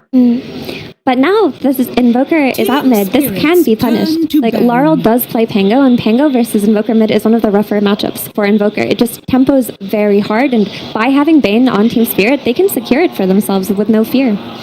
I absolutely agree that the Invo is great against Bane, but I fear for how the rest of the draft builds, and that's where your point about the Pango comes in. I feel like building around this Bane has a lot less vulnerabilities. The Invoker is a lot more exposed, and there's a lot more potential angles for Spirit to try to exploit here. And heroes like Pangolier, other heroes that might cause issues for Invoker, because he's quite a defining hero from the mid lane. He's not one of those heroes that moves around and makes a lot of moves. You know what kind of heroes he needs. He needs some sort of stuns. He needs Sunstrike setups. The Quas of X angle for the hero doesn't exist right now, so he's very one-dimensional. He gets run out very easily as well. So, for example, if something like a Bane plus Mirana come out from Team Spirit, Invoker can't defend himself very well against it. Yeah, you can see Spirit also, they don't care about the Coddle. It may have owned last game, but this is different circumstances. They banned the Dark Willow instead, saying, you want your Coddle again? Brother, take it. We've got answers this game. Yeah, it's just high level drafting going on right now, right? So Vision, they need to try to secure up this Invoker's game. They need to try to build around him, make sure that he can actually be that Bane counter as the game progresses and actually scale into the game and not just be countered into oblivion by the time the 5th pick comes out from Team Spirit. Yeah, a big way you do that is getting strong lanes and getting some melee hero or some tanky hero that can sort of play in front and give Invoker space because there's aggression coming towards mid. As soon as you pick Invoker, there's a big spotlight on that mid lane. They want to pressure you, they want to run you over because you're vulnerable early. And so for Vision, having something that protects that area, that can fend off the Bane, whether they be Vision or clutch plays or something to take up the Nightmare, anything really. There's a lot of potential answers, but you want to fortify this guy. I completely agree. Yo, shout out, happy birthday to everyone born today. Guy in the arena celebrating his birthday, celebrating a Game 5 between Spirit and Vision. I don't know if you could be any more blessed, truly. It's a great birthday. And this is a great hero versus Bane. It does all of those things, and it's a very classic response. 10 seconds. Yeah, this hero's really good against Bane. It's also a 9-class hero. I will say he doesn't really play it that often, but I think he plays it extremely well. He's one of those people that when you give him something like this that has like some sort of clutch play, some sort of like it can do some weird stuff, he usually finds the impact. I know he's a big fan of buying the shard and also lifting his allies out of danger. And here's the Pango, Mira. Yeah, I mean, it's a great lane against Invoker. It has a free BKB. Like, I feel like free BKB in Dota is so conceptually broken. That's why we've seen Lifestealer this series as well. I do want to comment, though, that now that this Rubik is out, a hero that kind of got forgotten about last game was the Underlord that popped off in game 2. Like, are Spirit in a position where they have to pick it here, or they just give it to Vision? Because Underlord would fit so many bills to set up for this Invoker Cataclysm later on. It's so scary to pick into Rubik because this Firestorm gets amped up. It deals so much damage. It cuts through you so quickly. You go from being this tanky blob to just being butter. Yeah. You just have to deal with it then. You have to give them the Underlord. That is, I'm not going to lie, it's a very scary prospect. I think it gives you incredible scaling. It gives you real ease of execution where you can sit back and farm, and if Spirit doesn't run at you, that eventually this Bane, this Pangolin, these are heroes that need to commit to fights in some way. And I think Spirit, with the Mirana, it's exactly what you mentioned, Mira, but it's very focused on aggression. And if there's an Underlord coming, these are heroes that don't like being held down. They don't deal well with roots. They play well off mobility. And there is a potential serious scaling problem. It's just how heroes can become problems, but then another problem is posed with the Doom in that last game, and then Doom shifts up in priority, and the Underlord that was banned was forgotten about, and it's just so much has been happening this TI Grand Finals. It's wild to keep up with. Yeah, absolutely. I mean, this Underlord, I agree. It poses a lot of issues. It's great against the Pangolier. You get that global root that can set up for spells. They can set up for any sort of lift play from Rubik. Pango does have a shard that kind of protects him against it. And Underlord is yet another hero that does not have a stun to cancel the Fiend's Grip. So if they go for that, that's something that you have to keep in mind. Yeah. Yatoro will also have the pick to counter that, so we'll be able to immediately respond, and they're not going to go for it. Axe into Bane is a little surprising to me. It's something you would typically consider as a pretty good response to Axe, because when he calls a guy, you just sleep him and have a save. So I don't know what you think, but I'm a bit surprised. I am as well. I feel like the Underlord looked a lot more difficult to address within the draft, but it seems like Vision wanted to build around their Invoker. While Underlord would have solved a lot of issues in the game, they looked at it as, we have an Invoker in our first phase. Do we have enough setup for it? Let's just go for Axe, the greatest setup for Invoker in all of Dota. Yeah, it's also a little bit more of a pressure laner. Yeah, I mean, it pressures a bit more on lane, right? Underlord kind of likes to draw out lanes. He doesn't really play so aggressively. He tends to Firestorm out the lanes, and that would open up a lot of doors for Yatoro to just kind of pick anything he wants. With Axe, you have to be quite mindful of picking ranged carries. They tend to kill themselves quite easily on blade mails, so a lot of those heroes are now scary for Yatoro to pick. Axe is not the... I mean, there's the Lifestealer, which is... I think it's a pretty good, decent game for it, but it's not something Yatoro particularly likes. It's not in his wheelhouse. I think Satanic is much more comfortable and appreciates the hero a lot more. Classic Yatoro heroes, when I see Invoker, I think something like the Faceless Void. But I don't know... I mean, I would love to see, but I don't know if it's good enough. I think I would prefer the Lifestealer, just because of free BKB. We talked about it with Tango. You've got another free BKB. You counter Invoker. Again, Vision are saying with this Axe pick that Invoker is the centerpiece of their draft and they want to build around it, and Spirit choose to conceptually counter that with a hero that is naturally so good against Invoker. Yeah, I think right now looking at Vision's tools, like they can stun the Lifestealer with the axe, but what next? There needs to be some big physical damage coming out here from Satanic. It is absolutely what he's capable of, but they need to find a way to kill this Lifestealer. This hero has won, I believe, every single game that we've seen him in this Grand Final, and I think he's been quite a big problem in all the games that we've seen in this Grand Final too. Yeah, and these are very important bans. Spirit needs to think about what gives them the scaling. They think Void does. I think that's a great ban. It would have been terrifying to play against as the scale comes out, because I think you don't want to be on a big timer. I don't think Spirit is on one right now, but things are subject to change in these last two picks, and with grand finals with everything on the line, you don't want to have that clock ticking in your ear like saying go, go, go, go, go. You want to be able to chill and play the game at your pace. I mean, we saw a perfect example of just that in Game 3, right? Like, the last pick of the draft, we think Spirit has to play for pressure, TB comes out, it completely flips the script. And these heroes obviously exist, right? So, I love that the Void gets banned out. This hero, you know, you could say, oh, you can just run it over, it's slow, they have way too many slow heroes, but it's Grand Finals of TI, it's a completely different beast. You don't want to be in a position where you guaranteed lose if the game reaches a certain point of time. Yeah, it's just too scary. It's too scary, it's too risky, and it forces too heavy a burden of execution. I genuinely think both teams are gunning so hard for we just need to be able to scale. We need things that are just good game matchups, because it's just too stressful to play a game like this in a Game 5 where you have to run them over. And there's the TB. It's the other beast that eventually just starts feeling infinite physical damage. Both banned out. It's also one of Satanic's absolute favorite heroes, and I think if Satanic could choose to play his favorite hero in his last game of TI, that probably would have been TB. 5 seconds remaining. Yeah, another hero I think of when I think of Satanic classic heroes is the Morphling. Not a great hero traditionally, but it does have a good matchup against Lifestealer. That's a good point, yeah.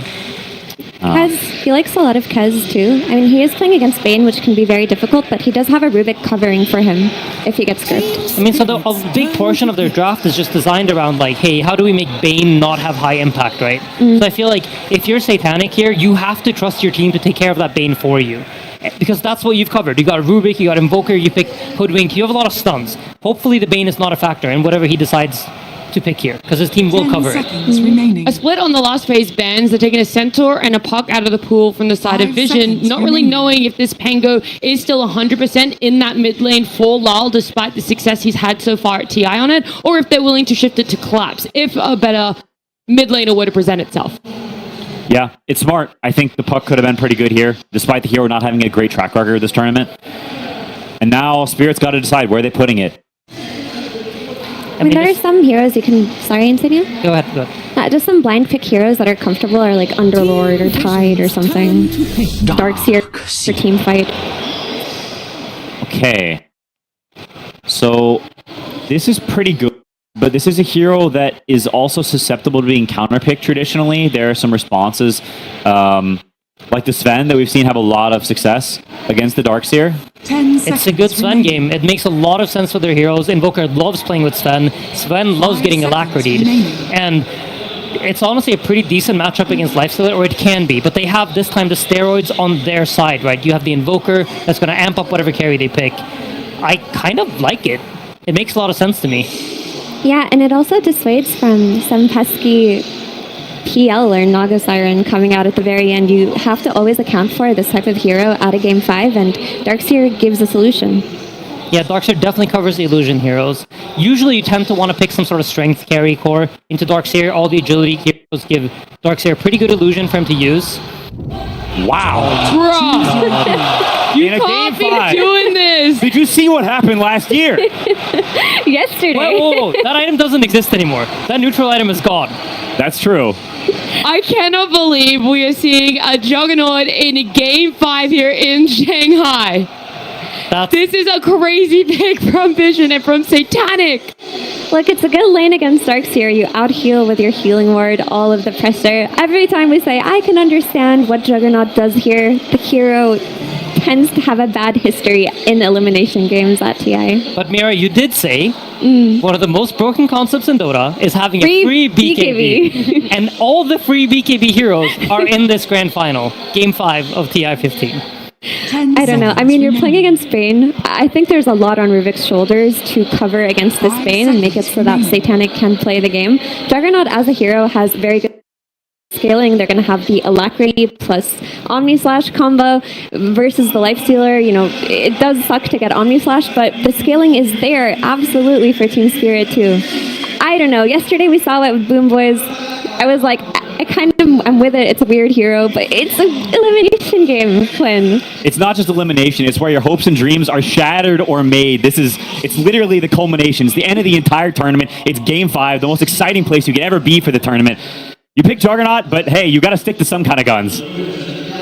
I don't know if I can put full faith in a Juggernaut, but I can put full faith in the entertainment that we will get to see. We talked about it in saying, do you really want to be putting yourself on a timer, whether that's to finish early or stall the game out late? And I feel like there is that potential issue for Vision for this game 5. I mean, I honestly think I don't know which team scales better. How am I supposed to decide? When was the last time we saw a Juggernaut in like full glory? I don't know. I honestly don't know what this hero's timings are. I've only ever seen it lose lately. I don't know. I don't know, Nat. Satanic players before you have attempted this. They've tried this. They've fallen on their faces. Will you be the one to break the Juggernaut curse at TI? Will you show us what this hero is made of? Oh my goodness, dude. Oh my goodness. You can feel it. The energy in the air going into this match. I'm just excited to watch. It's literally the peak of the game. I want you guys, before we do get to something special, tell me, Vision or Spirit, who will be the team standing out there lifting that Aegis with now both drafts playing out? Spirit. Spirit? I think so too, but you know, Spirit, but faith in Jug? No, I never have faith in Jug, but I have faith in Satanic and his playstyle. Insania? Honestly, it's as close to a 50-50 as I could say, but I go Spirit. 观众朋友们，大家好，欢迎来到赛前采访。Snarks, take it over. Ladies and gentlemen, you know this man well. One of the most iconic players in the world, going for his 3rd Aegis. Give it up for Miposhka!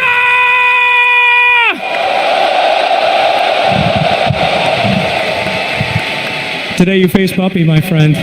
Any words to say to the coach? I'm not going to say something, but definitely you see him. That's a big boy. Of course. So I just wish good luck. I think both teams got their comfort drafts. So that game will show like who is the really best team in the world right now. Absolutely. 很显然，我不能对 Papi 说一些狠话。你们也看到他的体格了，但是我想，今天2支队伍都拿到了他们想要的阵容。我们现在就看看谁才是最后的赢家。From the International One till now, there is no one more associated with TI than this man. Give it up for Puppy!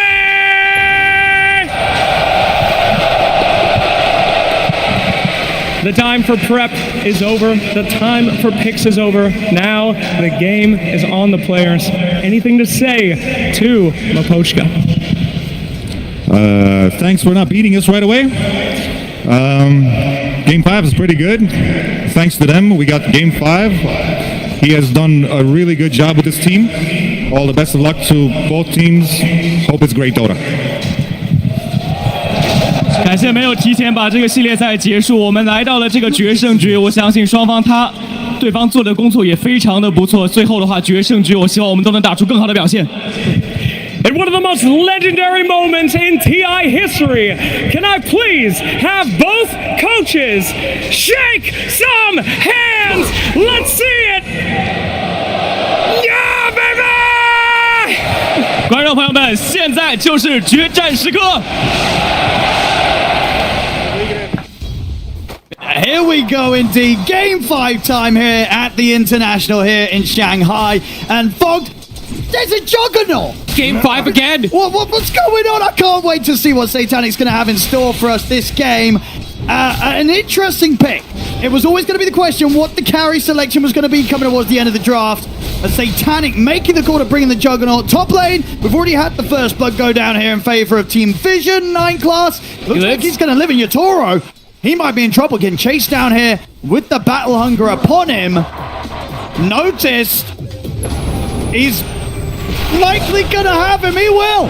What a play. All right, couple of kills already to start this game off for Vision. But Fog, talk to me. Bringing the Juggernaut out here, especially in front of this crowd, they're going to have some painful memories about this Jug. They sure will. But this is, you look at the draft, and you can kind of see the idea, the concept behind it, right? They're looking for this immunity, this hero that has that built-in BKB like the panel was talking about, and playing versus Pango in general, right? You Rolling Thunder in, you can just get Omni Slashed. It's a theory that teams have wanted to try versus this Pango multiple different times. On paper, we'll have to see what Satanic can do for it.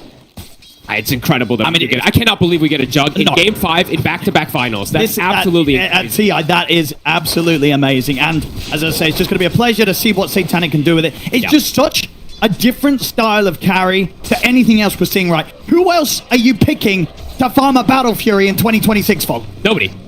Literally nobody. We're not seeing any Battle Furies being big up because the timing of it can be pretty difficult, but the lane, he saw his lane matchup. It isn't a double melee type of Darkseer Ion Shell pressure lane, and even if it was, Jug is pretty good versus that with the healing ward. You have ways to negate it with the spin. This is super interesting, Owen. And the matchup, the Jug versus the Lifestealer, see how that one ends up going as well, too, because times have changed. For a while, in the old school days, it's just like, oh, you Omni Slash the Lifestealer and he dies. Yeah, that's great, right? That isn't really the case anymore. He has ways to play around it with his Infest, jumping in and out, even being tanky enough to stand through. We'll have to see how these lanes do go, because right now, Yatoro is feeling this pressure in this lane. This top lane, 9 class and Notice are doing a fantastic job. Collapse also, he is feeling the pressure on the opposing side too, so the lanes at the moment looking very good for the side of Vision. Might be able to chase him down in Collapse. Couple of hits. He's gone. Bottom tower is under attack. Already, Team Vision up 3 kills here across the lanes, and Satanic off to a very hot start. Top of the CS right now here is the safe lane Jug. I love when we see these type of crazy high execution, high damage type of lineups, right? We have an Invoker in Game 5 as well, too. We have to mention for no one, some teams have been deterred away from picking this hero because of this counter-pick Pango matchup in the mid-game. And no one, at least in the laning phase, he's holding his own very nicely here. 19-9 to the 22-9. In the mid-game, it starts to be a bit problematic because you just get rolled on and it can be hard to just survive, but they do have ways to protect him. I think that's with 9 class. When he gets the shard, can go for this potential save. So we're absolutely in for a treat, Owen. You see some pretty insane Rubik plays earlier to keep the cause alive throughout the chaos that was being brought onto them. And I specifically wanted to mention 9 class because we did say at the start of that last game there could be a difference between the position 4s. Not Me had one of the quietest Clockwork games ever, and 9 class went absolutely ham on the Coddle. So see if he can do something similar on the Rubik this game, because he has some very good spells to steal. Radiant structures are fortified. He has the Fiend's Grip, he has the saves that he can do with the Shard as well too, even stealing some of the Pango spells. Great options. Lanes starting to get broken a bit here. And talking about the last pick for Vision, you know, over on the side of Spirit, their last pick, going for the Darkseer for Collapse. Seems like a good game for it. Yeah, I mean, before, like, the Jug, of course, is going to be a decent counter pick, but I think what they were looking at is they're going to have to pick an Agi carry, so this wall is going to be quite effective in overall game state. So. Sunstrike's going to connect onto him. They've got the Bushwhack as well as Ducalis and Owen step up. 9 class will die. But they get the trade here between the supports, as both mids are momentarily drawn away from that mid lane. Nice Sunstrikes coming in. Time and time again, no one is finding these connections. Laurel has hit the 6. See who's going to get this power rune. Are they going to be ready for it? I mean, both supports probably going to TP to the mid lane to ensure that they do this 3v3 instant TP from the both of them. They know how important this rune timing can be. Rue, get the sleep. The setup. They don't really have the angle, though, for not to connect the arrow here, so be fine. Bushwhack and return is going to allow Ducalis to step up, take that Invis rune away. Tries for a random Sunstrike there. A nice try. Miss synergy there coming between the Rubik and the Hoodwink, using their stuns at the same exact timing there. And they are keeping Lal low. Lal's going to have to be cautious. And for a little bit. And the nice thing for this Invoker... Bottom. Ducalis is able to wrap across back towards the bottom lane. Get the Bushwhack connection. It's the Acorn shot. Big kill off Collapse whilst he's left alone. Oh, Ducalis is having a beautiful entry into this game as well, too. There's multiple different catches. He gets the first blood at the start. He's continuing to shut down Collapse. So the nice thing about the Invoker this game, even though he's into the Pango, in the laning phase, he can always block these arrows. Right? He's always going to have this Forge Spirit to be able to go for runes or arrows. 9 class... But they'll find him here with a rotation. Won't be able to dodge that swashbuckle coming in at the end there from Lal. Starting to get some kills themselves, Spirit, but without a doubt, you know, this bottom lane, Satanic, he could not be happier. Having a beautiful start to the lane. He's going to feel very safe now with the Ring of Health online. And now that he's got the level 6, that extra sort of chance to threaten a kill, it becomes a little more complicated if Collapse wants to come down here and farm. Level 6, done. Healing ward down, back up to full. He's chilling. This is going to be a good timing for the battlefield. It is. A very good timing. And he isn't playing into a blade mail counter, right? A lot of times when I've seen these jugs, he ends up playing into a blade mail or something that just devastates him in most situations. He has to watch out for the Fiend's Grip in particular, but that's the biggest threat this game for him. Yeah, I think that and overall the most annoying thing for the Jug is just Spirit's ability to tank up right. If it's Lifestealer, this Darkseer gets to a point where the Omni Slashes and just not going to be doing much at all. It's going to feel kind of awkward because, again, we have to sort of go back to the fact there is a reason, right, why we just don't see a lot of Jug. Yeah, but Satanic does like it, so we'll have to see what he can do with it. The Spirit with an aggressive move here, knowing the stacks are coming out here from 9 class because they have this axe. Laurel's going to take away probably the entirety of here with the next wash. Almost gets all of it, so Noticed won't be able to get that grab, but Noticed... A-minute power rune, not me. Has to step over. Won't be able to leap up to the high ground. Has to be careful there. The three of them were ready to look towards him. Nice play from Rue. Sleeps a Forge Spirit to prevent it from getting the kill onto the rune there, so Laurel will have a regen for the next move. Yatoro was feeling some pressure at the start of the laning phase. Now that's been broken, but he will have a differential between him and the Jug, and I'm curious to see which one farms faster, a Lifestealer Radiance or a Jug with the Battle Fury. I feel like it might be the Jug. Might be the Jug. With how quick he's going to get this Battle Fury Satanic, I think he might just be able to get ahead of Yatoro and stay ahead of him. We'll see. Which has been very important in this series. It's been the competition between these two carries of who thinks they can outscale the other. We'll see which one's right in this one. Is it the Lifestealer? Is it the Jug? I have to truly see. So the Darkseer, we've seen a lot in this tournament.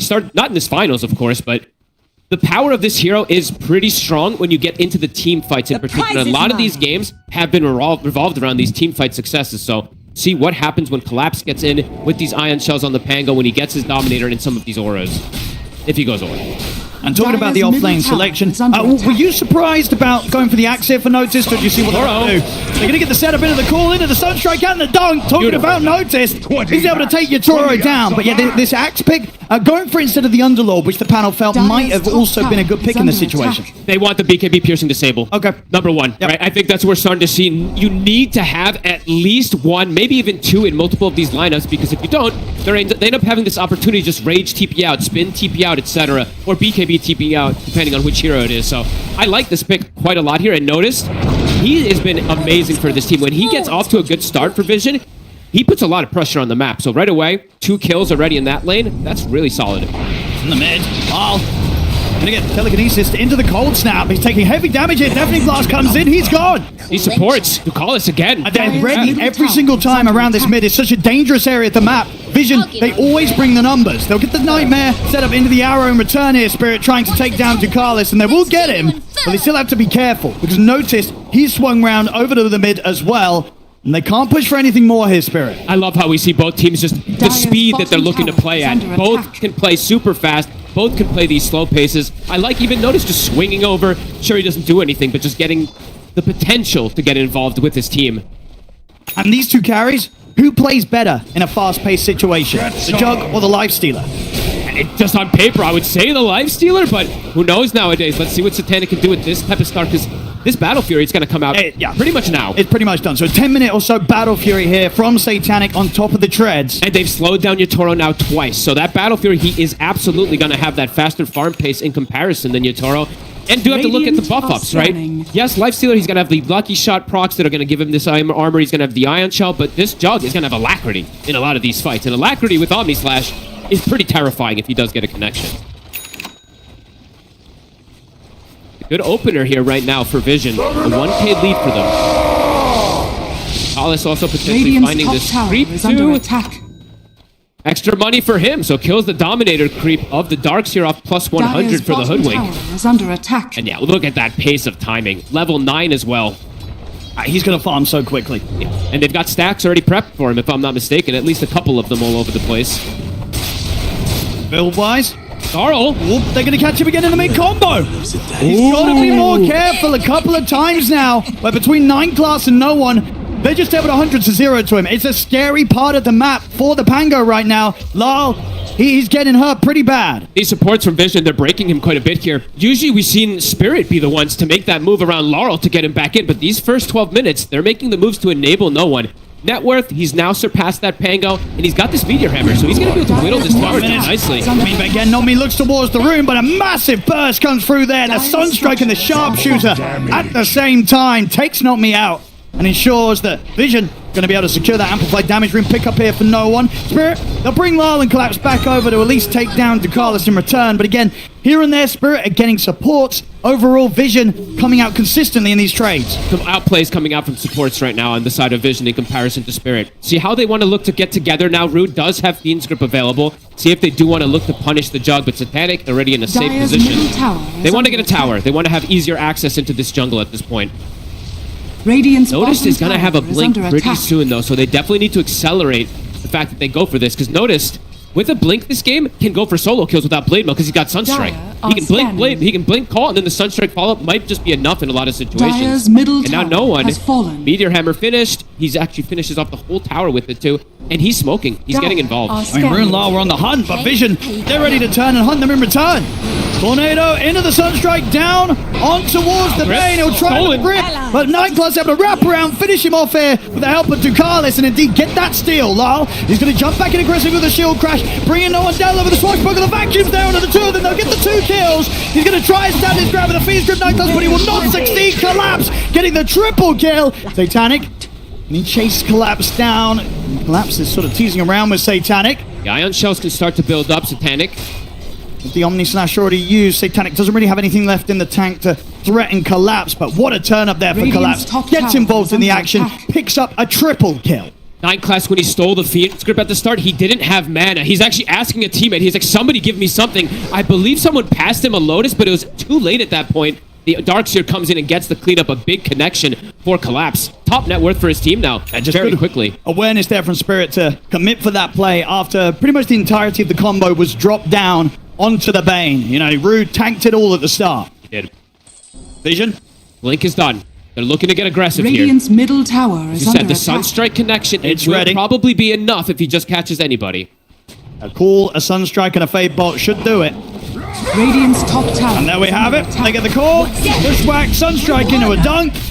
Notice ready to start, just kind of leading the plays. He is going to be everywhere looking for action. He will not be slowing down anytime soon. And Radiant's bottom stepping tower forward here, is they get under the sleep attack. out to Ducalis. Is their follow-up, they're going to use the roll. If there's going to be any help, Notice. Watching from the low ground here, along with 9 class, he's going to get the call. Jumps the backlines, finds the Bane. Sunstrike in, Rue's out. Notice, he'll start backing away. But indeed, there is no threat to the life of this Axe right now. They struggle to tackle the beef of this man.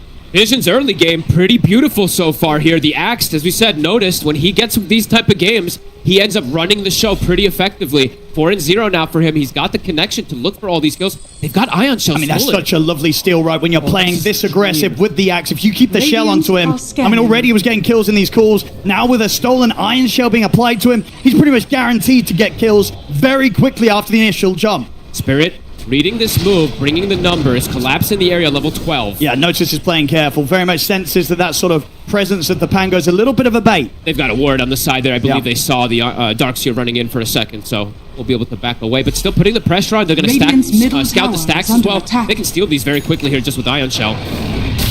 On the flip side, seeing the aggression coming up from Spirit, they're Dire's looking for bottom no tower one, but is under able to attack. distance himself. Sneaky arrow! That's a It very, hits! very nice arrow there from Not Me, and one that no one was not prepared for at all. Was maybe looking elsewhere for Dire's Sunstrike. bottom tower Absolutely. has And he fallen. did the animation cancel Yeah. too. Radiant's There's ways top that you can do it tower as is these under Marauders. If you attack. leap and you throw it instantly in these type of ways, you can actually get that canceled animation. What a play. Radiant's middle tower is under attack. Dire's they bottom go to tower next, Rue? is under attack.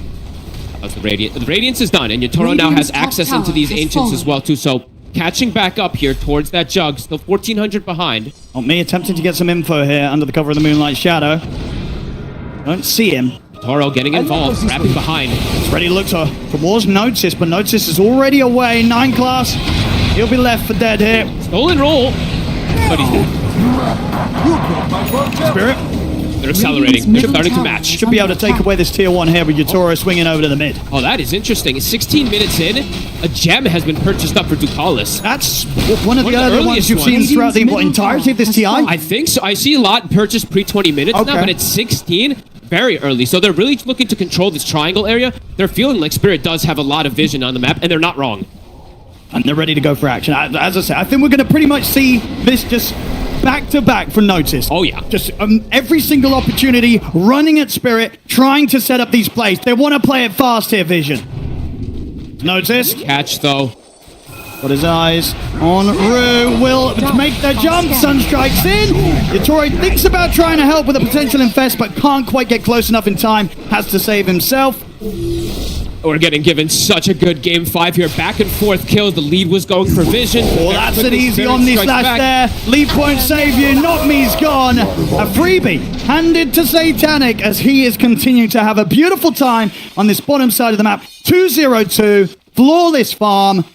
He really could not ask for more. And this is going to be the real test right for the Juggernaut. We don't see it a lot, but he's having this good of a start. Surely this has got to bode well for him. Surely. There is going to be tankiness that has to deal with, right? The Darkseer, the wall can be annoying because it can eat a lot of these Omni Slash hits as well. I mean, I think that's why he's going for the aggression, right? We're seeing with the build, Battle Fury, Manta, and then straight for the MKB. Wants to ensure that when he does come in with the Omni Slash, he's killing these units, killing these heroes. And the blink right afterwards, right? So you can keep the stacks the way that the blade form works, right? You blink, you keep blade form with the Omni Slash before using it. Very powerful, very potent. Just has to be careful. Can get unlucky with the bounces since there is a Dominator. There's going to be wall illusions. They're looking to try to punish here. So Spirit trying to get aggressive here. They've got the blink on Laurel. They've got Fiend's Grip at the ready. If they find Ducalis, that would be a massive pickup because he has get that gem. He's going to show first. Then she gets a bit of a setup onto Collapse. Laurel coming in with the Rolling Thunder. 9 class. Going to try and juke everything that they're throwing at him. Just leave him. I think Ducalis is like, there's no way I'm joining you, man. I've got the gem. Absolutely not, especially when there's 4 heroes showing up for that play from Spirit. And Ducalis even being extra careful. I mean, Collapse. He passed the gem over to the Courier. Okay, Collapse is going to continue to chase. So indeed, Ducalis, whilst he might die, he's able to make sure that gem does not switch hands into Spirits. I mean, Big Brain, look, it's on the south side, all the way off the map. He's taking that gem all the way back to the base. So very smart from Ducalis to not lose it. That would have been devastating if he did get caught with it. Spirit still making this move. Will manage to take the tier 1 tower away. So at least making progress in limiting the areas of the map. The Jug's going to be able to farm. Notice. Gets the call. It's going to be another pickup here that Satanic is able to get involved in. So sure, they lose the tower, but Satanic's game just continues to flourish. And this is an interesting pivot because we don't see this as accelerated in most games. No one's going for the BKB himself. Since he's playing into that Pango, since he's playing to a lot of this magic damage and team fight, he wants to be able to actually have his body in the fights at times. Can still be dangerous for the Invoker at times, but this is a cool approach because you do need BKBs as we're seeing team fight is everything in this grand finals. And I like the change up we're potentially going to see from Yatoro as well, right? He is queuing up the S and Y. So I mean, we don't always see the carries pick up, but in this game, there's Axe. You need the beefiness, as you say, against the call, against potential Omni Slashes as well. Yatoro needs to be as tanky as possible to survive through those sort of offensive plays. Old school item build that we used to see a lot versus this Axe when you see these matchups. In terms of that farm speed, though, as predicted, it is going to be tough for Yatoro to keep up with this Juggernaut, especially just due to the fact that Satanic is getting involved in action. 2-0-3, thanks to sort of what's been brought down to this bottom lane. And at this point, I mean, for Spirit, how do you look at identifying and dealing with this Juggernaut? What's the move you are going to look to make? Or at this point, can you not really? Do you have to look elsewhere to try and get that lead back in your favor? Oh, you still can. You Fiend's Grip, right? Sure, it's on cooldown right now, but that's going to be the big one. So it's eyes on 9 class to get the saves. 9 class, so this is cool. I was wondering which one he's going to go for, if it's going to be the Blink or the Shard. So the Blink allows him to close the gap versus the Bane and stop the Fiend's Grip. Get these the Shard would allow him to lift and move someone out of position, but the Grip will continue. So he goes for the Blink instead for the most aggressive type of play. And it's not only the Fiend's Grip, right? If he gets Rolling Thunder, there is other spells that he can go for as well, too. Some pretty excellent steals for him. Yeah. I actually grabs this game. I really like the fact that he went for the Blink this game. If he gets Rolling Thunder, too, just insane amount of control, and it's really just about that positioning to stop the Fiend's Grip. So Spirit looking to get aggressive again. They do want to slow down Satanic's progression here.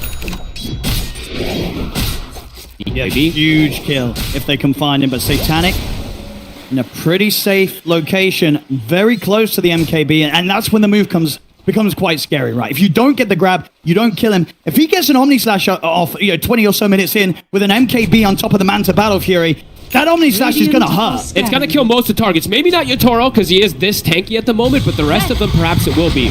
Shiva's picked up, 9 class. And have eyes on him in the trees. Not a bad grab at all. Taking 9 class out of the action means that there's less likely of sort of these next 30 seconds where Vision's going to be running at Spirit. Spirit's ease of execution feels a little easier right now with the team fight that comes in from the dark side. A lot of the team fight, it's going to be reliant on Noticed and No One at this point in the game. So we'll see if they can get this connection. Noticed will get arrowed.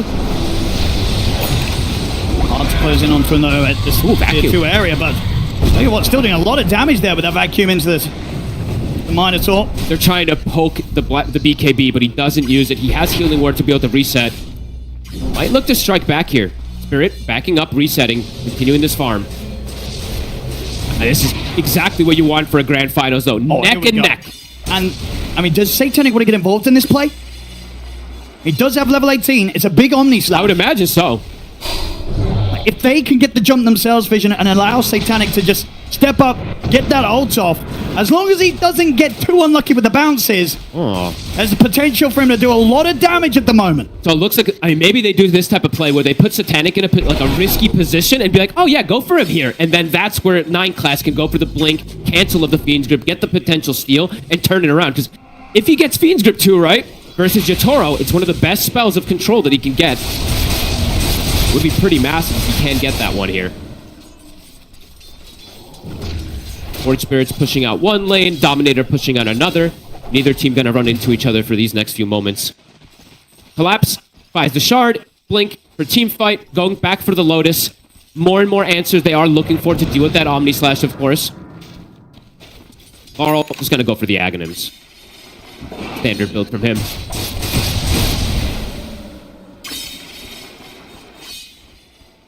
How's the Yules looking for the Mirana? Getting closer and closer. Not me if he's able to find this Yules in these next few moments too. Can be very annoying for Noticed. He has BKB, but if you don't use it immediately, it's going to stop your initiation in a lot of these moves. Me? Whoop. Sneaky.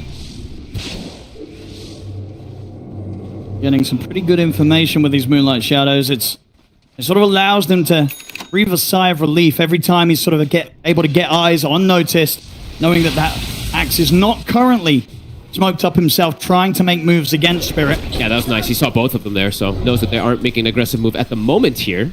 9 class very close to having this shard now finished up as well after the Blink Dagger, so we'll have multiple ways to potentially save.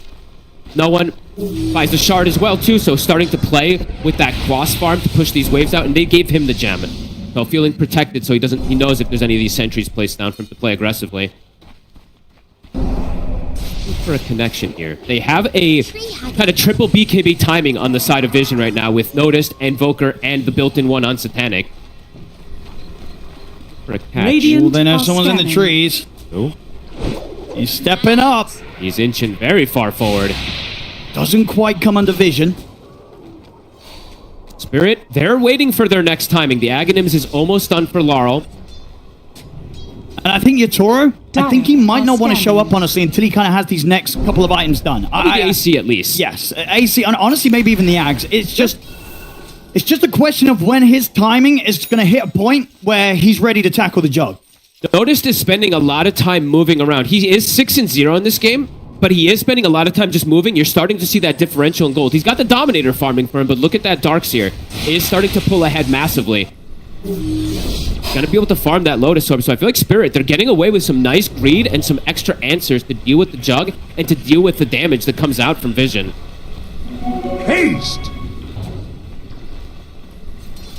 They're just sitting back farming, as you said, waiting for that next timing. I think, yeah, Yatoro wants time. Honestly, I said I wouldn't be surprised if he's like, I want the AC, the Ags, and the MKB before I fight. That's a lot of gold on. It is. I think he'll show up before that. We'll see. Those creeps could be tempting. They can. Gotta get that money. The AC and the Ags in particular, for sure. Could be a nice one to wait for. Rue, halfway toward the Aghanims, is going to potentially be able to get to that point where he has this Ag speed that can be very annoying to deal with. The lift, it'll cancel one, but good luck covering for the other two. You have to get a tornado connection potentially. Can be hard to deal with at times. I mean, it's just a question as well, right? We are in Game 5 here of the Grand Finals of the International. Both teams have been pretty good so far in this series at making constant aggressive plays. Now that we're here in the Game 5, Do you think we are going to see both teams lean on the more sort of safer passive style? Like, are they really going to be able to keep this pressure up at this point of the tournament? I don't think so. Both teams have been playing super aggressive. They're keeping it up. I think we're going to see them keep it up. Here we go. And I wonder which team. I wonder which team is thinking about. Do we outscale? I think Spirit might be along that line that they think that they do outscale. I think they might feel that. Right, the Jug is just a bit of a limited hero. What he can do at times. And Omni Slash, at the end of the day, you are kind of trusting in the RNG. You are. They know where Satanic is. He gets the blink away. I mean, it was such a huge catch, but indeed a step ahead. They will not manage to close the gap and find the grip. Annex Farm continues to have that separation, a 3K lead over the Lifestealer. Is going to potentially be able to get this Butterfly before there's any realms of that MKB. Might have to slot it in before the Aghanims on the Lifestealer. Yeah, I'll be interested to see what he does. He might have to. Yeah, because as you say, for the matchup, obviously you want it for the items, but at the same time, the Axe does so much. It does and just being so able to much. avoid what the Jug wants to do to you. Sure, you're not going to be able to necessarily cut through that Butterfly, but you're going to have a pretty high chance of surviving. And the fact also, have to point this out, he is going Butterfly, going some pretty good items for a Darkseer wall. That wall illusion is going to be pretty scary if they don't address it early on in the fights. No one? Looking for Rue. He's got backup coming in. Do Spirit want to send anything over here? Toro is looking to come across to the fight. Arrow? They get the arrow connection onto 9 class. Yatoro will be able to quickly take out the Rue. Being noticed, he did get the call onto Rue. 1 for 1. AC done here for Yatoro. Satanic. He get chased down a bit by Collapse. Healing ward out. Collapse able to quickly punch it. They get the connection in. Trouble. Thunder. It's a good bounce. Here's the Omni Slash, but the bounce. The illusion. This is the struggle with the Omni Slash. Sometimes the bounces just don't hit right. Lal survives. And Collapse with the body box. He's trying to see if they can do something about no one. He has to go squawk away. And he's got a BKB to survive. Oh man, these moments. One of the reasons why Jug can sometimes be a bit of a risk, Fog. You press the ult, and the ult just don't hit the way you want it to hit. And they have multiple ways to do that as well, too. With the Dominator creep from Collapse with the wall, they have 2 different ways to disengage and break that 50 seconds. That's going to allow Yatoro to close that gap in net It worth. is indeed, yeah. Straight over towards the Roche pit. Radiant's middle tower is under attack. He's going to get set up on there by not me. Off the mark there. Still no Collapse. Definitely chasing with the Shiva's Garb. We'll get him up on the cliff. He's going to be caught up there. We'll try and get the pushback onto the 2 of them. But he will not be getting down alive as Ducalis killed off on the cliff. Spirit getting a lot of momentum now at this point. Getting the Aegis as well, too, for Yatoro. And have to point some other things out, right? Besides the Jug Omni Slash having this massive deficit, Lifestealer as a hero, as the game progresses further and further, you're getting killed, you're getting creep kills. His HP is going up massively. He has 400 bonus HP as well. As I say, especially with this build, the Armlet, the SMY, the AC, Yatoro is tanking up perfectly. So honestly, even if you do get fortunate with the Omni Slash bounces, he might live. You're not guaranteed to kill him. Nope. This Lifestealer is going to survive. Gonna have more and more armor, more and more answers to it. The Lotus with the Shivas reducing some of this damage too. Feeling concerned here, Vision. Have to get some extra connections. Have to look for something with Notice. He's been trying, as we said. He's 7-0 on this Axe, but it feels like it's been a quiet last 10 minutes of him finding some of these big core kills. Spirit just playing around it, just playing for the farm, playing to get Yatoro to this position. And Rue, we said, the Aghanims, it's very close for him as well too for that extra follow-up. 1. Him and 9 class stepping up on this top lane. Okay. Those 2, I mean, they cannot set up onto Yatoro. To try and go for Yatoro has to have this Axe around here for Notice. And even then, with as tanky as he is, they're very unlikely to kill him in a call. And especially twice. There's 3 minutes of Aegis on Yatoro. It's going to be interesting to see what Vision do about these moments. They need the Hex, it feels like. Invoker in particular, no one, he needs to get this finished up. They need that extra bit of control to just burst these targets down. He does have it finished. Not me. Have the setup here, no one. The leap off before the Hex. They're going to try and chase on forward. At the same time, Collapse running down to Carlos and tries to bounce away with the sharpshooter, but he's caught beneath the cliff. They always get a catch at the same time, it feels like, on the side of Spirit. Basher now picked up for Laurel, too. Miss Satanic, he wants to try and look for a fight. He's got this blink, has the butterfly. Omni Slash is back up. It's got to get a big connection, and they have to deal with Yotaro twice still. It's 3 minutes still on this Aegis, so it's not an easy option to go for. 9 class wants better steals here at this point. He has Surge. It's not a bad one, to be honest with you, to be able to close that gap or even distance away for some of his cores. Looking over to Yotaro at the Radiant's mid. middle tower is Standing under strong attack. as he eases around the tier 2 tower. It does feel like the later and later it goes, this lifestealer is going to be more and more problematic for the damage. I think so. It's really just the Jug who's going to be dealing that damage for him as the game does continue to progress. No one, almost level 20, so almost has that 20 talent for the Chaos Meteors, but he's been quiet this game too, just some Sunstrikes, 0 and 2 for him. I mean, they do have a massive sort of combo to throw down on the Lifestealer, right? If they get this call into the Invoker combo, into Satanic, getting in with a big ultimate, big Omni Slash, obviously they have to watch out for the Bane. They have to watch out for the sleep save. It's going to be there to disrupt that sort of play. So at the same time, once they go for this, they're going to look towards the supports, right? They've got to try and find the Bane, take him out to start the fight. Collapse. Eondis found. Eondis is going to protect him from a lot of the Omni Slash bounce. Oh, and Collapse. Not still allowed to survive. He gets the surge off. Bushwhack is still there, though. Is he actually able to rope for this Collapse? He does tick out. The Battle Hunger finishes him off. Can they get away on the side of Vision? Back under the tier 2, they should be fine. Might need to re-engage. They get the call. But they bring him down. But Collapse now gone for a minute. Oh, this itemization for Collapse is really clever, right? Just going for this, and he almost survives all of it there. Smoke up Vision, looking to take advantage of perhaps that Aegis timing out. It's still 70 seconds. I mean, they have to go. The fact that there is no Darks here, they've got the numbers advantage. Sure, they don't have the ult, but even so, if they're able to get some sort of lockdown and Satanic's able to blink in, come in with the right clicks, he still does a lot of damage without relying on the Omni Slash alone. And they know there's no Rolling Thunder as well, too, so they feel like they have that team fight advantage at the moment, even without that Juggernaut's ult. Axe, BKB is on cooldown, though, so has to be careful how far forward he goes. He's respawning soon, 20 seconds. Yeah, they want something other than Yotaro. They don't want to try and take this Lifestealer down twice. Seeing the back line, they've got a ward down. 9 class is going to get in. They're going to get the vacuum here with the stolen vacuum onto the two of them. Sets up for the call to burst through Rue. Yotaro, he's ready to look for the counterplay. Jumps in aggressively with the Infest into Satanic. Satanic will lay down the healing wall, but Yotaro immediately swipes that away from him. 9 class gets the blink off. They will manage to escape Vision. A quick retreat. Almost 2 kills they're able to grab there. The vacuum catches the 2, but the quick leap from the Mirana ends up protecting him. And an Infesteal now that he does have. So a further save that 9 class can potentially do here in these next upcoming fights. Could come in pretty clutch. It definitely can. Just sort of have that extra sort of health to allow Satanic to maybe live through some sort of jump that Spirit get onto him and buy him time to turn, get the ults off. He's going to have it back up in 10 seconds. It'll put the Jug at, what, from 2k to 3,200 HP. That's a massive amount. And he does need some HP, it does feel like. He can get burst pretty quickly in these fights. Satanic, all aggression with his Dire's build. bottom tower is under attack. Shadows, It's all right. take us. Ready to make the moves here off the back of Lal. They know Rue's there. Gonna get the catch underneath the tier 2 tower. They'll be able to take him out before the backup arrives, but backup is on the way. Lal flanking. ready to lead Yotaro into the action. This might catch him off guard here. The Infest has already been used. They have got the Omni Slash though from Satanic here, ready for Yotaro. Lucalis thinks he knows this is coming. He actually throws a Distiller in the back line, so he's expecting a wraparound here, it looks like. Has fallen. Looking forward here, perhaps to break the Dire's smoke barrel. structures are fortified.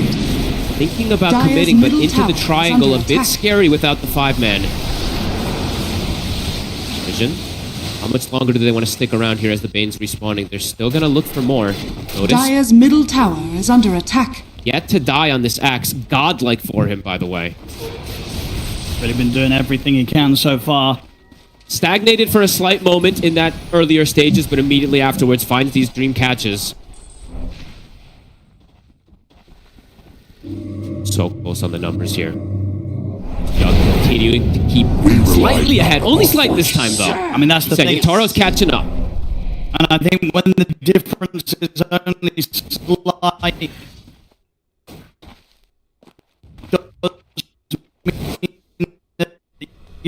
Dire's bottom tower is under attack.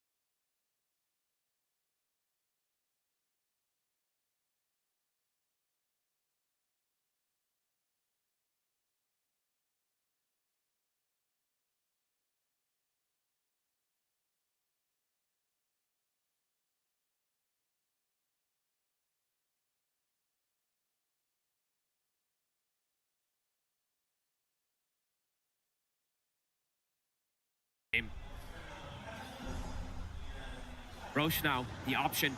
Yatoro will get tossed in the pit from the Roche. They're going to quickly bring this down. The Roar will disarm them for a second. It will get scouted. Vision, do they even want to fight over here? It's dangerous. They've got to sit back, let this go the way of Spirit, this Roche. What do you do to itemize, right? What do you do for Vision to counter this? Looking for the Lincolns for the Jug. I mean, this is the thing, right, as a Jug as well. It feels like you need so many items to make this hero work, but you've only got 6 slots like the rest of them. And there are counters versus him. There's multiple different ones now with these Lotus Orbs. Even if potentially they have just like Ghost Scepters, right? Because he doesn't even have a Nullifier. I mean, if they even have a Ghost Scepter, they could just eat the whole Omni Slash as well, too. He just needs so much. He needs so much. He wants a Lincoln Sphere, he wants a Nullifier, he wants a BKB, and then at that point, he probably wants more damage as well. So many things that Satanic has got to try and address in so little time and under immense pressure here against the lead that Spirit currently have here in this Game 5. Collapse just keeps dunking new items out, too. He has a Hex. He has 7,000 gold after these fights, too. Treating themselves to an Aghanims on the Mirana now, level 18. Spirit, with this Aegis, going toward the high ground. 4 minutes left on it. Okay, they've got a Nullifier at the least here. So the Axe now has at least the answer versus the Aeon Disc, and I think Collapse needs to be a higher priority target for them. Still, though, these Lotuses are going to be problematic. I mean, Collapse has been running sort of literal circles around them in these team fights. True. Very true. Setting up so much. And he still hasn't decided what item he does want to go for yet. He's been queuing up Wind Wakers, a couple different ones as well to Collapse, thinking about it still. I mean, Wind Waker could be another one that just really throws another issue the way Jug wants to play. Borrow's in. He's in, ready for the dive. They are able to catch no one. There'll be a quick lift up from 9 class and an Infest to keep no one safe. They had to put the BKB here, no one. Return, get the Hex out onto Yatoro. Satanic jumping in, doesn't want to commit with the Omni Slash though. If he Omni Slashes there, he could get put into a dangerous spot and get killed, so he knows how careful he needs to be. 9 class will get nailed by the arrow. He'll be okay. Spirit, don't need to sort of make the jump too aggressively to the high ground. Still many minutes here with the Aegis on Yatoro. I think they're starting to feel that power that they have too as the game progresses to this point. Just much easier ways for them to jump and take these fights. It's very difficult to see how Vision, it's like this 4D chess kind of angle, how they have to execute the fight. They have to get a successful Omni Slash or the fight's just over. And as we said, there's so many different angles, so many different answers. And Yatoro, on top of just tanking up with the armor, right? The longer and longer it goes, just watch that HP pool. 623 now, max HP. Yatoro, ready to finish off the tier 3. How are they going to push him back? One. The Hex into the meatball. Not enough. So many ways to bail him out. Takes some decent damage running along the Meteor, but has the Infest. The protection is there. I mean, Lyle could be ready to jump straight back in with him. They get this creep wave push forward and Spirit see an opportunity. They might just dive again. No one's BKB back on cooldown in 5 seconds with the Aeon Disc down for 30. Can get caught and killed. Has to play very careful.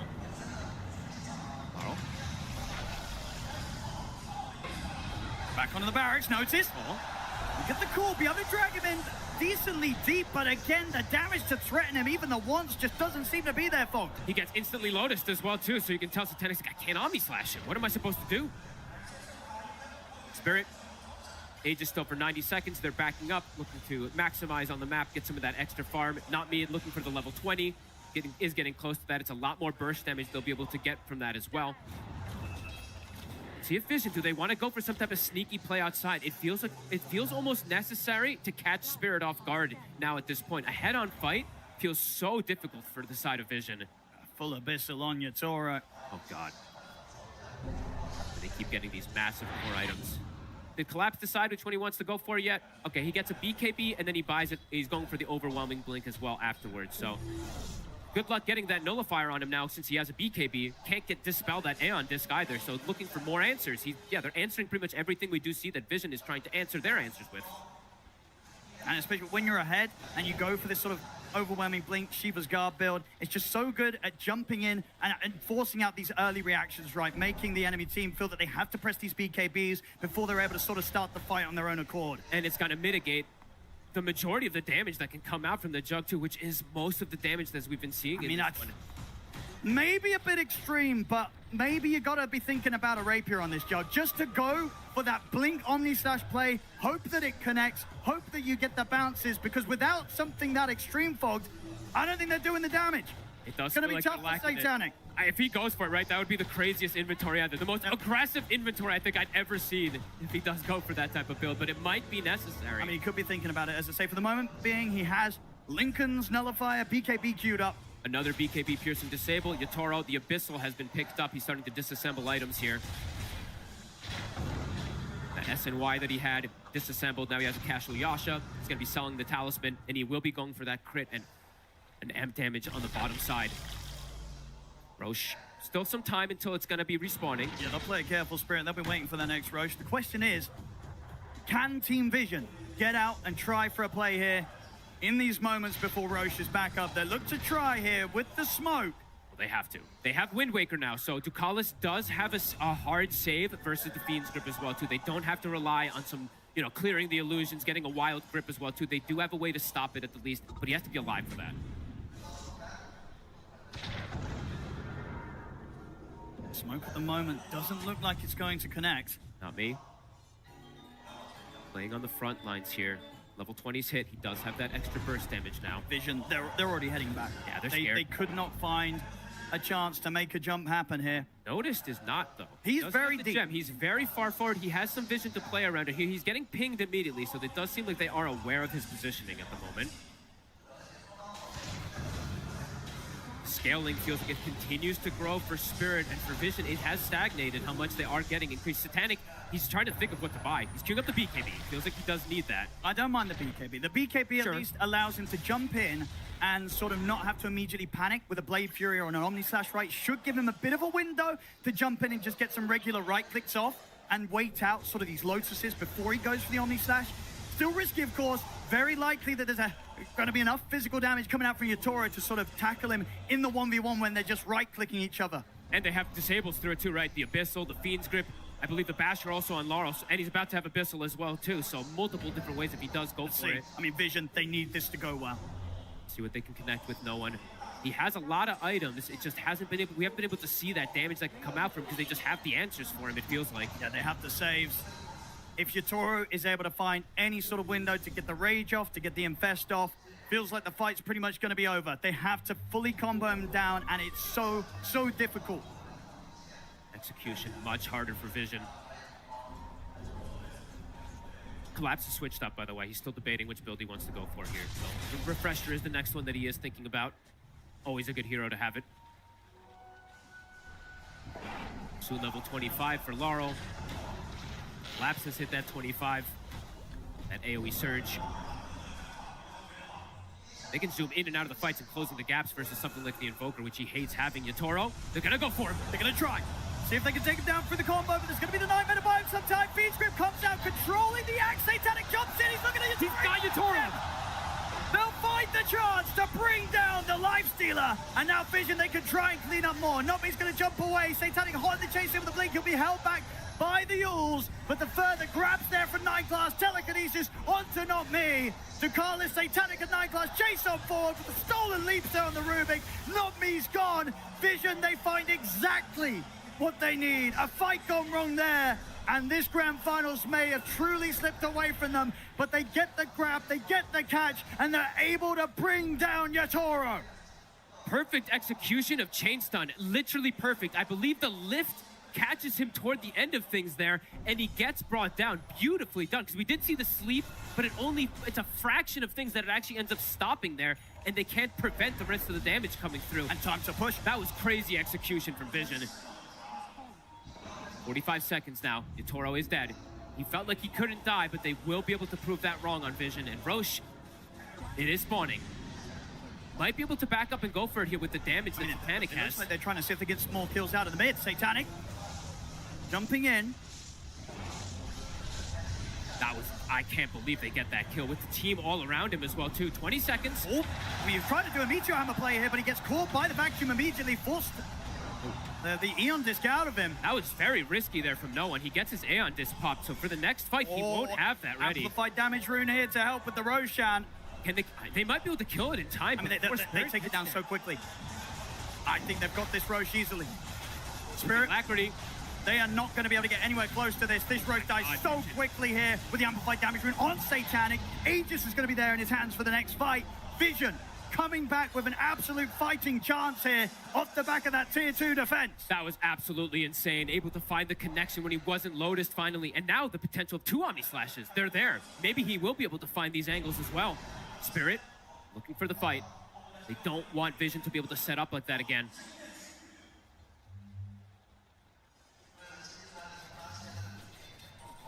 Much longer on the amp damage. It will be going down. Timeless Bauble for the Invoker. Long disables that he can put out here.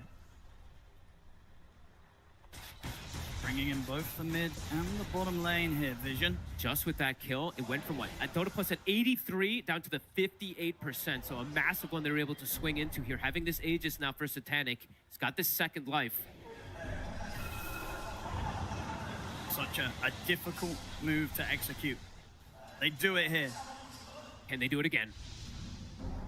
Much harder when it comes to making that play into the hands, into the base of Spirit themselves. Carl immediately gets Lotused up. They're anticipating that they're still standing out there. The banner all the way in the back lines for these creeps. These creeps are going to do some work here. With the Alacrity too. Yeah. Surge to go for the banner. He will be able to take it away.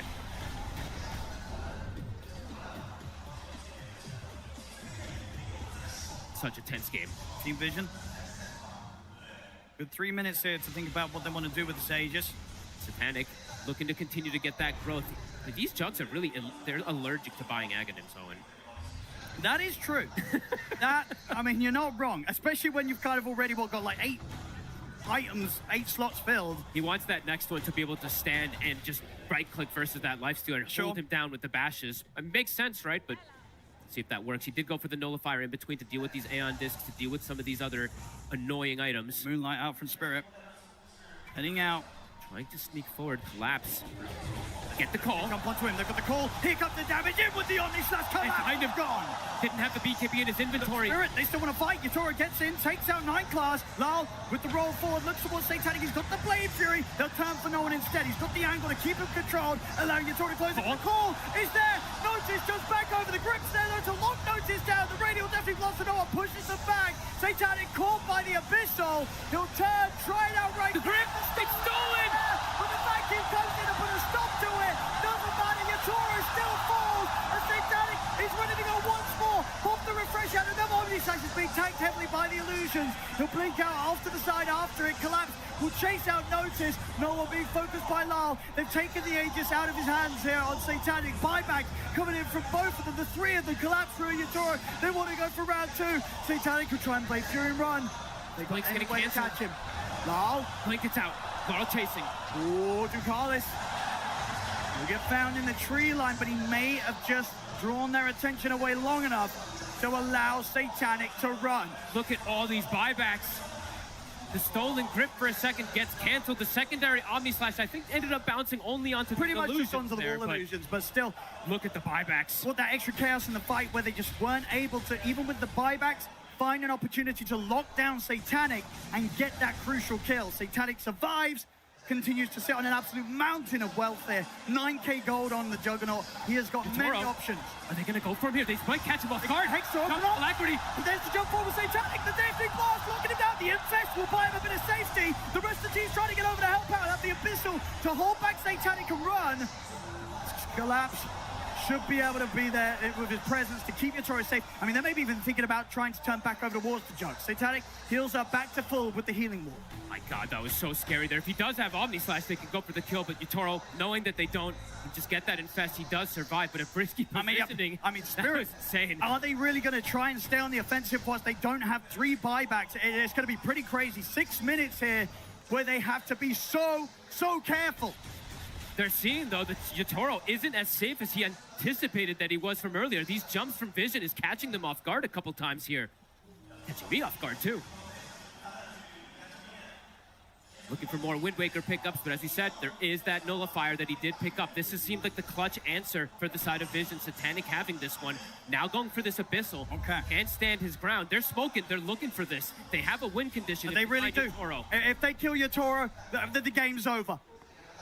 Very, very likely so. Without the Lifestealer for 2 minutes, that should be enough time for Team Vision to close this one up. So Yatoro has to be protected here at all costs by Spirit. They cannot let the Lifestealer get caught. Not me. He's found. We have the most raid boss builds I think I've ever seen on these carries. Look at this. There's both completely 6-slotted. Yeah, Yatoro with 5k HP here with the arm that turned on, thanks to the fact that he's picked up the Satanic on top of it. He's just looking to tank up. Has to survive through these calls if he does get caught by the jumps of Notice, which is very likely with how well Notice has been playing. He has been finding these jumps. He has been. And no one can get these connections. This long hex, they will die during it. Eyes on the save, the Bane, the sleeps, the little sleep, the Lotus Orbs could be everything to protect. Spirit. They're in such a risky position, but this is what we love to see from Spirit. Even when they're in these sort of spots where they don't have buybacks, they are not afraid to take these risks. They know that you have to try for these sort of risky moves if you want to claim the Aegis of Champions. Pretty much even on the net worth here, coming up to 57 minutes here in a game 5.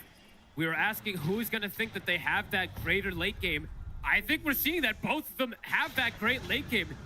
Not really clearly seeing an advantage for either one at this point. Yeah, all about the play right now. All about the play, all about the catch. Eyes on Noticed. Both teams have the tools. Yeah, okay, I do see the BKB getting swapped back in. So Collapse not able to play with the Refresher Shard in his inventory. Absolutely necessary. He needs to be able to protect the Nullifier. They're going to get the catch on towards him outside of the base flow. He's got by. I mean, Spirit, they're going to try running in at this. They're looking at Satanic. Yatoro's going to jump and aggressive over towards him here with the Infest. The wall gets dropped down into the Abyssal. They lock down Satanic. He's going to get saved for now. Can he turn? Abyssal dropped down, but he will fall. Spirit on the aggressive here. Despite the fact they don't have the buybacks, they're ready to turn and fight. They look towards Notice. The BKB only going to buy him moments here before they inevitably bring him down. Yatoro knows it. He's like, if they don't jump me, I'm going to kill every single one of them. So Laurel, he buys back immediately. Back the other way we go. Again, just doing this in this situation, this is absolutely peak Team Spirit here in the grand finals coming up to 60 minutes in. They never play scared. Never. They never play scared. And now they're in a spot where, despite the fact that their buybacks are on cooldown, they might just be able to force these crucial buybacks out from Vision. No one has a full refresher picked up here for the move. How much damage he can do on the hold. Yatoro. And when do the buybacks come out? Do the buybacks come out? What's the move here from Vision? Let's see. Toro playing it safe, going for the push here. I mean, do you buy back or do you let these 2 sets of racks go? Because you still have a tier 2 down on the bottom lane. Do you just sack the 2 sets of racks? I think you might. Unless they overextend on the side of Spirit, you see a position where you can go for this kill on this lifesteal, you might wait. See how much Team Spirit try and push for. They'll take the mid racks and indeed they'll move over towards the top. 20 seconds. Now at this point, you do not want to buy back. The Hex will come out, but he's got saves. I mean, yes, it's a tough call to make here, but it feels like the lesser of the evils really here for Team Vision. They have to hold back on the buyback. They don't actually end up losing the full set top, so a little bit of a bonus for them there in that sense. But overall, Spirit strike back, able to do heavy damage here, taking out the full set mid, taking out the range racks top. But at the least for Team Vision, they don't have those big buybacks forced out. They keep their cool. 2 minutes left till Spirit has their buybacks back at the ready. Spamming the Moonlight Shadow for positioning. Seeing the pickup here from Noticed, I love this. This could be a game-winning refresher. If he gets a double call, trying to find Yatoro on the angle, could be everything for the team. They can follow up. There is going to be saves. We are seeing the Wind Waker now picked up for Not Me. So it does have that potential to also get the save, even if there is a nullifier, since it's going to be a raged lifestealer. So there's a lot of layers in these team fights to look out for. Satanic wants the Moon Shard, wants the bots to be able to play out the map, and yeah, still not the Aghanim's. Not the Aghanims. They hate it. They don't like it. Nope, they hate it. Don't know why, but they hate it. It is a short Omni Slash, of course, so maybe he's just feeling like it's not going to make the difference anyway.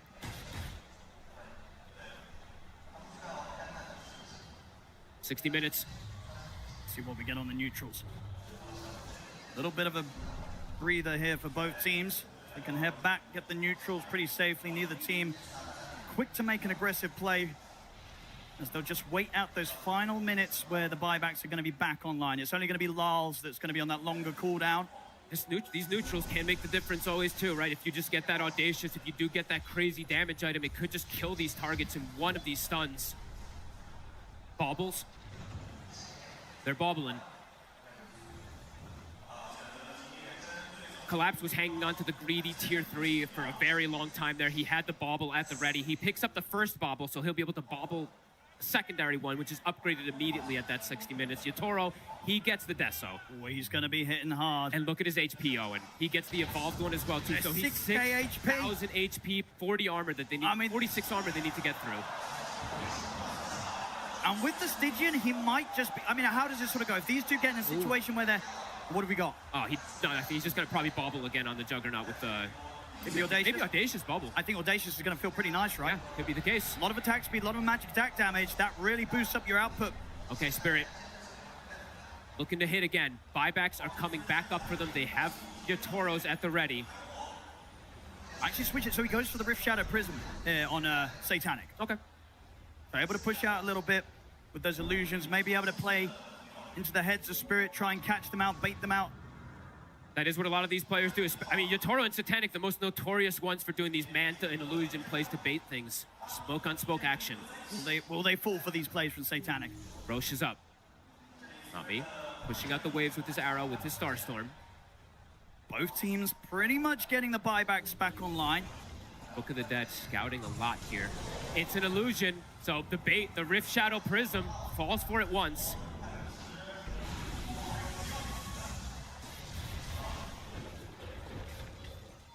All the buybacks coming back up, as we were saying. Laurel, the big one that doesn't have it for the side of Spirit. He's probably going to be playing more onto the back lines in this next upcoming fight in particular. It could be important because around this sort of fight, around the Roshan, both teams are going to want to use those buybacks. Yeah, 100%. Who's got the smoke still left too? Spirit, they still have one. Do they have one left on the side of Vision? I'm not seeing one. Can they find some sort of angle to approach Vision here that surprises them? God, Collapse. He hasn't really been able to find a massive vacuum, but if he does find an angle for it too, the fight could just be decided. Especially with the refresher. Spirit on the approach. No one. They're going to jump the high ground. No one's going to turn straight away with the Hex Yatoro. He's going to look towards the Evoker. No one's going to get lifted back down to the low ground. On the high ground, the stun's there. The bash in on towards Noted. They turn with the Omni Sash on the Yatoro though. The Abyssal is right onto that. Fleet. Can't save Yatoro. They saved him. They turn towards Satanic. The buyback from no one though sets up for the tornado. Allows Satanic to escape the clutches of Yatoro. But Satanic gets jumped upon by Collapse. He's out. Buybacks, they're going to have to continue to come out here from Vision. Notice buys back. Satanic still holding on to his. No one. Wants the refresher. A second combo drop down. With the roll-ups there as the Satanic get Lyle away. He brought back to the Satanic. They have to save him. Yatoro closing in. Gets the bash. Satanic falling low. The healing ward trying to keep him alive. Bushwhack's there. Allows space for Satanic to get back to the safety of the base. Dakalis, he'll try and get out with the Wind Waker. We'll get the blink off. He'll live. No one. He's got actually on the front line. Steps up. Notice has the call on to Lyle. They try with the burst. The Infestial comes down. Yatoro. They will bring down no one. Satanic and Satanic will try and play in Fury to live. He'll get back to the fountain, but no, the burst. He's dead. Dead inside the fountain. Oh, and they've done it. I think they have. The 3 cores are gone. Team Spirit onto the tier 4. GG! GG is called! Team Spirit have done it again! I cannot believe what we're seeing the 3 times! They've done it! They have solidified! These guys are the absolute maniacs of Dota! Collapse and Yatoro! They keep their cool in the toughest of moments! These grand finals, it is where they absolutely revel in the action, Team Spirit. Oh my god, what an unbelievable series. Not me, his first TI appearance, and he wins it. Holy moly. First time for him, and Rue, a second time for Lal, and a third time for Collapse and Yatoro. Incredible scenes here in Shanghai. Team Spirit, this game 5. I mean, Vision, they stepped it up. They had to. They pushed it the distance. 64 minutes in. They took a risk, as we've seen both teams do throughout the draft of this grand finals. The jump doesn't pay off, but my goodness, Satanic gives it his absolute best. They're letting Collapse pick it up first, it looks like. For the They're all deciding. time. Oh my God. What a game. What a grand final. Ladies and gentlemen, the winners of the International 2026 Team Spirit!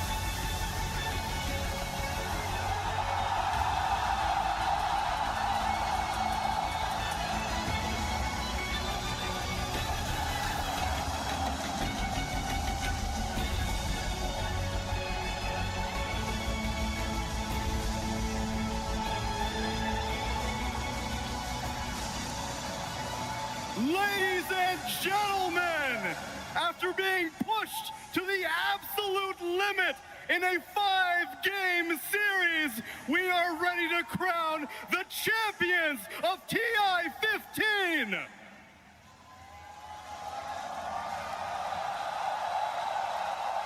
For the first time in Dota history, a team claims 3 agencies! Give it up for Team Spirit!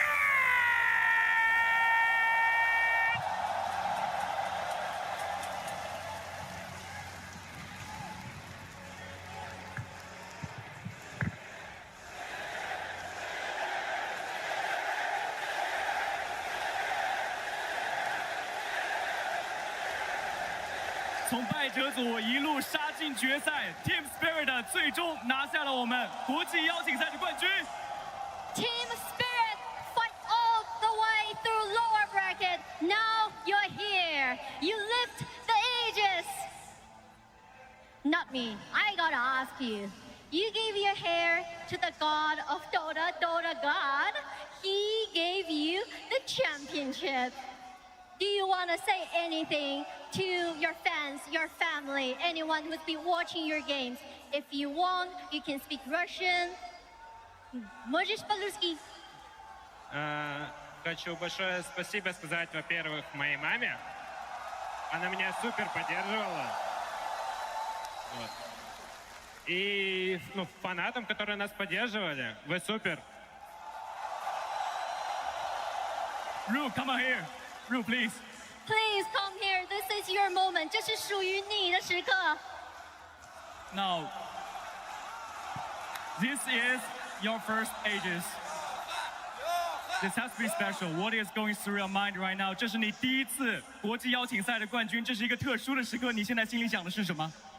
I don't know. It feels like I'm in dream. It feels like I'm still in this game, in this best of 5. So I don't know. Unbelievable. 我不知道该说什么，我好像还在游戏里面。这个 BO5太疯狂了，一切都这么的难以置信。呀，错了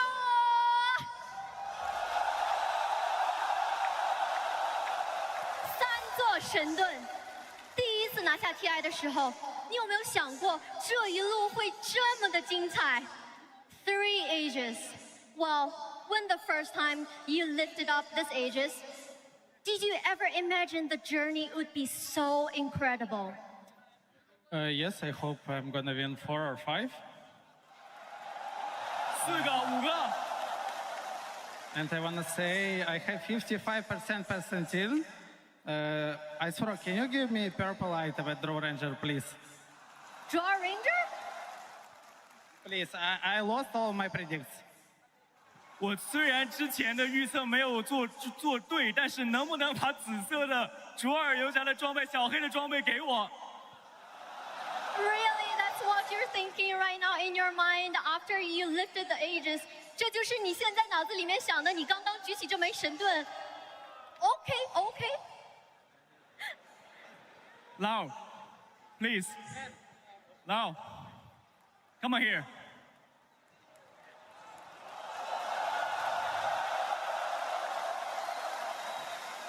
Now there's people questioning you. You've won it once, you've done it twice. What's going through your mind right now? 有人质疑过你，你拿到了一次，你又证明了一次自己。你现在心里想的是什么？ Just feel good. Amazing games. They perform really well. This last fight was amazing. Like screaming, destroy everything. Like when we try to catch them on fountain. So it's just good to play Dota and win Dota. 这次系列赛太疯狂了，最后的一场团战，我们一直在叫，一直在打，我们把眼前所有阻挡我们的东西都摧毁了。能够赢到他的感觉真是太棒了，真是太棒了。那我们想问一下 Collapse， 你和 Yatoro 是唯二拿下3届 TI 的选手，成为世界第1 3号位的感觉怎么样 ？You and Yatoro are the only 2 players that have won 3 TIs. How does it feel to be the best offlaner in the world? A wonderful feeling. 感觉非常好。Any other words you want to give to the fans, to people who support you here in the arena, back home? I'm just a little bit shocked right now, to be honest. 我现在感觉有一点点不知道该说一些什么。现在这种感觉实在是太奇妙了。Thank you so much. Enjoy your moment. 我们好像还有一位。当然，我们不能忘记 Miposhka Coach。Miposhka， 你曾经作为选手举起过这块盾，然后现在你作为教练再一次带领你的团队举起了这块不朽盾。想问一下，你是不是觉得 Dota 这款游戏你已经完全参透了 ？Coach, you have lived ages yourself now as a player, and now you left the ages as a coach with your old teammates, with your team. Do you feel like maybe you just figured out Dota 2 the game? Can you repeat? Do you think you just beat this game? Obviously. 再明显不过了。需要的就是这种自信，对不对 ？That's the confidence we want to hear. Thank you so much, Miposhka. 好的，那在今天晚上，我们见证了 Spirit 第3次举起冠军神盾，3冠王就此诞生。没有错 ，Team Spirit have done it again for the 3rd time. Team Spirit lift the aegis of champion. 也再一次将他们的传奇编织进了我们的国际邀请赛。Once again, waving their legend into the history of the international. 这一切的一切，今天在上海画下了句点。And all it comes to a close here in Shanghai. 而今晚注定再一次属于我们的 Team Spirit。大家一起 ，and tonight once again belongs to Team Spirit.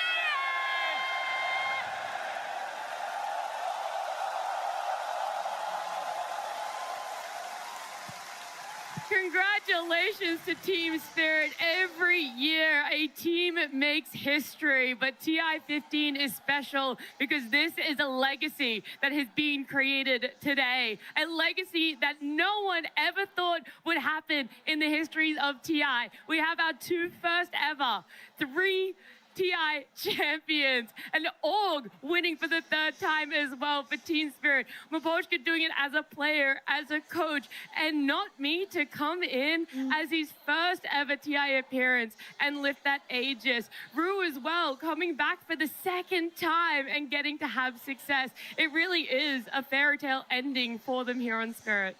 This is the undisputed best team in the history of Dota 2. You go, Quinn. No, they are the GOATs. There's no argument. 2 EWCs, 3 TIs, a million other tournaments. Unbelievable, unfathomable individual skill and team cohesion and Dota ideas that are out of this world. They are the best players to ever touch the game by a wide margin. Yeah, I'm at a loss for words. I'm really happy for them. I honestly think as Dota players, we could have no better ambassadors for our game. I think they are beyond just being great Dota players. They're also great people. They're people you can look up to and you can aspire to become like. They're amazing idols for us to have. And I'm honestly really happy that it's them, that we're the first people to ever reach the three-peat. And no one's done it like this team. 3 TI wins. They are incredible. They have a history of just busting out legendary player after legendary player, bringing in new players, bringing in players who no one heard of before this, who was not me before a few months ago. And all of a sudden he's lifting the Aegis. Rue, nobody heard of him up until last year when he joined. And all of a sudden he's the best position 5 in the world. He absolutely demolished this series. And you can see Coach Miposhka on the screen. He is the heart and soul of this team. He is everything that Team Spirit has represented over the years. Perseverance, resilience, friendship, love. It's just such a beautiful story to witness unfold. I mean, the resilience is so key. You can come in through upper bracket. They've done that before for a win, but to come in through lower bracket the way that they did, to essentially feel like they were powering up 2-0 after 2-0, and then again be pushed to the absolute limits. It was 7 games of competitive Dota that these 5 had to play. 2 different opponents in a single day that Miposhka had to draft for this team. And I cannot believe just what they're able to do at each and every turn. It felt like they were one step ahead, ready to take team fight after team fight. And that last one, I don't even know what to make of it. I would still be living in that booth if I was one of them. I mean, that sleep that Rue gets off on... I know we're not supposed to talk about the game, but I have to. You can. That sleep that he gets off on Yatoro, he's like 1% HP. He comes in with a clutch sleep, and that just turns everything around. You know, like, Bane is like so slow, and you have to walk your way towards him, watching his HP just dropping. Just finally get into range. You're not fumbling your E, so you like double click it and sleep yourself. You manage to get the Nightmare on him. It wins you TI, and like, yeah, it's honestly amazing. I'm so happy for them. It was a magical moment. I mean, Team Spirit, they just have a history of delivering magical moments at TI Grand Finals. They have a 100% win rate in TI Grand Finals. They have not lost a single one. 3 for 3, baby. 3 for 3. I mean, there is no other team that once they reach this point in the tournament, no one can stop them. They're like a boulder that's just getting bigger and bigger, and they demolish everybody in their way. It's unbelievable. Watching them is truly, it's a work of art, and it's what I think a lifetime of dedication to this game from these players has achieved. This doesn't happen overnight, and it's not just celebrated today, and I hope they're able to cherish this for the rest of their lives, because it is an unbelievable achievement in, I think, one of the hardest and best games ever made. It's what better sector to have such an accomplishment in? They've won TI in so many different ways too, right? That TI 10 was a Cinderella run. Nobody knew who they were coming up against when it came to them. They just crushed. They came from the lower bracket. They fought their way to it, and they won. Their second TI win, they were the best from the start of the tournament until the very end. And this TI win, this third TI win, it wasn't sure. Everyone had them like top 4. Nobody knew if they would make it this far. There was a big story, a big monster, a big final boss in Team Vision, and they beat them in the most convincing fashion. And it was the most even Game 5 of the Grand Finals that I've seen in a long time. I honestly did not know who would win up until the very end. Honestly, I think the 10 players in those booths also didn't know, because it felt like we were going to be seeing history repeat itself with this Jug not being able to make it work, not really having a game. But my goodness, massive props to Satanic. I know that it's its Spirit's moment, but they really put so much out there. You were thinking, is this vengeance for Jug? But Spirit at the end of the day have answers for everything you don't even think about. Yeah, Vision put up an incredible fight, all 5 of them. So massive props to them. Even though they're not the victors, that's a side of Dota that's a little uglier and it's rough, but I think their journey is just as commendable. Not me doing the doing the Malrine and Amar. He just needs to fluff after a game like that. And I mean, we have to talk about this guy, not me. A Team Spirit have an eye for talent like no other. Nobody expected him to be this much of a monster. When he debuted in that Dream League season a few months ago, he was two-stepping around people. He was dancing around on his Rubik, stealing every single spell, single-handedly closing out games. And people were asking about, where did he come from? Where did they find him? And here he is, just a few months later, winning TI, lifting the Aegis. Yeah, it's amazing. Dude, that's Audie for you. He'll always support you, help you out when you need it there. But Spirit just have a family like no other in themselves. The way that you're talking about that they can foster new talent, and it's a true testament to what you're able to do when it comes to an environment. Back each other up. Know that when you're down on a game 5, the energy's still there, the belief is still there, and at any point you can take this and you can be the ones out there like they did today, lifting that Aegis for a 3rd time. Yeah, it's unbelievable. They're incredible org at fostering talent. I mean, they even discovered collapsing Yatoro. You go way back. But Poshka, honestly, he was obviously playing before then, but did not have a ton of results, and they create this roster with him. He's the one who fosters all these players from the very beginning. And I think when you look at players and people who have been such a massive impact on the scene, I think Poshka has to be up there as someone who's not only fostered people, but so incredible himself to have 2 rings as a player and also a ring as a coach on both sides of the game. The guy is just an absolute monster. I mean, I honestly feel like they don't win this final without him. 100%. They've become a completely different team ever since he's joined as a coach. You can see the influence. Like, what's really cool about this iteration of Spirit in my mind is that they can play fast. This is their new play style. What they found from the new supports, the new kids coming in and teaching the old players, like, we can play like this. Whereas Miposhka then also brings the stability and the way to play these long, dragged out, slower games. And it's a completely different beast than the team that won the first TI. I think if they can keep this kind of form, they will be a very threatening team coming up throughout all of next season as well. No one ever underestimates Team Spirit when it becomes a TI, but this year was so different for them. All of these roster changes we've alluded to, not a single first place at an event that they participated in as well, which is crazy to think about. This team has always been able to find success for themselves throughout a season, no matter what. And then they have to go through qualifiers, and it's still the same question in your mind. Yes, it's Spirit when it comes to TI, but how far can they really go? And they prove everyone who ever planted a seed of doubt about them to rest. Because you've lifted this a 3rd time or your first appearance. It doesn't matter. Spirit have given us everything when it comes to TI history. And every single player on that team can be praised tenfold. And we have talked about Miposhka, not me, but Collapse and Yatoro, 3 Aegises. Yatoro is undisputably the best carry in all of Dota history. No one's done it like him. No one's looked as dominant as he has once he reaches that main stage and he gets on there. We were joking about bald Yatoro. He didn't need to shave his head. He didn't need to sacrifice to the Dota gods. He is that guy. And Team Vision, unfortunately, they had to face this monster in him. Yeah, I think the one word that describes those 2 players is just clutch. So many people, you can see them get shaky when the chips are down, but they just don't in the same way. I don't know what it is. I don't know how they're like that, but it's unlike any player I've ever seen. They're just, when the moment is the biggest, they play the best, and it's such an incredible skill that's so rare that you can't help but just admire it because it's astounding. I want to give each of you guys a moment to give me everything that feels right about TI-15, how you've enjoyed Shanghai in the last 2 weeks that have amounted to Spirit being our champions for this TI. I mean, for me personally, I think Shanghai obviously is where I started my own TI journey. It's amazing to be back. I'm really thankful to be here and would obviously love to come back to China more. I haven't been here since COVID, so it's amazing to be here.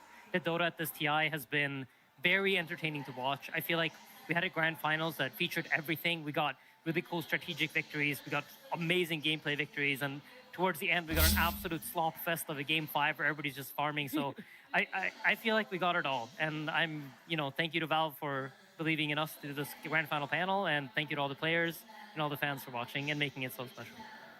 Dota 2 is such a beautiful game. I mean, every TI is a celebration of the community, of the teams, of the talent, of all of us just come together and we show how much we love Dota and what it means to us. And just watching the incredible games aside, being part of it and witnessing it firsthand is something else entirely. And I'm just always so happy to be here. Yeah, incredibly grateful for all of you guys for making this a great experience. Incredibly grateful to all the fans who love this game as much as we do, and that's why it exists in the first place. And thank you to Valve for creating and maintaining what I think is the best game ever made. And also thank you to production, all the people behind the scenes who make this stuff possible. There's so many of them who work unbelievably long hours, much longer than us or any of the players. So shout out to them for making an event exist that would not exist without them. 15 years of beautiful TIs. Here's to 15 more. A massive thank you to everyone, whether you're watching here in Shanghai, around the world, whether it be Australia, North America, Europe. We've appreciated you joining our journey here. And it is with a heart full of love for Dota that I wish you a good night for the last time here at TI 15.